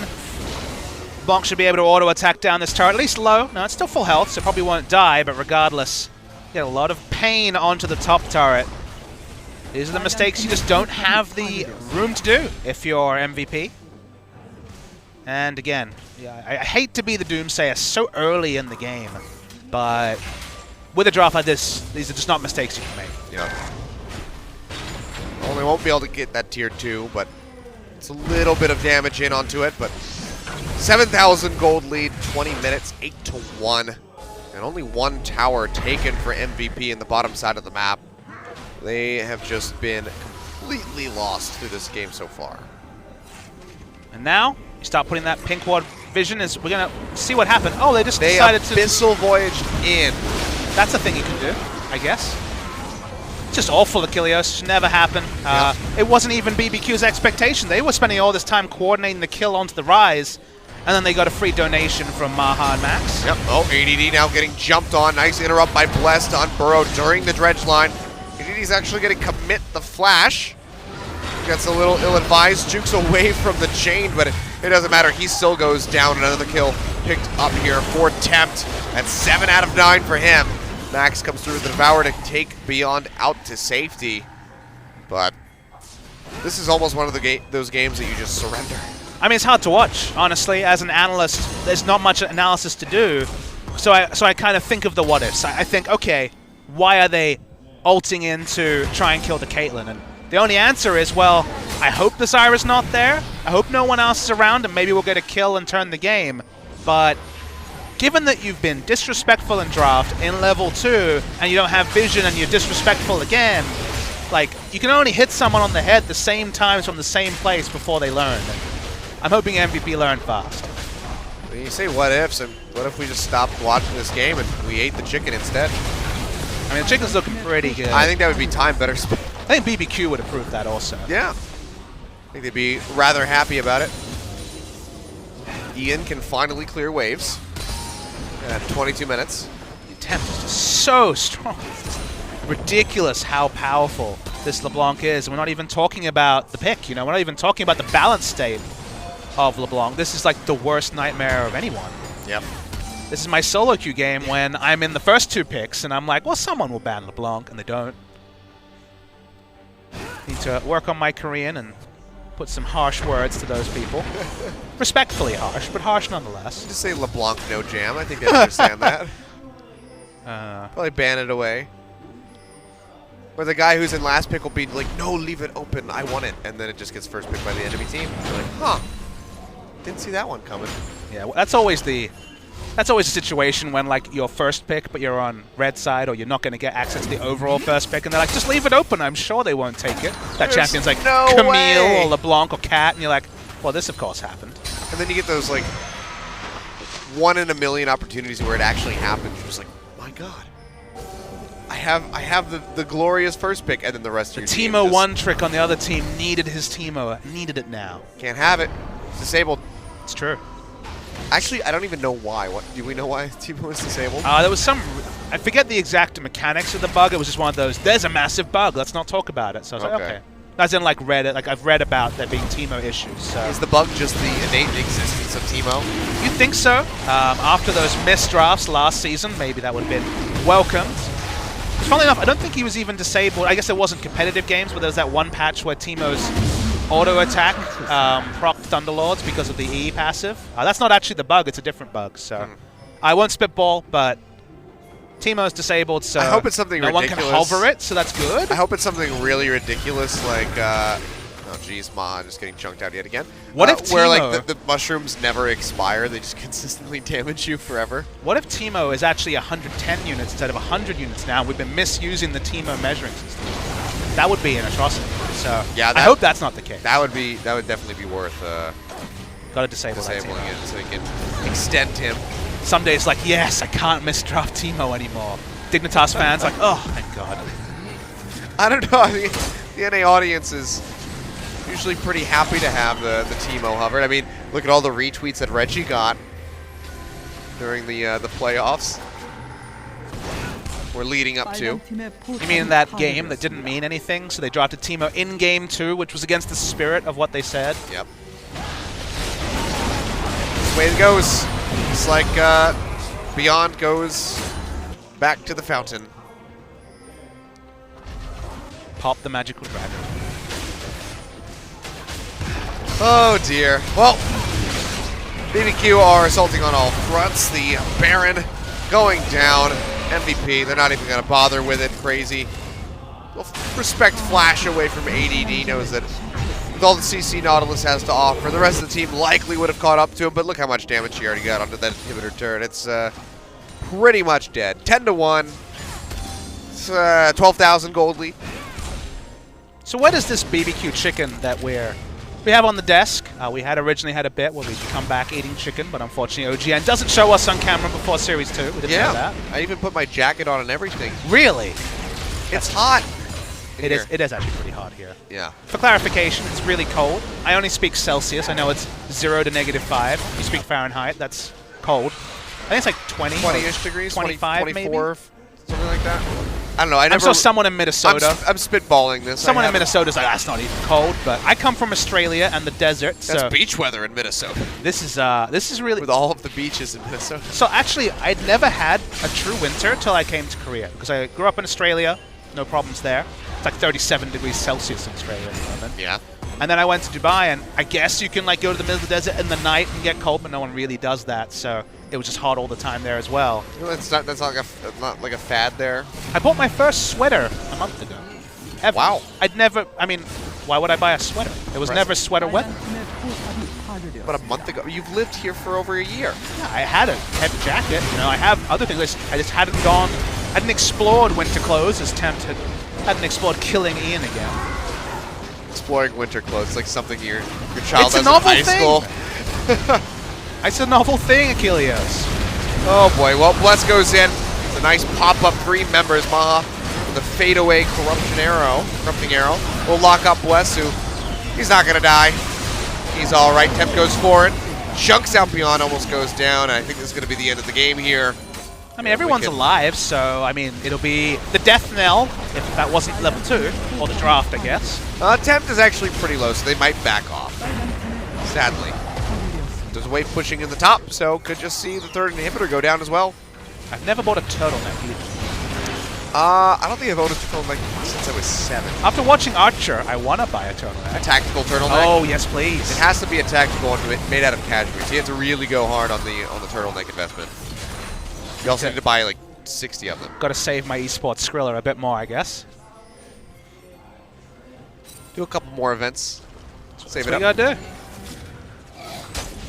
But oh dear, MVP.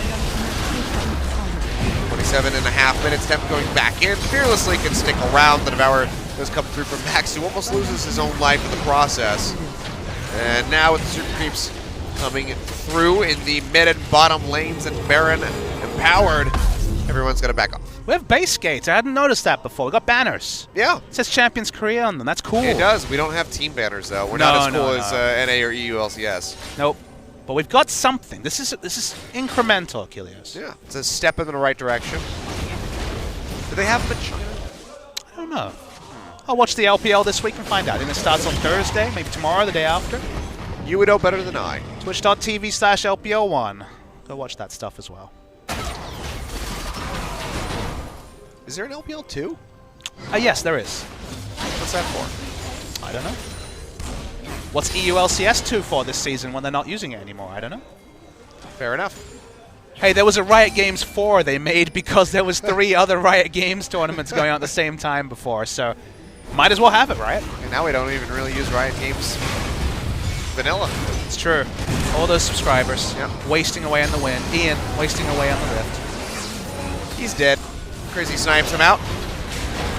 And BBQ just looking to deal the killing blow. Totoro will get locked up. It's a little bit of damage, so the Yelp won't pop anybody up. But BBQ will finally be shredding down the Nexus turret's ADD. Massive shield from Courage comes up. Try to fight this last-ditch effort, but to no avail. Beyond goes down. That's going to be Ian dying yet again. And the game ending, so BBQ will be taking us to a third and final game. And MVP really need to reassess their life choices when it comes to the draft, because that was pretty bad. This is definitely one of those games where you just throw it out, you're just like, well, that happened, all right, let's focus on game 3. They did not learn anything from this. It's a VOD that you could ignore. Really awful in every way. The draft was terrible. It didn't make sense. The last pick actually went away against what they need. If you have weak lanes, make a playmaking jungler and maybe you can get ahead, or make a farming jungler to seed the early game. They went for a farming jungler and went for a level 2 fight and had a 2-0 LeBlanc that should never have got through bans anyway. So often LCK you watch to learn how to do things. Now you have a VOD of how to not do things. Yeah. I think banning the Elise, the second ban by MVP, ill-advised. Could have been something that came out later. LeBlanc making it through should just never happen. And MVP, they really did pay the price for that. BBQ Elvers coming up with that win, so tying it up 1-1. We will have a third game to determine our winner. Well, BBQ, honestly, it's a best of 1 now. They were granted that win. It's very easy. Now it's going to be a really interesting one. So we see the MVP from Game 1 and BBQ also on form. I think we could learn a lot from Game 3 about where their seasons will go. But this one was a wash. Sure. And MVP, we'll see what they want to do. For Maha in the bottom lane, banned away Ashe and Jin. Took the Varus very early on in the draft. And it just never really got on its feet. So a lot of questions for the team. I'm sure they'll be working that out in the break. We're going to go to 1. When we come back, we'll have our third and final game of the night. We'll see who will be our victor, MVP or BBQ Olivers.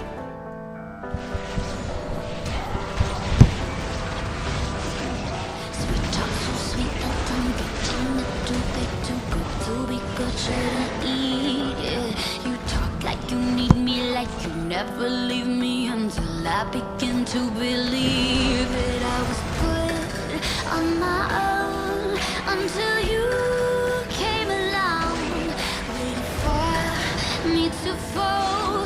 Now you're gone, baby, gone. If you don't mean it, don't you say it. If you don't feel it, don't you fake it. If it's a lie, baby, don't say it's true.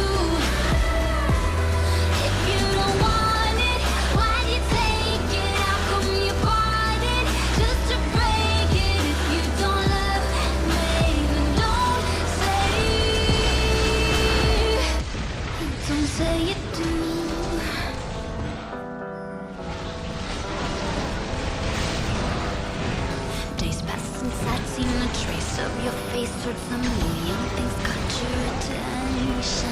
How they just be honest? You said that you promised. My disbelief lost its suspense.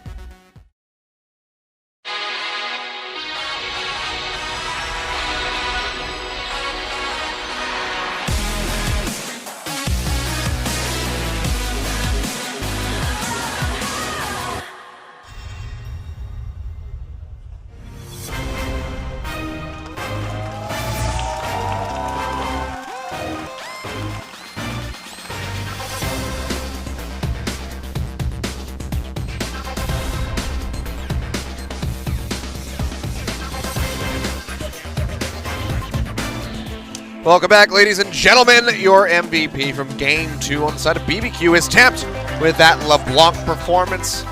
Not very shocking, 10-0-2 in the end, 86% kill contribution. I mean, we're going to see the highlight reel, and honestly, it's pretty disgusting. I mean, I gave my vote to the MVP coach, but apparently they wouldn't let me do that, so I guess it had to be someone on the BBQ Olivers. MVP could have just been all of MVP. Yeah, I mean, the draft set them up for this, but the moment they kind of cemented their own fate, getting greedy for a kill with the texture of their draft is an auto attack that went a weird way wasn't even the distortion, I thought, that got the double kill. But I mean, after that happened, I mean, you said it best. There's just nothing you could do. The game was basically over. And these aren't hype clips, because if you could show items, it'd be Tempt on the most embarrassment of riches you could ever ask for. This is one of those situations where, because you see a lot on Reddit when somebody posts like, "Oh, look at this insane outplay." It's like, well, yeah, because the guy's like 12, 2, and it's like 11, and it's like, it's one of those ones where, yeah, it's pretty much that. You can actually make that judgment and be like, it's not that impressive because of this.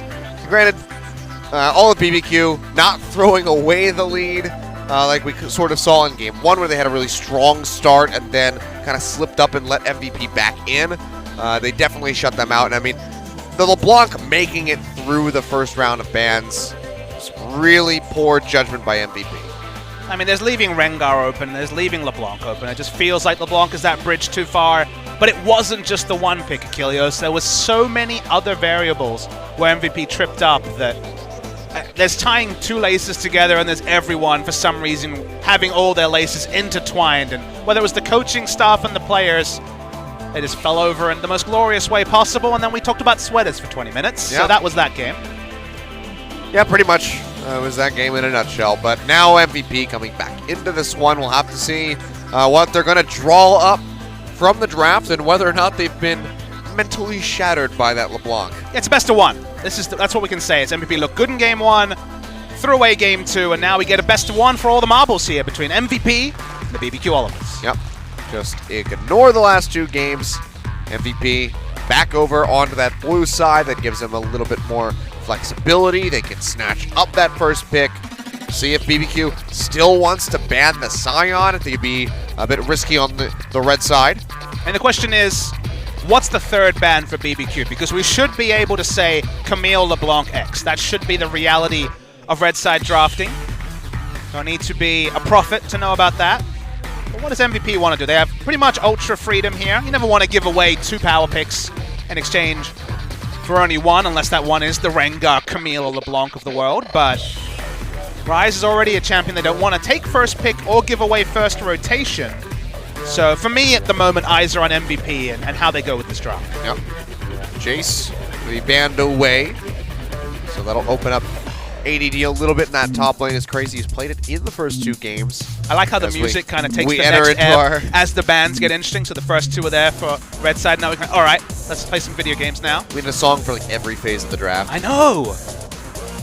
So OGN have actually, you can't see it unless you go into a wide shot, but we actually have 5 monitors to the left and right for each team. So basically the bans are now shown and really clear to the fans all throughout the game, which is pretty cool. Zyra's the last ban here for MVP. Zyra's been a must draft in the first round. This is basically the OP3 taken out. So where do the picks come next? Because Kha'Zix, for example, has come through. That's been an early draft. Malzahar support has been an early pick as well. I mean, maybe not this early, but I mean, yeah, that too, but maybe not this early in the draft. But okay, I was gonna say Syndra's available, but gonna go for the Jin yet again for Maha. And you might be surprised that I don't mention Syndra in the same breath as some of those other picks. The Syndra priority has gone down a lot. Like, Syndra is still getting drafted. She usually is picked up by a team, but we're seeing last pick Syndras, which have been, it's not a thing back in Worlds meta 6 months ago, and it doesn't necessarily feel like the balance changes. It feels like the game has changed around Syndra. She's still powerful, but more and more teams are controlling the Syndra in a way that, say, for example, Longzhu tried to control the Camille and desperately failed on yesterday.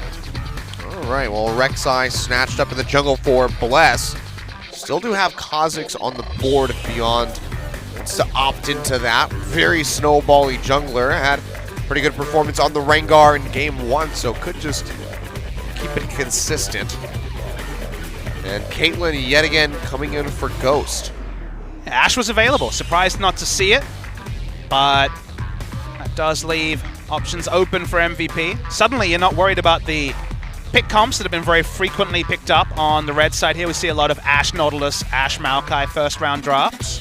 Kha'Zix is locked in for MVP, so they're going to be the team that goes for that true pick comp. Probably going to see a support here, unless they're going to go for a very risky support. We usually do see bot lane and jungle taking the first rotation. Only support banned away is the Zyra. Okay. But Maokai and Kha'Zix are such a strong duo, whether it's a great lane for Kha'Zix to gank even pre-6 because of the targeted initiation, or just Maokai standing next to Baron, soaking all the damage while Kha'Zix takes it down quickly.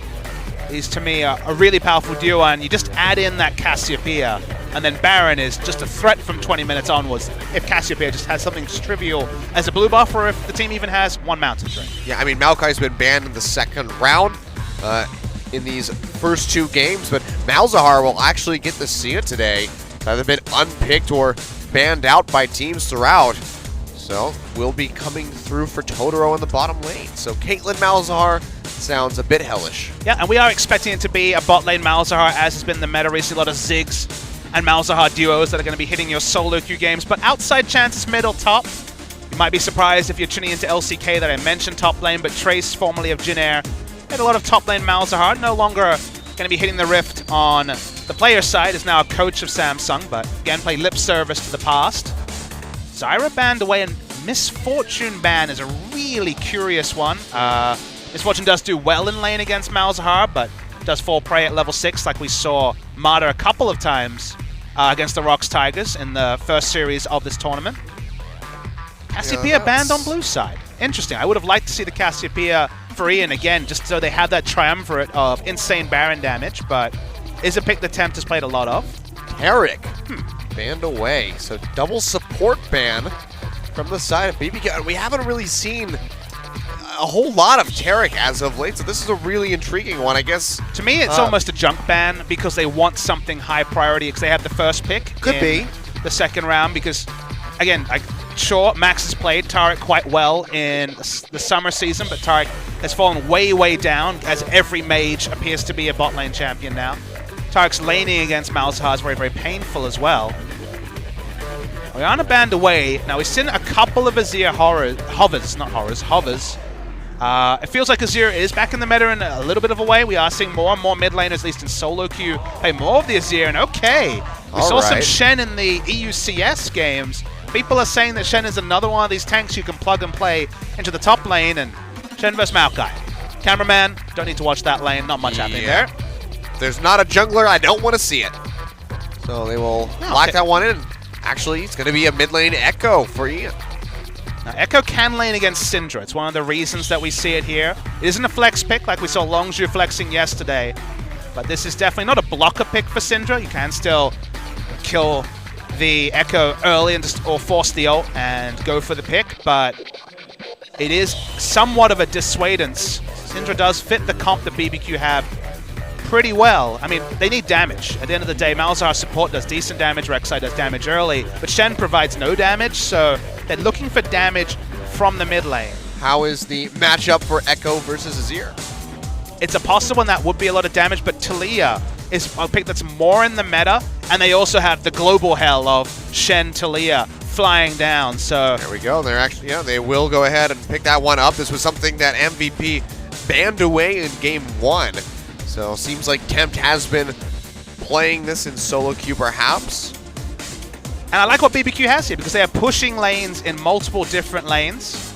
We'll go over the draft in all its glory in just a moment, but I think there's some real interesting stuff going on the side of BBQ. Not that MVP have made the same sort of slip-ups. This draft makes a whole lot more sense. There's actually stuff to like on both sides, so thankfully the horrors of Game 2 can be put to past. Not much action in the top, but Shen Taliyah is a fun global combo that could lead to some really nice playmaking from BBQ. Yeah, it's going to be a lot of pressure on ADD to be able to follow up very quickly with these teleports because obviously Crazy has that stand united.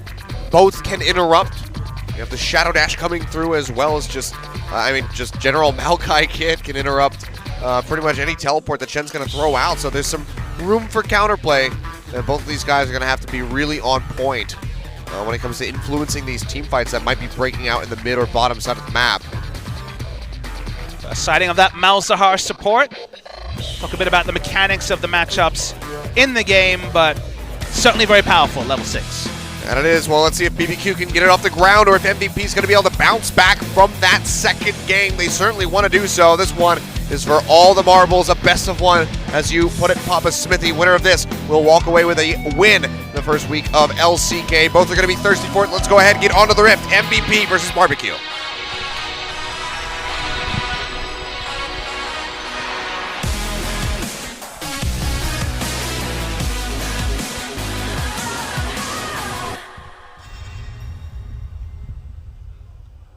I keep saying BBQ. It's BBQ. Gotta hammer that one into my head. BBQ on the mind, I guess, Achilles. Yeah, I mean... We are in Korea. Could go for some barbecue. If people are wondering, they don't call it Korean barbecue in Korea. That'd be redundant. So just actually, barbecue. It is just barbecue, but it's actually a little bit more nuanced than that. It's almost like the type of meat barbecue. So samgyeopsal is pork belly, which is the most popular barbecue. So they'll say samgyeopsal barbecue. Yeah. Rather than you have beef barbecue restaurants.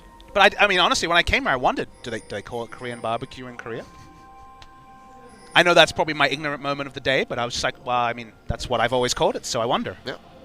And then we just have nice American barbecue places as well. Interesting keystones here on the junglers. Bless has gone for something I'm seeing more and more of. We saw it yesterday, I believe. The fervor of battle, Rek'Sai. Basically, the idea there is that you get in with Tiamat and really kind of do a lot of damage early with the way that specifically the Rek'Sai works in terms of early trades and the buffs that are mostly there for melee champions on the Fervor of Battle. The other side is Beyond, who's gone for... Storm Raider Surge? Yeah, I mean, I remembered the Martian name, but I was kind of coming up with an adjective to describe it. It's a greedy choice. Thunderlords is the more common one, just because more burst and that extra 30 damage might be the difference between a kill and a reset or nothing.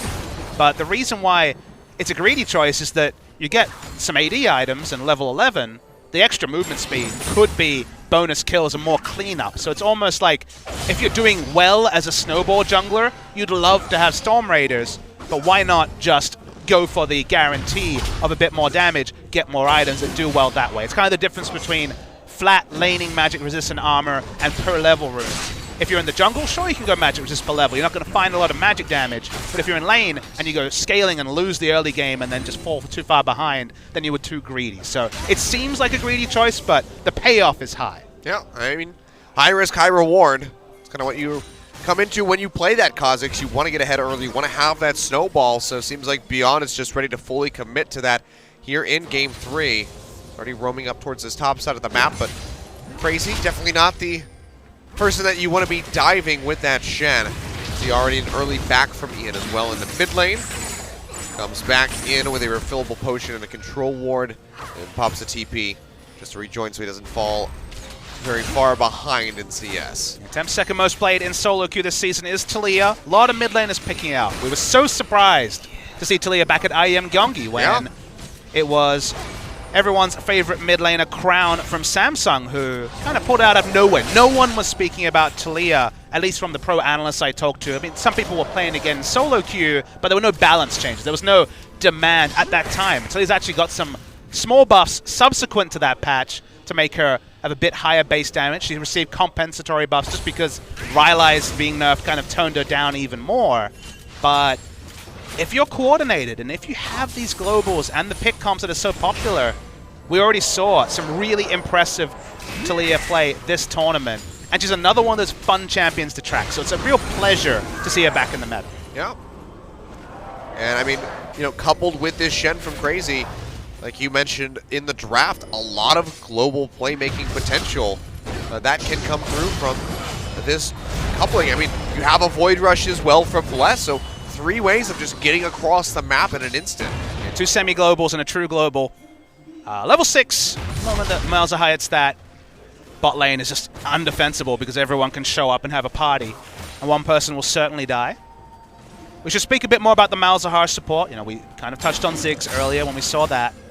The big story with Malzahar is that if you see a Malzahar support locked, you can't pick melee support into it. if you pick a melee support, the big change, or the big reality when you face these W max Malzahars, which is now the common max, some people will go E, but in general it's W, is that because the Voidlings multiply, if they hit an opponent in the first 1.5 seconds, i.e. if you just get on top of a melee champion and pop 2 Voidlings out, suddenly there's 6 and you take 700 damage randomly. Like, you just take insane damage from the Malzahar. So, although bot lane was already ranged mages, it's necessitated when you see a Malzahar. Laning pre-6, no true CC, so only a silence, so not much to scare there. So Malzahar honestly just kind of fighters to deceive in the early levels. You know, has the passive to get out of danger, but then level 6 onwards really can take over a lane with the ultimate and is a member of big burst combos. So the laning phase pre-6, nothing wonderful, but level 6 onwards, happy times for Malzahar. Yep. Same could be said here for Crazy, as he's just going to be farming up in that top lane, trading back and forth fairly evenly. We see ADD opting into the double Doran's ring start, so wants to get a little bit of damage in. They have that mana sustain up in the top lane, but again, just going to be a wet noodle fight up there. So won't really be checking in on them until it comes to those big teleport plays. The Stand United coming through from Crazy as we move forward in the game. So far, it's been not so much action, but little trades back and forth, just inching ahead in CS. As we can see in that bottom lane, Ghost currently coasting out ahead of Maha. Not too much to say. The thing about the texture of this draft, specifically from BBQ, is that the action happens around bot lane from the other lanes rotating. You know, the big Weaver's Wall from the Taliyah, Shen making an ult play, and you need the lockdown of the Malzahar ult. So basically BBQ's farming it out till level 6 from Totoro, and then we'll see some action. And for now, MVP's just happy to farm, because even Kha'Zix, much more relevant at 6, and then kind of hits a new gear at 11 especially. Yep. Well, Ghost coming back into lane. It's going to be quite happy, has that BF sword ready to go with his boots. Will actually be matched by Maha. This is fun. So not going to be seeing that Youmuu's Ghostblade coming out. Crazy's going for this build. I think Someday was the first to show us the Tiamat Titanic Hydra rush on Shen. Shen does get heavily outpushed by Maokai because his EQ has such a high base damage and no reduced damage to minions that it was Someday that showed us that just go Tiamat. Offensive choice, not the Balmy Cinder. It's faster wave clear. It helps you with your all-in trades as well. And sure, it's not going to be killing Maokai, but you're not feeling any pressure from Maokai, so why not go the more offensive build? Oh boy, Bless trying to get rid of this blue buff, take this away. Beyond does arrive in time to perhaps contest it, but the Smite War will be won by the Rek'Sai. Hook comes through, Shen coming in with a Stand United, will keep alive. Weaver's Wall coming down from Tempt, and that's going to be the first blood picked up by him as Beyond goes down. ADD now nowhere to run, really. Can't get over the wall, doesn't have a flash. He will fall. That's a kill picked up for Bless. Nice little cheeky play by Ian to at least fire back, put one on the board for MVP. But 2 kills picked up for BBQ, and that's going to be a 1.2k gold lead going over to them. And it's just kind of echoes the mistakes that MVP were making in the previous game. You look at this, and yes, there is an echo involved. I know you're enjoying it. Thank you, Achilleos. But the reason why I say that is BBQ are always going to react first. They have Shen Taliyah. Doesn't matter if Echo has the right idea, won't be able to close the gap and get there. BBQ get there first, they get the steal, they get the extras. MVP could have just given away a blue buff, and it wouldn't have been the biggest problem. Instead, they go for broke in a time when they shouldn't. I mean, going for the smite, perfectly fine, sure. But as soon as you lose out on that one, following up with the hook from Max, just overzealous. And this is one of those ones where they're like, I wish the hook missed. Because if the hook misses, everyone backs away. But instead, you know, Ian can't even get over the wall. He doesn't want to flash over the wall. He sees the members, he realizes it's not the percentage play to go in, even though he has ultimate. And look, he does actually get something from it. That was cute right at the end with his flash. There's a buff transfer in the end, I guess. We see Beyond parked to bot. Oh yeah, comes down, tries to get on top of Ghost. The Deadly Flourish doesn't connect. And that might just be the end of it. See the Nethergrass thrown out by Totoro, but all in all, not going to find a whole lot. They get the kill out of Maha, so still going to be quite nice for BBQ. You do see the dirty combo there as well, where Malzahar ults, and then you just put a trap under, and it arms in the 2.5 seconds of the Malzahar ult for guaranteed tons of damage. Yeah, I mean, there's just a lot of comboing you can do. Because, I mean, the trap will go off, you get the headshot, you can still even get the 90 caliber net out, so you get another headshot. If you time your auto attacks right, you get a third headshot, and by that point, they should very well be dead.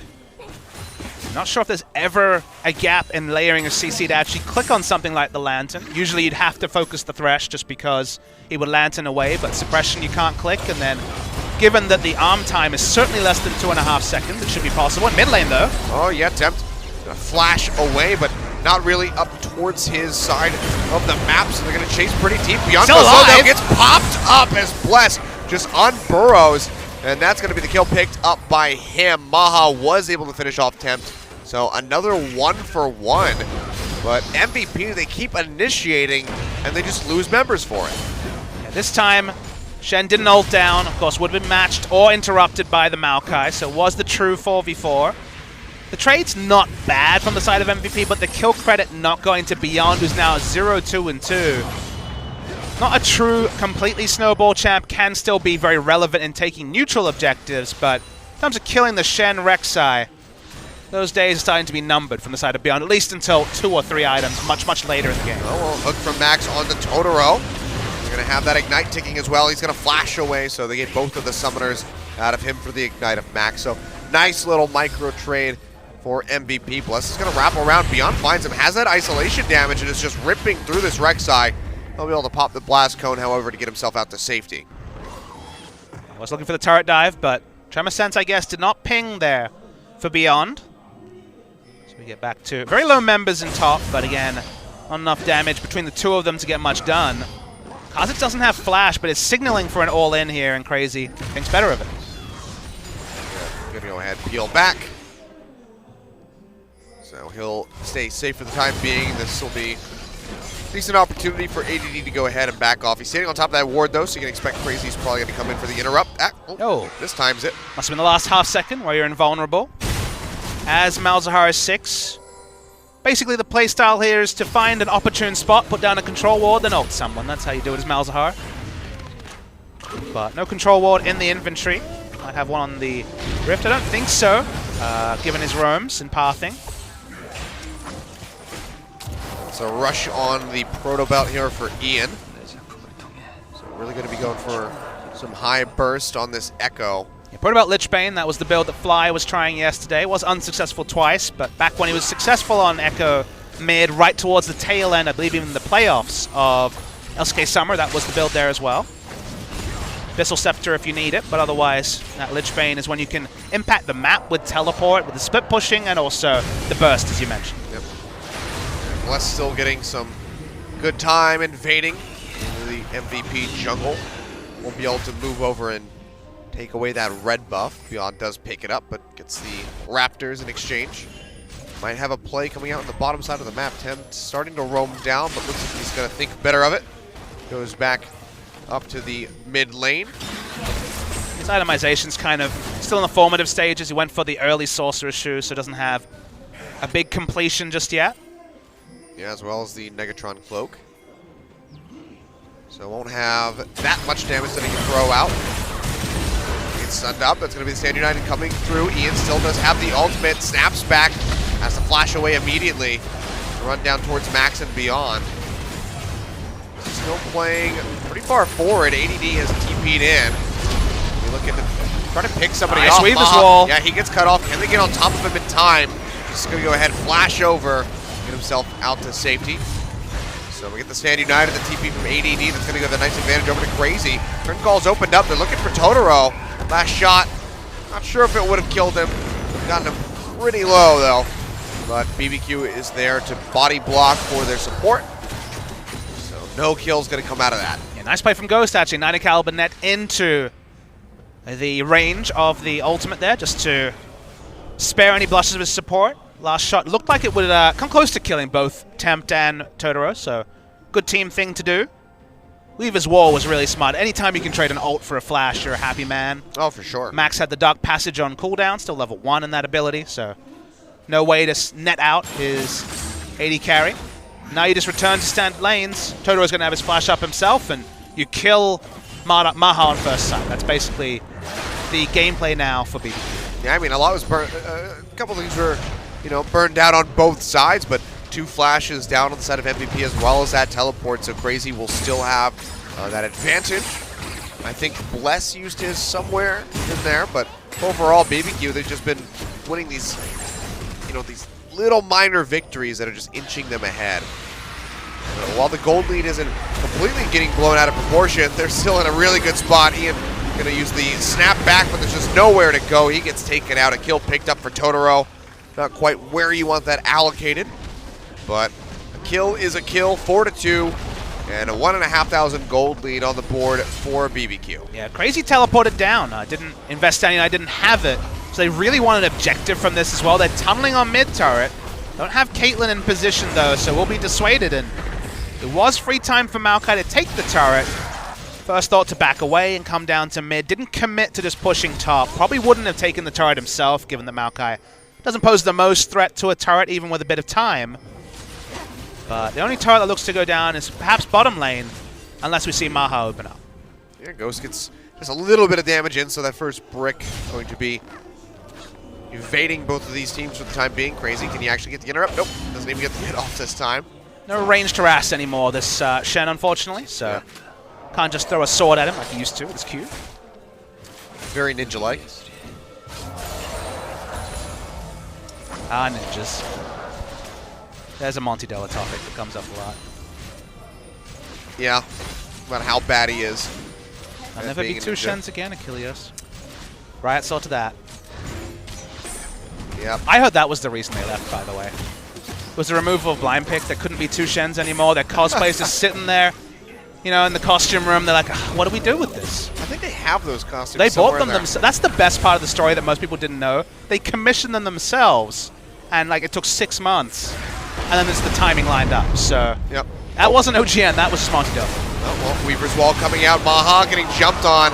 Had the Malefic Visions on him, and Totoro comes up with a kill. Ian, who had TP'd his way down, has to snap right back out of there. Back into the base, and now it looks like we might have that first brick coming through with 4 members of BBQ jumping onto this very low turret. MVP, they're not going to be able to stick around. Throw that ace in the hole just to really dissuade Beyond from coming in. And BBQ just really going to start snowballing this lead. 29.4 thousand to 25.6 of MVPs, and they're going to take a Mountain Drake on top of that if they can. Beyond could try to go in for the steal, but likely have to flash out. But looks like BBQ, they're going to think better of this. They go ahead, they peel back to see, all right, you know what? We don't want to get overzealous. We're going to go ahead, just take our wins that we got and step away. One small balance change I want to draw your attention to that was on display with the Drake take is that Malzahar's Voidlings no longer have that health pool, so they don't actually tank the neutral objectives like they used to be. Before it was like Elise, Spiderlings, and Malzahar. It's a free Baron because no one's taking any damage. Now that they're the 3-hit, they just kind of elapse on basically almost no time at all. So while in lane, Max W kill people is a thing, taking objectives for free, which was kind of bonkers, is no longer there. Yep. Parallel convergence, not quite going to walk into that one. Just alone for the moment down to this bottom lane. You can see Beyond wrapping around from the river. Looks like they really can afford to go for a dive, however. They don't have vision on many members of BBQ at the moment. And Stand United, not quite yet up, but will be fairly shortly. Still, flowing well for BBQ. All's definitely not lost for MVP. Big difference between the 2 teams. It's single tank versus duo tank. I guess you call Thresh an off tank, so it's 1.5 versus 2. But Shen and Rek'Sai are a very tanky front line, and Jin should never be able to channel ult just because there are so many different people that can interrupt it. Now, to actually do that, the mechanics are a bit tricky. Shouldn't be in Flash Taunt range, shouldn't really be in Rek'Sai tunnel range, but the Weaver's Wall is enough to interrupt most of the time, so we will see. We're waiting for Temp to make the really big plays. We saw some excellent Talia play from Fly again in that series against Samsung, but so far it's been pretty much business as usual for Temp. Speaking of Temps, yeah, Ian going in, trying to get some damage in onto the Talia, but the Stand United comes out from Crazy. And he'll keep Tempt fairly healthy for the time being, but he did pop the Ghost. So Summoner Spell and an ultimate. Traded out for the ultimate of the Echo. Max is roaming around. Not going to get found out though by Totoro and Bless. But Ghost, he's got this push going on in the bottom lane. Bless joining him. They might be able to just knock down this tier 2. Silence coming through onto Max. Ian dashing forward, trying to get the stun with the parallel convergence. Can't find it. Nice 90 caliber net by Ghost to jump back. He will be able to finish off the turret. Meanwhile, Tempt in a bad spot. Flashes forward. One more bullet will do it. There we go. But actually, Pion taking it away with the taste there of fear.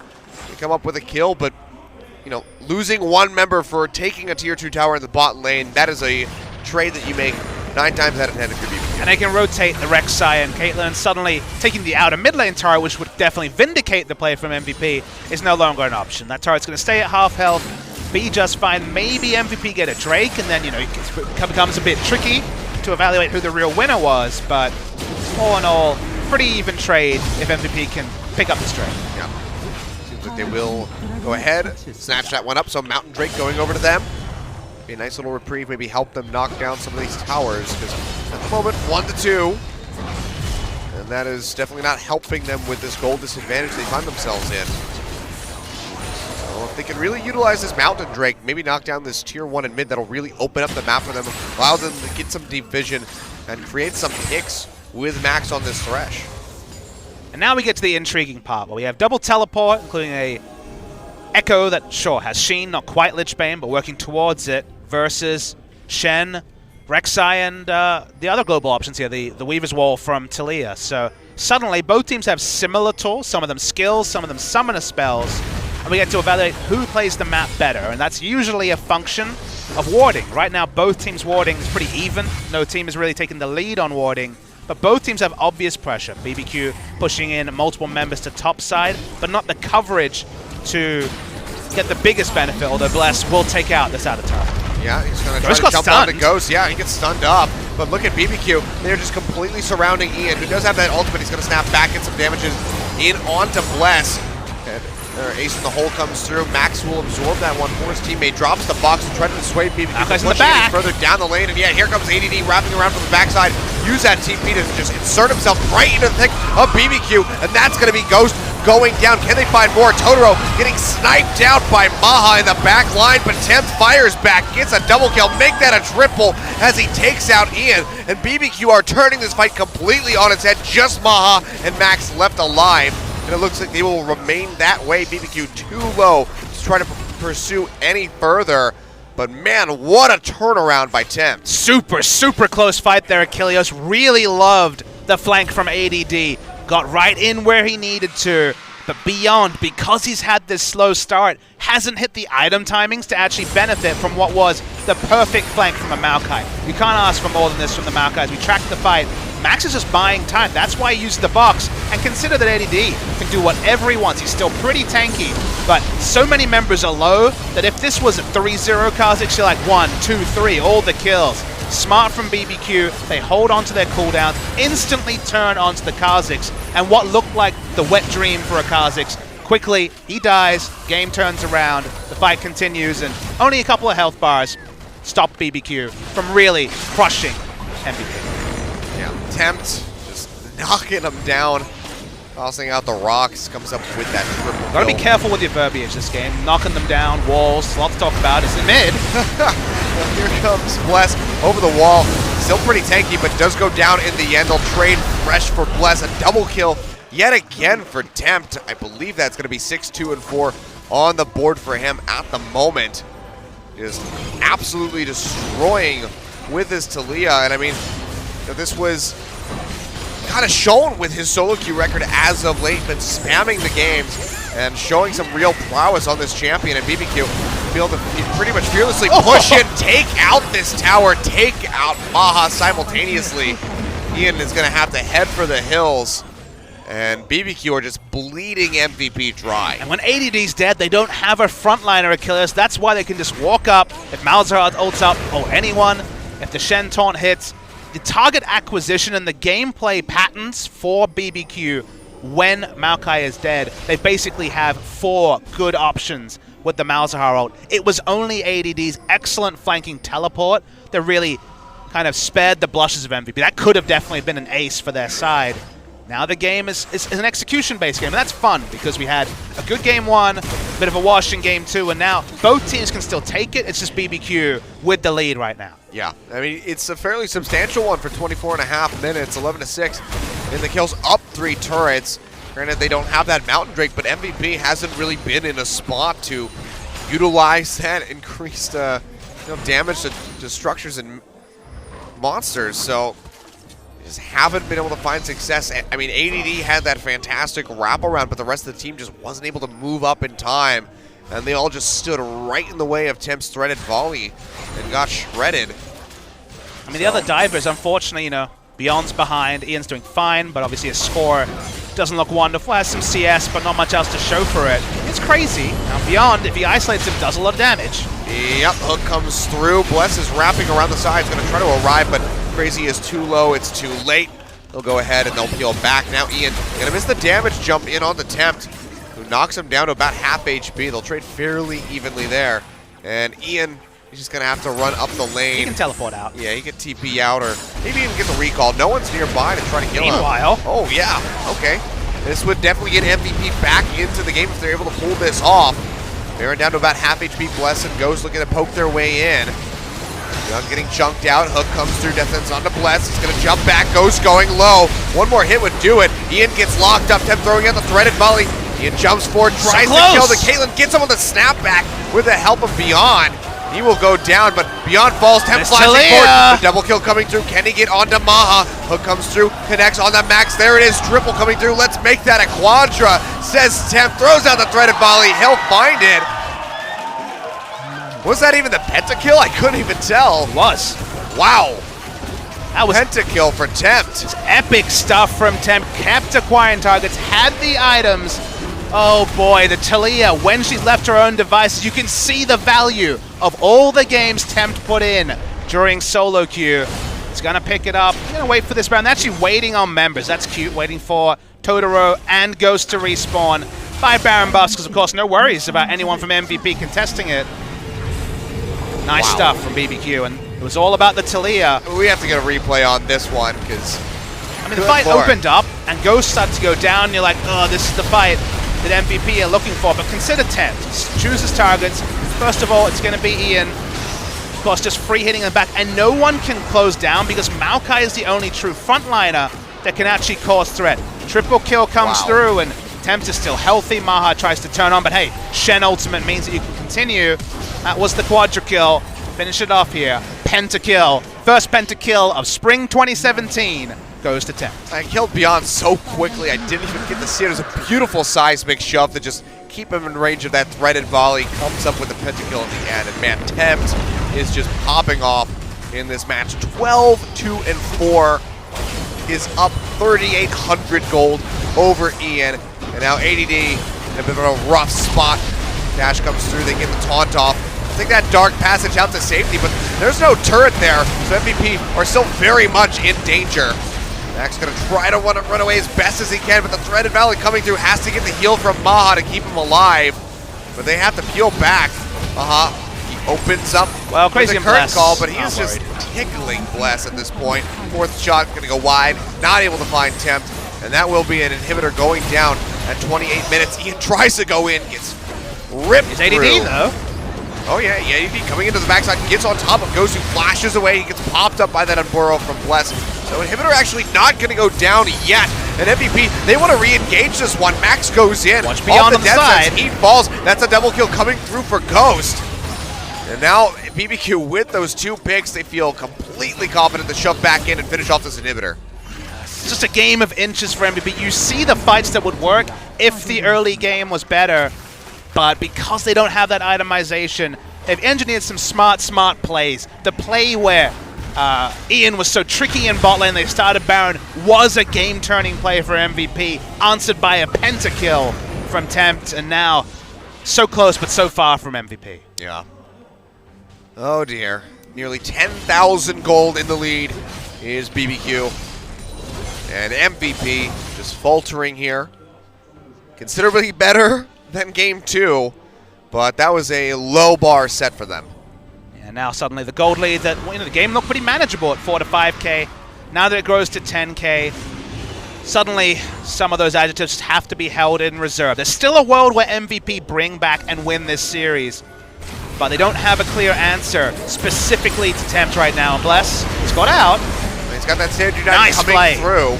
Really nice play indeed, but not enough to get the kill. Crazy coming in, and the rest of BBQ is on the way. Weaver's wall coming through from Tempt, gonna throw it out. Bless won't die. Cut them off. Bless still not dead, and with Tempt arriving, he immediately takes out Max. And that is going to be enough to send MVP running back towards the base. BBQ with the wave crashing into the top lane. Just going to have to set their eyes on one of the few remaining tier 2 towers here for MVP.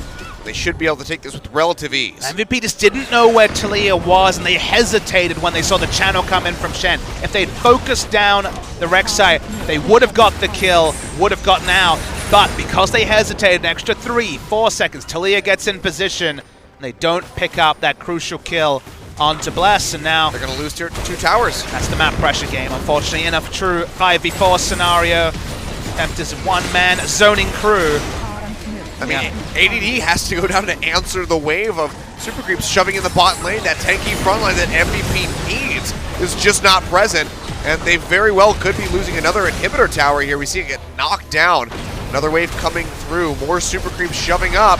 Oh, Beyond goes low. He's able to jump back through that base gate in time, but the tower has gone down. Another inhibitor exposed, and MVP. This looks like this is going to be the end of the line for them in this series. We'll see if this is the push. Probably smart to back away and just continue the tutorial victory here for BBQ. Talia wall just to move people away from this turret, honestly. They're just zoning for that. Not looking for a pick, just looking for a third inhibitor turret. So few teams can come back from a scenario like this, and it doesn't seem like MVP have the tools to do so. Yeah, I mean, Ian, even with the parallel conversion shield, the snapback from the ultimate to heal him up, he's just so scared to go into BBQ, because if he just gets Nethergrass, he's gone. One round of threaded volley is doing a third to a half the health of Beyond, who even has some magic resist in the form of the Merc Treads and the QSS. That's how far ahead this Talia is. Just one completion, probably a Void Staff short of 6-item Talia at 31 minutes. Well, I mean, you talked about the whispers of this team in their scrims. Tempt in solo queue with this champion. And it's all coming to fruition right here in Game 3. BBQ on the cusp of closing out this series 2-1 over MVP. And the cool thing is that, Game 1 and Game 2, they drafted pretty similarly. They went for this poke comp, got ahead in Game 1, couldn't convert it. Got ahead in Game 2, easily converted it. This is something different from BBQ. This is much more of a pick comp. They had the Shen, Talia, and Malzahar trio to start up those picks, and they're playing it cleanly. They haven't made any obvious mistakes. They've profited on some high-risk plays from MVP that weren't necessarily bad, but just didn't come to fruition, maybe because of the slower start, specifically for Beyond and Ian. This will be the third time we've seen Echo mid in a couple of series, and so far it's struggled. We just haven't seen maximum impact from either Ian or from Fly in the last 2 days. Yeah, I mean, this is just solid, measured play coming through from BBQ. Game 2 was basically handed to them on a silver platter. Yep. But this is truly a victory, as I think we can pretty confidently say it here as they get ready to shove in. That they have earned. ADD getting that Nethergrass coming through does get a bit of a heal off that redemption, so he'll stay alive for the time being. Stand United, used by Crazy just to help this team healthy and alive.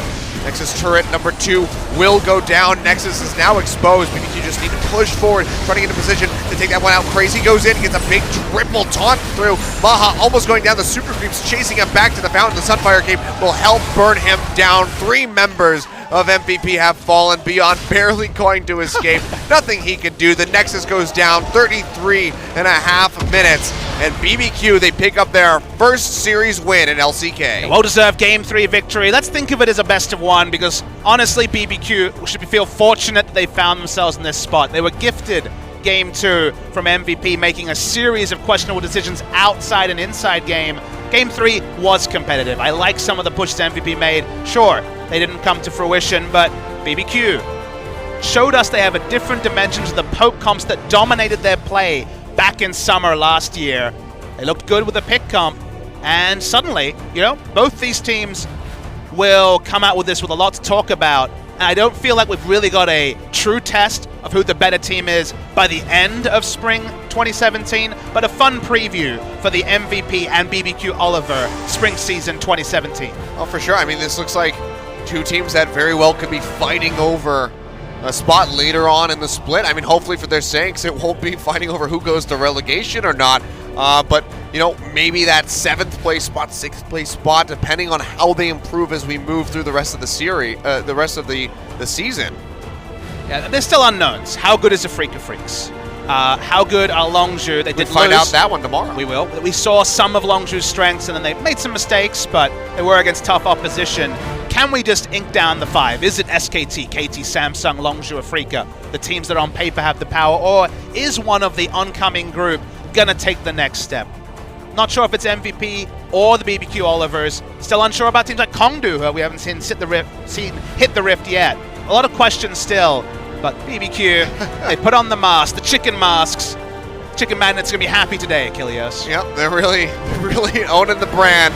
So gotta respect them for that. See the coach is laughing in the booth as well. But I mean, man, what a day! Quite the long day, Papa Smithy. Because even with SK Telecom's dominating performance in our first series, with still about 40-minute matches that we had right there, a couple faster ones from BBQ, but on the whole, I think we've been at the studio for about 9.5 hours now. Had an early call. It's first day. We got to see some cool AR. And we get to see a little bit more of it as we crown our MVP. Who else would it be? It's Tempt coming in. Oh, look at that kill contribution. He was just a kill short of 100% kill participation. And hey, a lazy pentakill as well. I mean, it was absolutely filthy. 15, 3, and 7. So a third of his kills came from that pentakill. And this is just going to be a highlight reel of Talia. Perfectly placed Weaver's walls every single time. And this is the reality of Talia. Finally back in the meta. Sure, she doesn't have the shove that she had at level 1, level 2. The roaming now needs to be more calculated, but if you put in the time, and Tempt has put in the time, there are a couple of mid laners in LCK that have really been focusing on this Talia after seeing the heroics that Crown was able to put in at IEM. When you're on call, when the communication is there, you need to make the globals work, just like you need to do with the TF Destinies. Perfect. But Stand United comes in right as he's riding the wall in. You can't ask for more.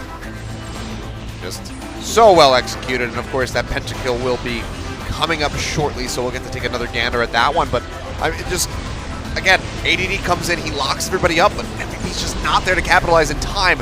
If you look right here, everybody will just walk right in to this threaded volley.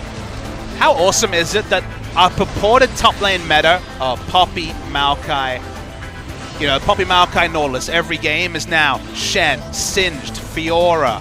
We see so much different stuff. Rumble bans, there will be Rumble play. Sion. Marin and Smeb are both here now. As you say, Sion saw play just recently as today. It's not just the courage abusers. People are putting out different champions. The 10 bans opening up really fun laning matchups that just wouldn't have been around in the past now. So, but it's a riot. Really enjoying what the 10 ban system is doing. It's reinvigorating what was already a really good game. Oh, for sure. I mean, of course, we got that special treat that Zig's bot lane as well as Katarina. But let's go ahead. We have our double MVP. It's Temp, so we'll throw it over to Joel for the translation. Thank you very much, guys. We are here with another MVP interview, and we are here with BBQ Oliver's Tempt, who has the MVP for both games today.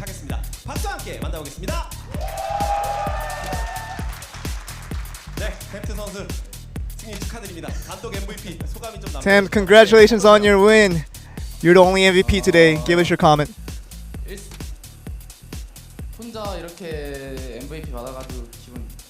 Being here alone feels great. Aren't you really happy today? You don't seem like it. You even had a chance to play in LeBlanc, and you really had a chance to get a pentakill today that nobody else has for this season. Yeah, fortunately, I was able to grow at a very fast pace, so I was pretty lucky. Were you screaming when you were about to get the pentakill? Yeah, I told my teammates to give it up to me. Let's look at that video of the pentakill. And let's look at some of the highlights.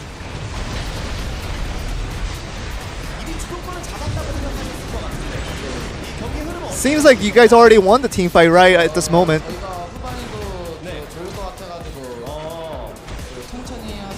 Our team composition was really about the late game, which we felt pretty safe about. So we tried to play it safe and slow in the beginning.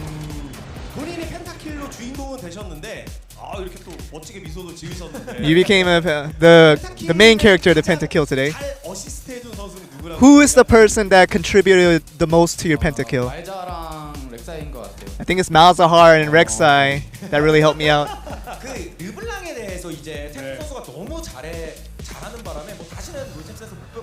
It seems that you play LeBlanc so well today that no one's gonna let it get past through the Pickman phase in the LCK again. Yeah, I think LeBlanc is just one of those champions that you just can't let get through the ban pick phase.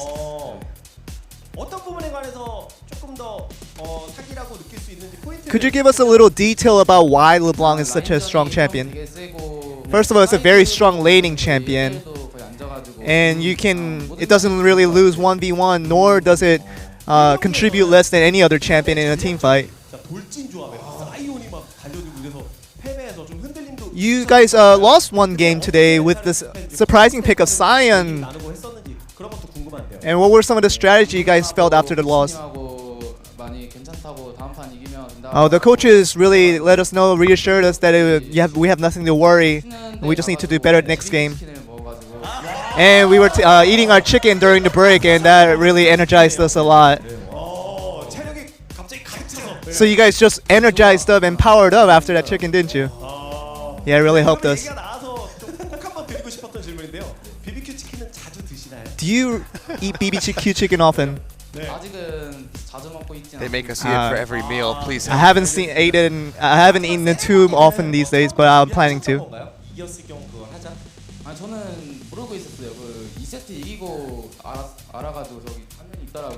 After winning the second set, I didn't know they were gonna give out the chicken, but they told us right afterwards. But we decided to wear those little chicken masks as a ceremony. I think it was a very feel-good comeback win today, and you have a lot of fans here cheering you on and cheering in your team on. Can you give us? Can you give them your word of appreciation for them? Thank you to all the fans for coming out and cheering for us. I think the interview is very, very calm, but when he starts gaming, when he starts playing the game, he just becomes really hyper. So that is the end of the interview. Back over to you guys. Thank you very much, Joel, for the translation. So, yeah, I mean, no, it's good on the coach saying, you don't have to worry about that Sion. We're just going to take it off the table. We'll be playing, over on the blue side, so we got some looseness with our pick and ban, and they end up coming out on top. So it's a recap of the match. MVP was able to walk away with Game 1 with that Sion pick, but BBQ Oliver's coming in with those wins in Game 2 and 3. Pretty crushing, honestly, in both.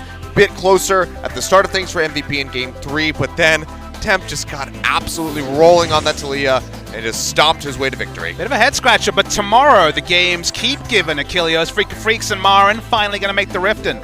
That's a spicy one against Samsung in the first game of the day, and then our first sighting of Kongdu Monster as well, as the Rocks Tigers had a tough ask against KT. Kongdu Monster's beatable, but I like the Kongdu that we saw at IEM, and I think they can continue to take the next step, so should be a very competitive second series. Yeah, for sure. I mean, Rocks Tigers, they did look like they were holding their own against KT at the start of that match, but it kind of fell apart by the end of it, so Kongdu should give them a run for their money. Then BBQ Olivers, who just picked up a win. Speaking of KT Rolster, they'll be taking them on Saturday, and then we get Longzhu versus Jin Air, who looked surprisingly strong against SKT just earlier today. I mean, Longzhu will want that to be one-sided. They don't want that to be a competitive game because they want to be upper echelon, and Jin Air expected to be around the middle.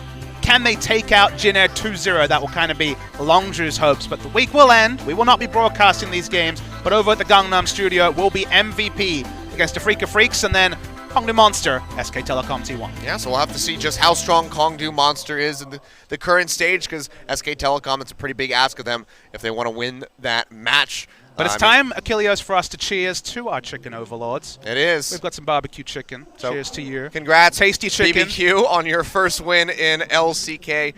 May the rest of your stay be fruitful and delicious Crunchy like goodness. this chicken. So that's going to close it out for us, guys. We will see you tomorrow for more LCK action. We'll get a nice look at a freak of freaks, so definitely tune in for that. Should be one hell of a matchup. So from myself, from Papa Smithy, good night, and we'll see you tomorrow.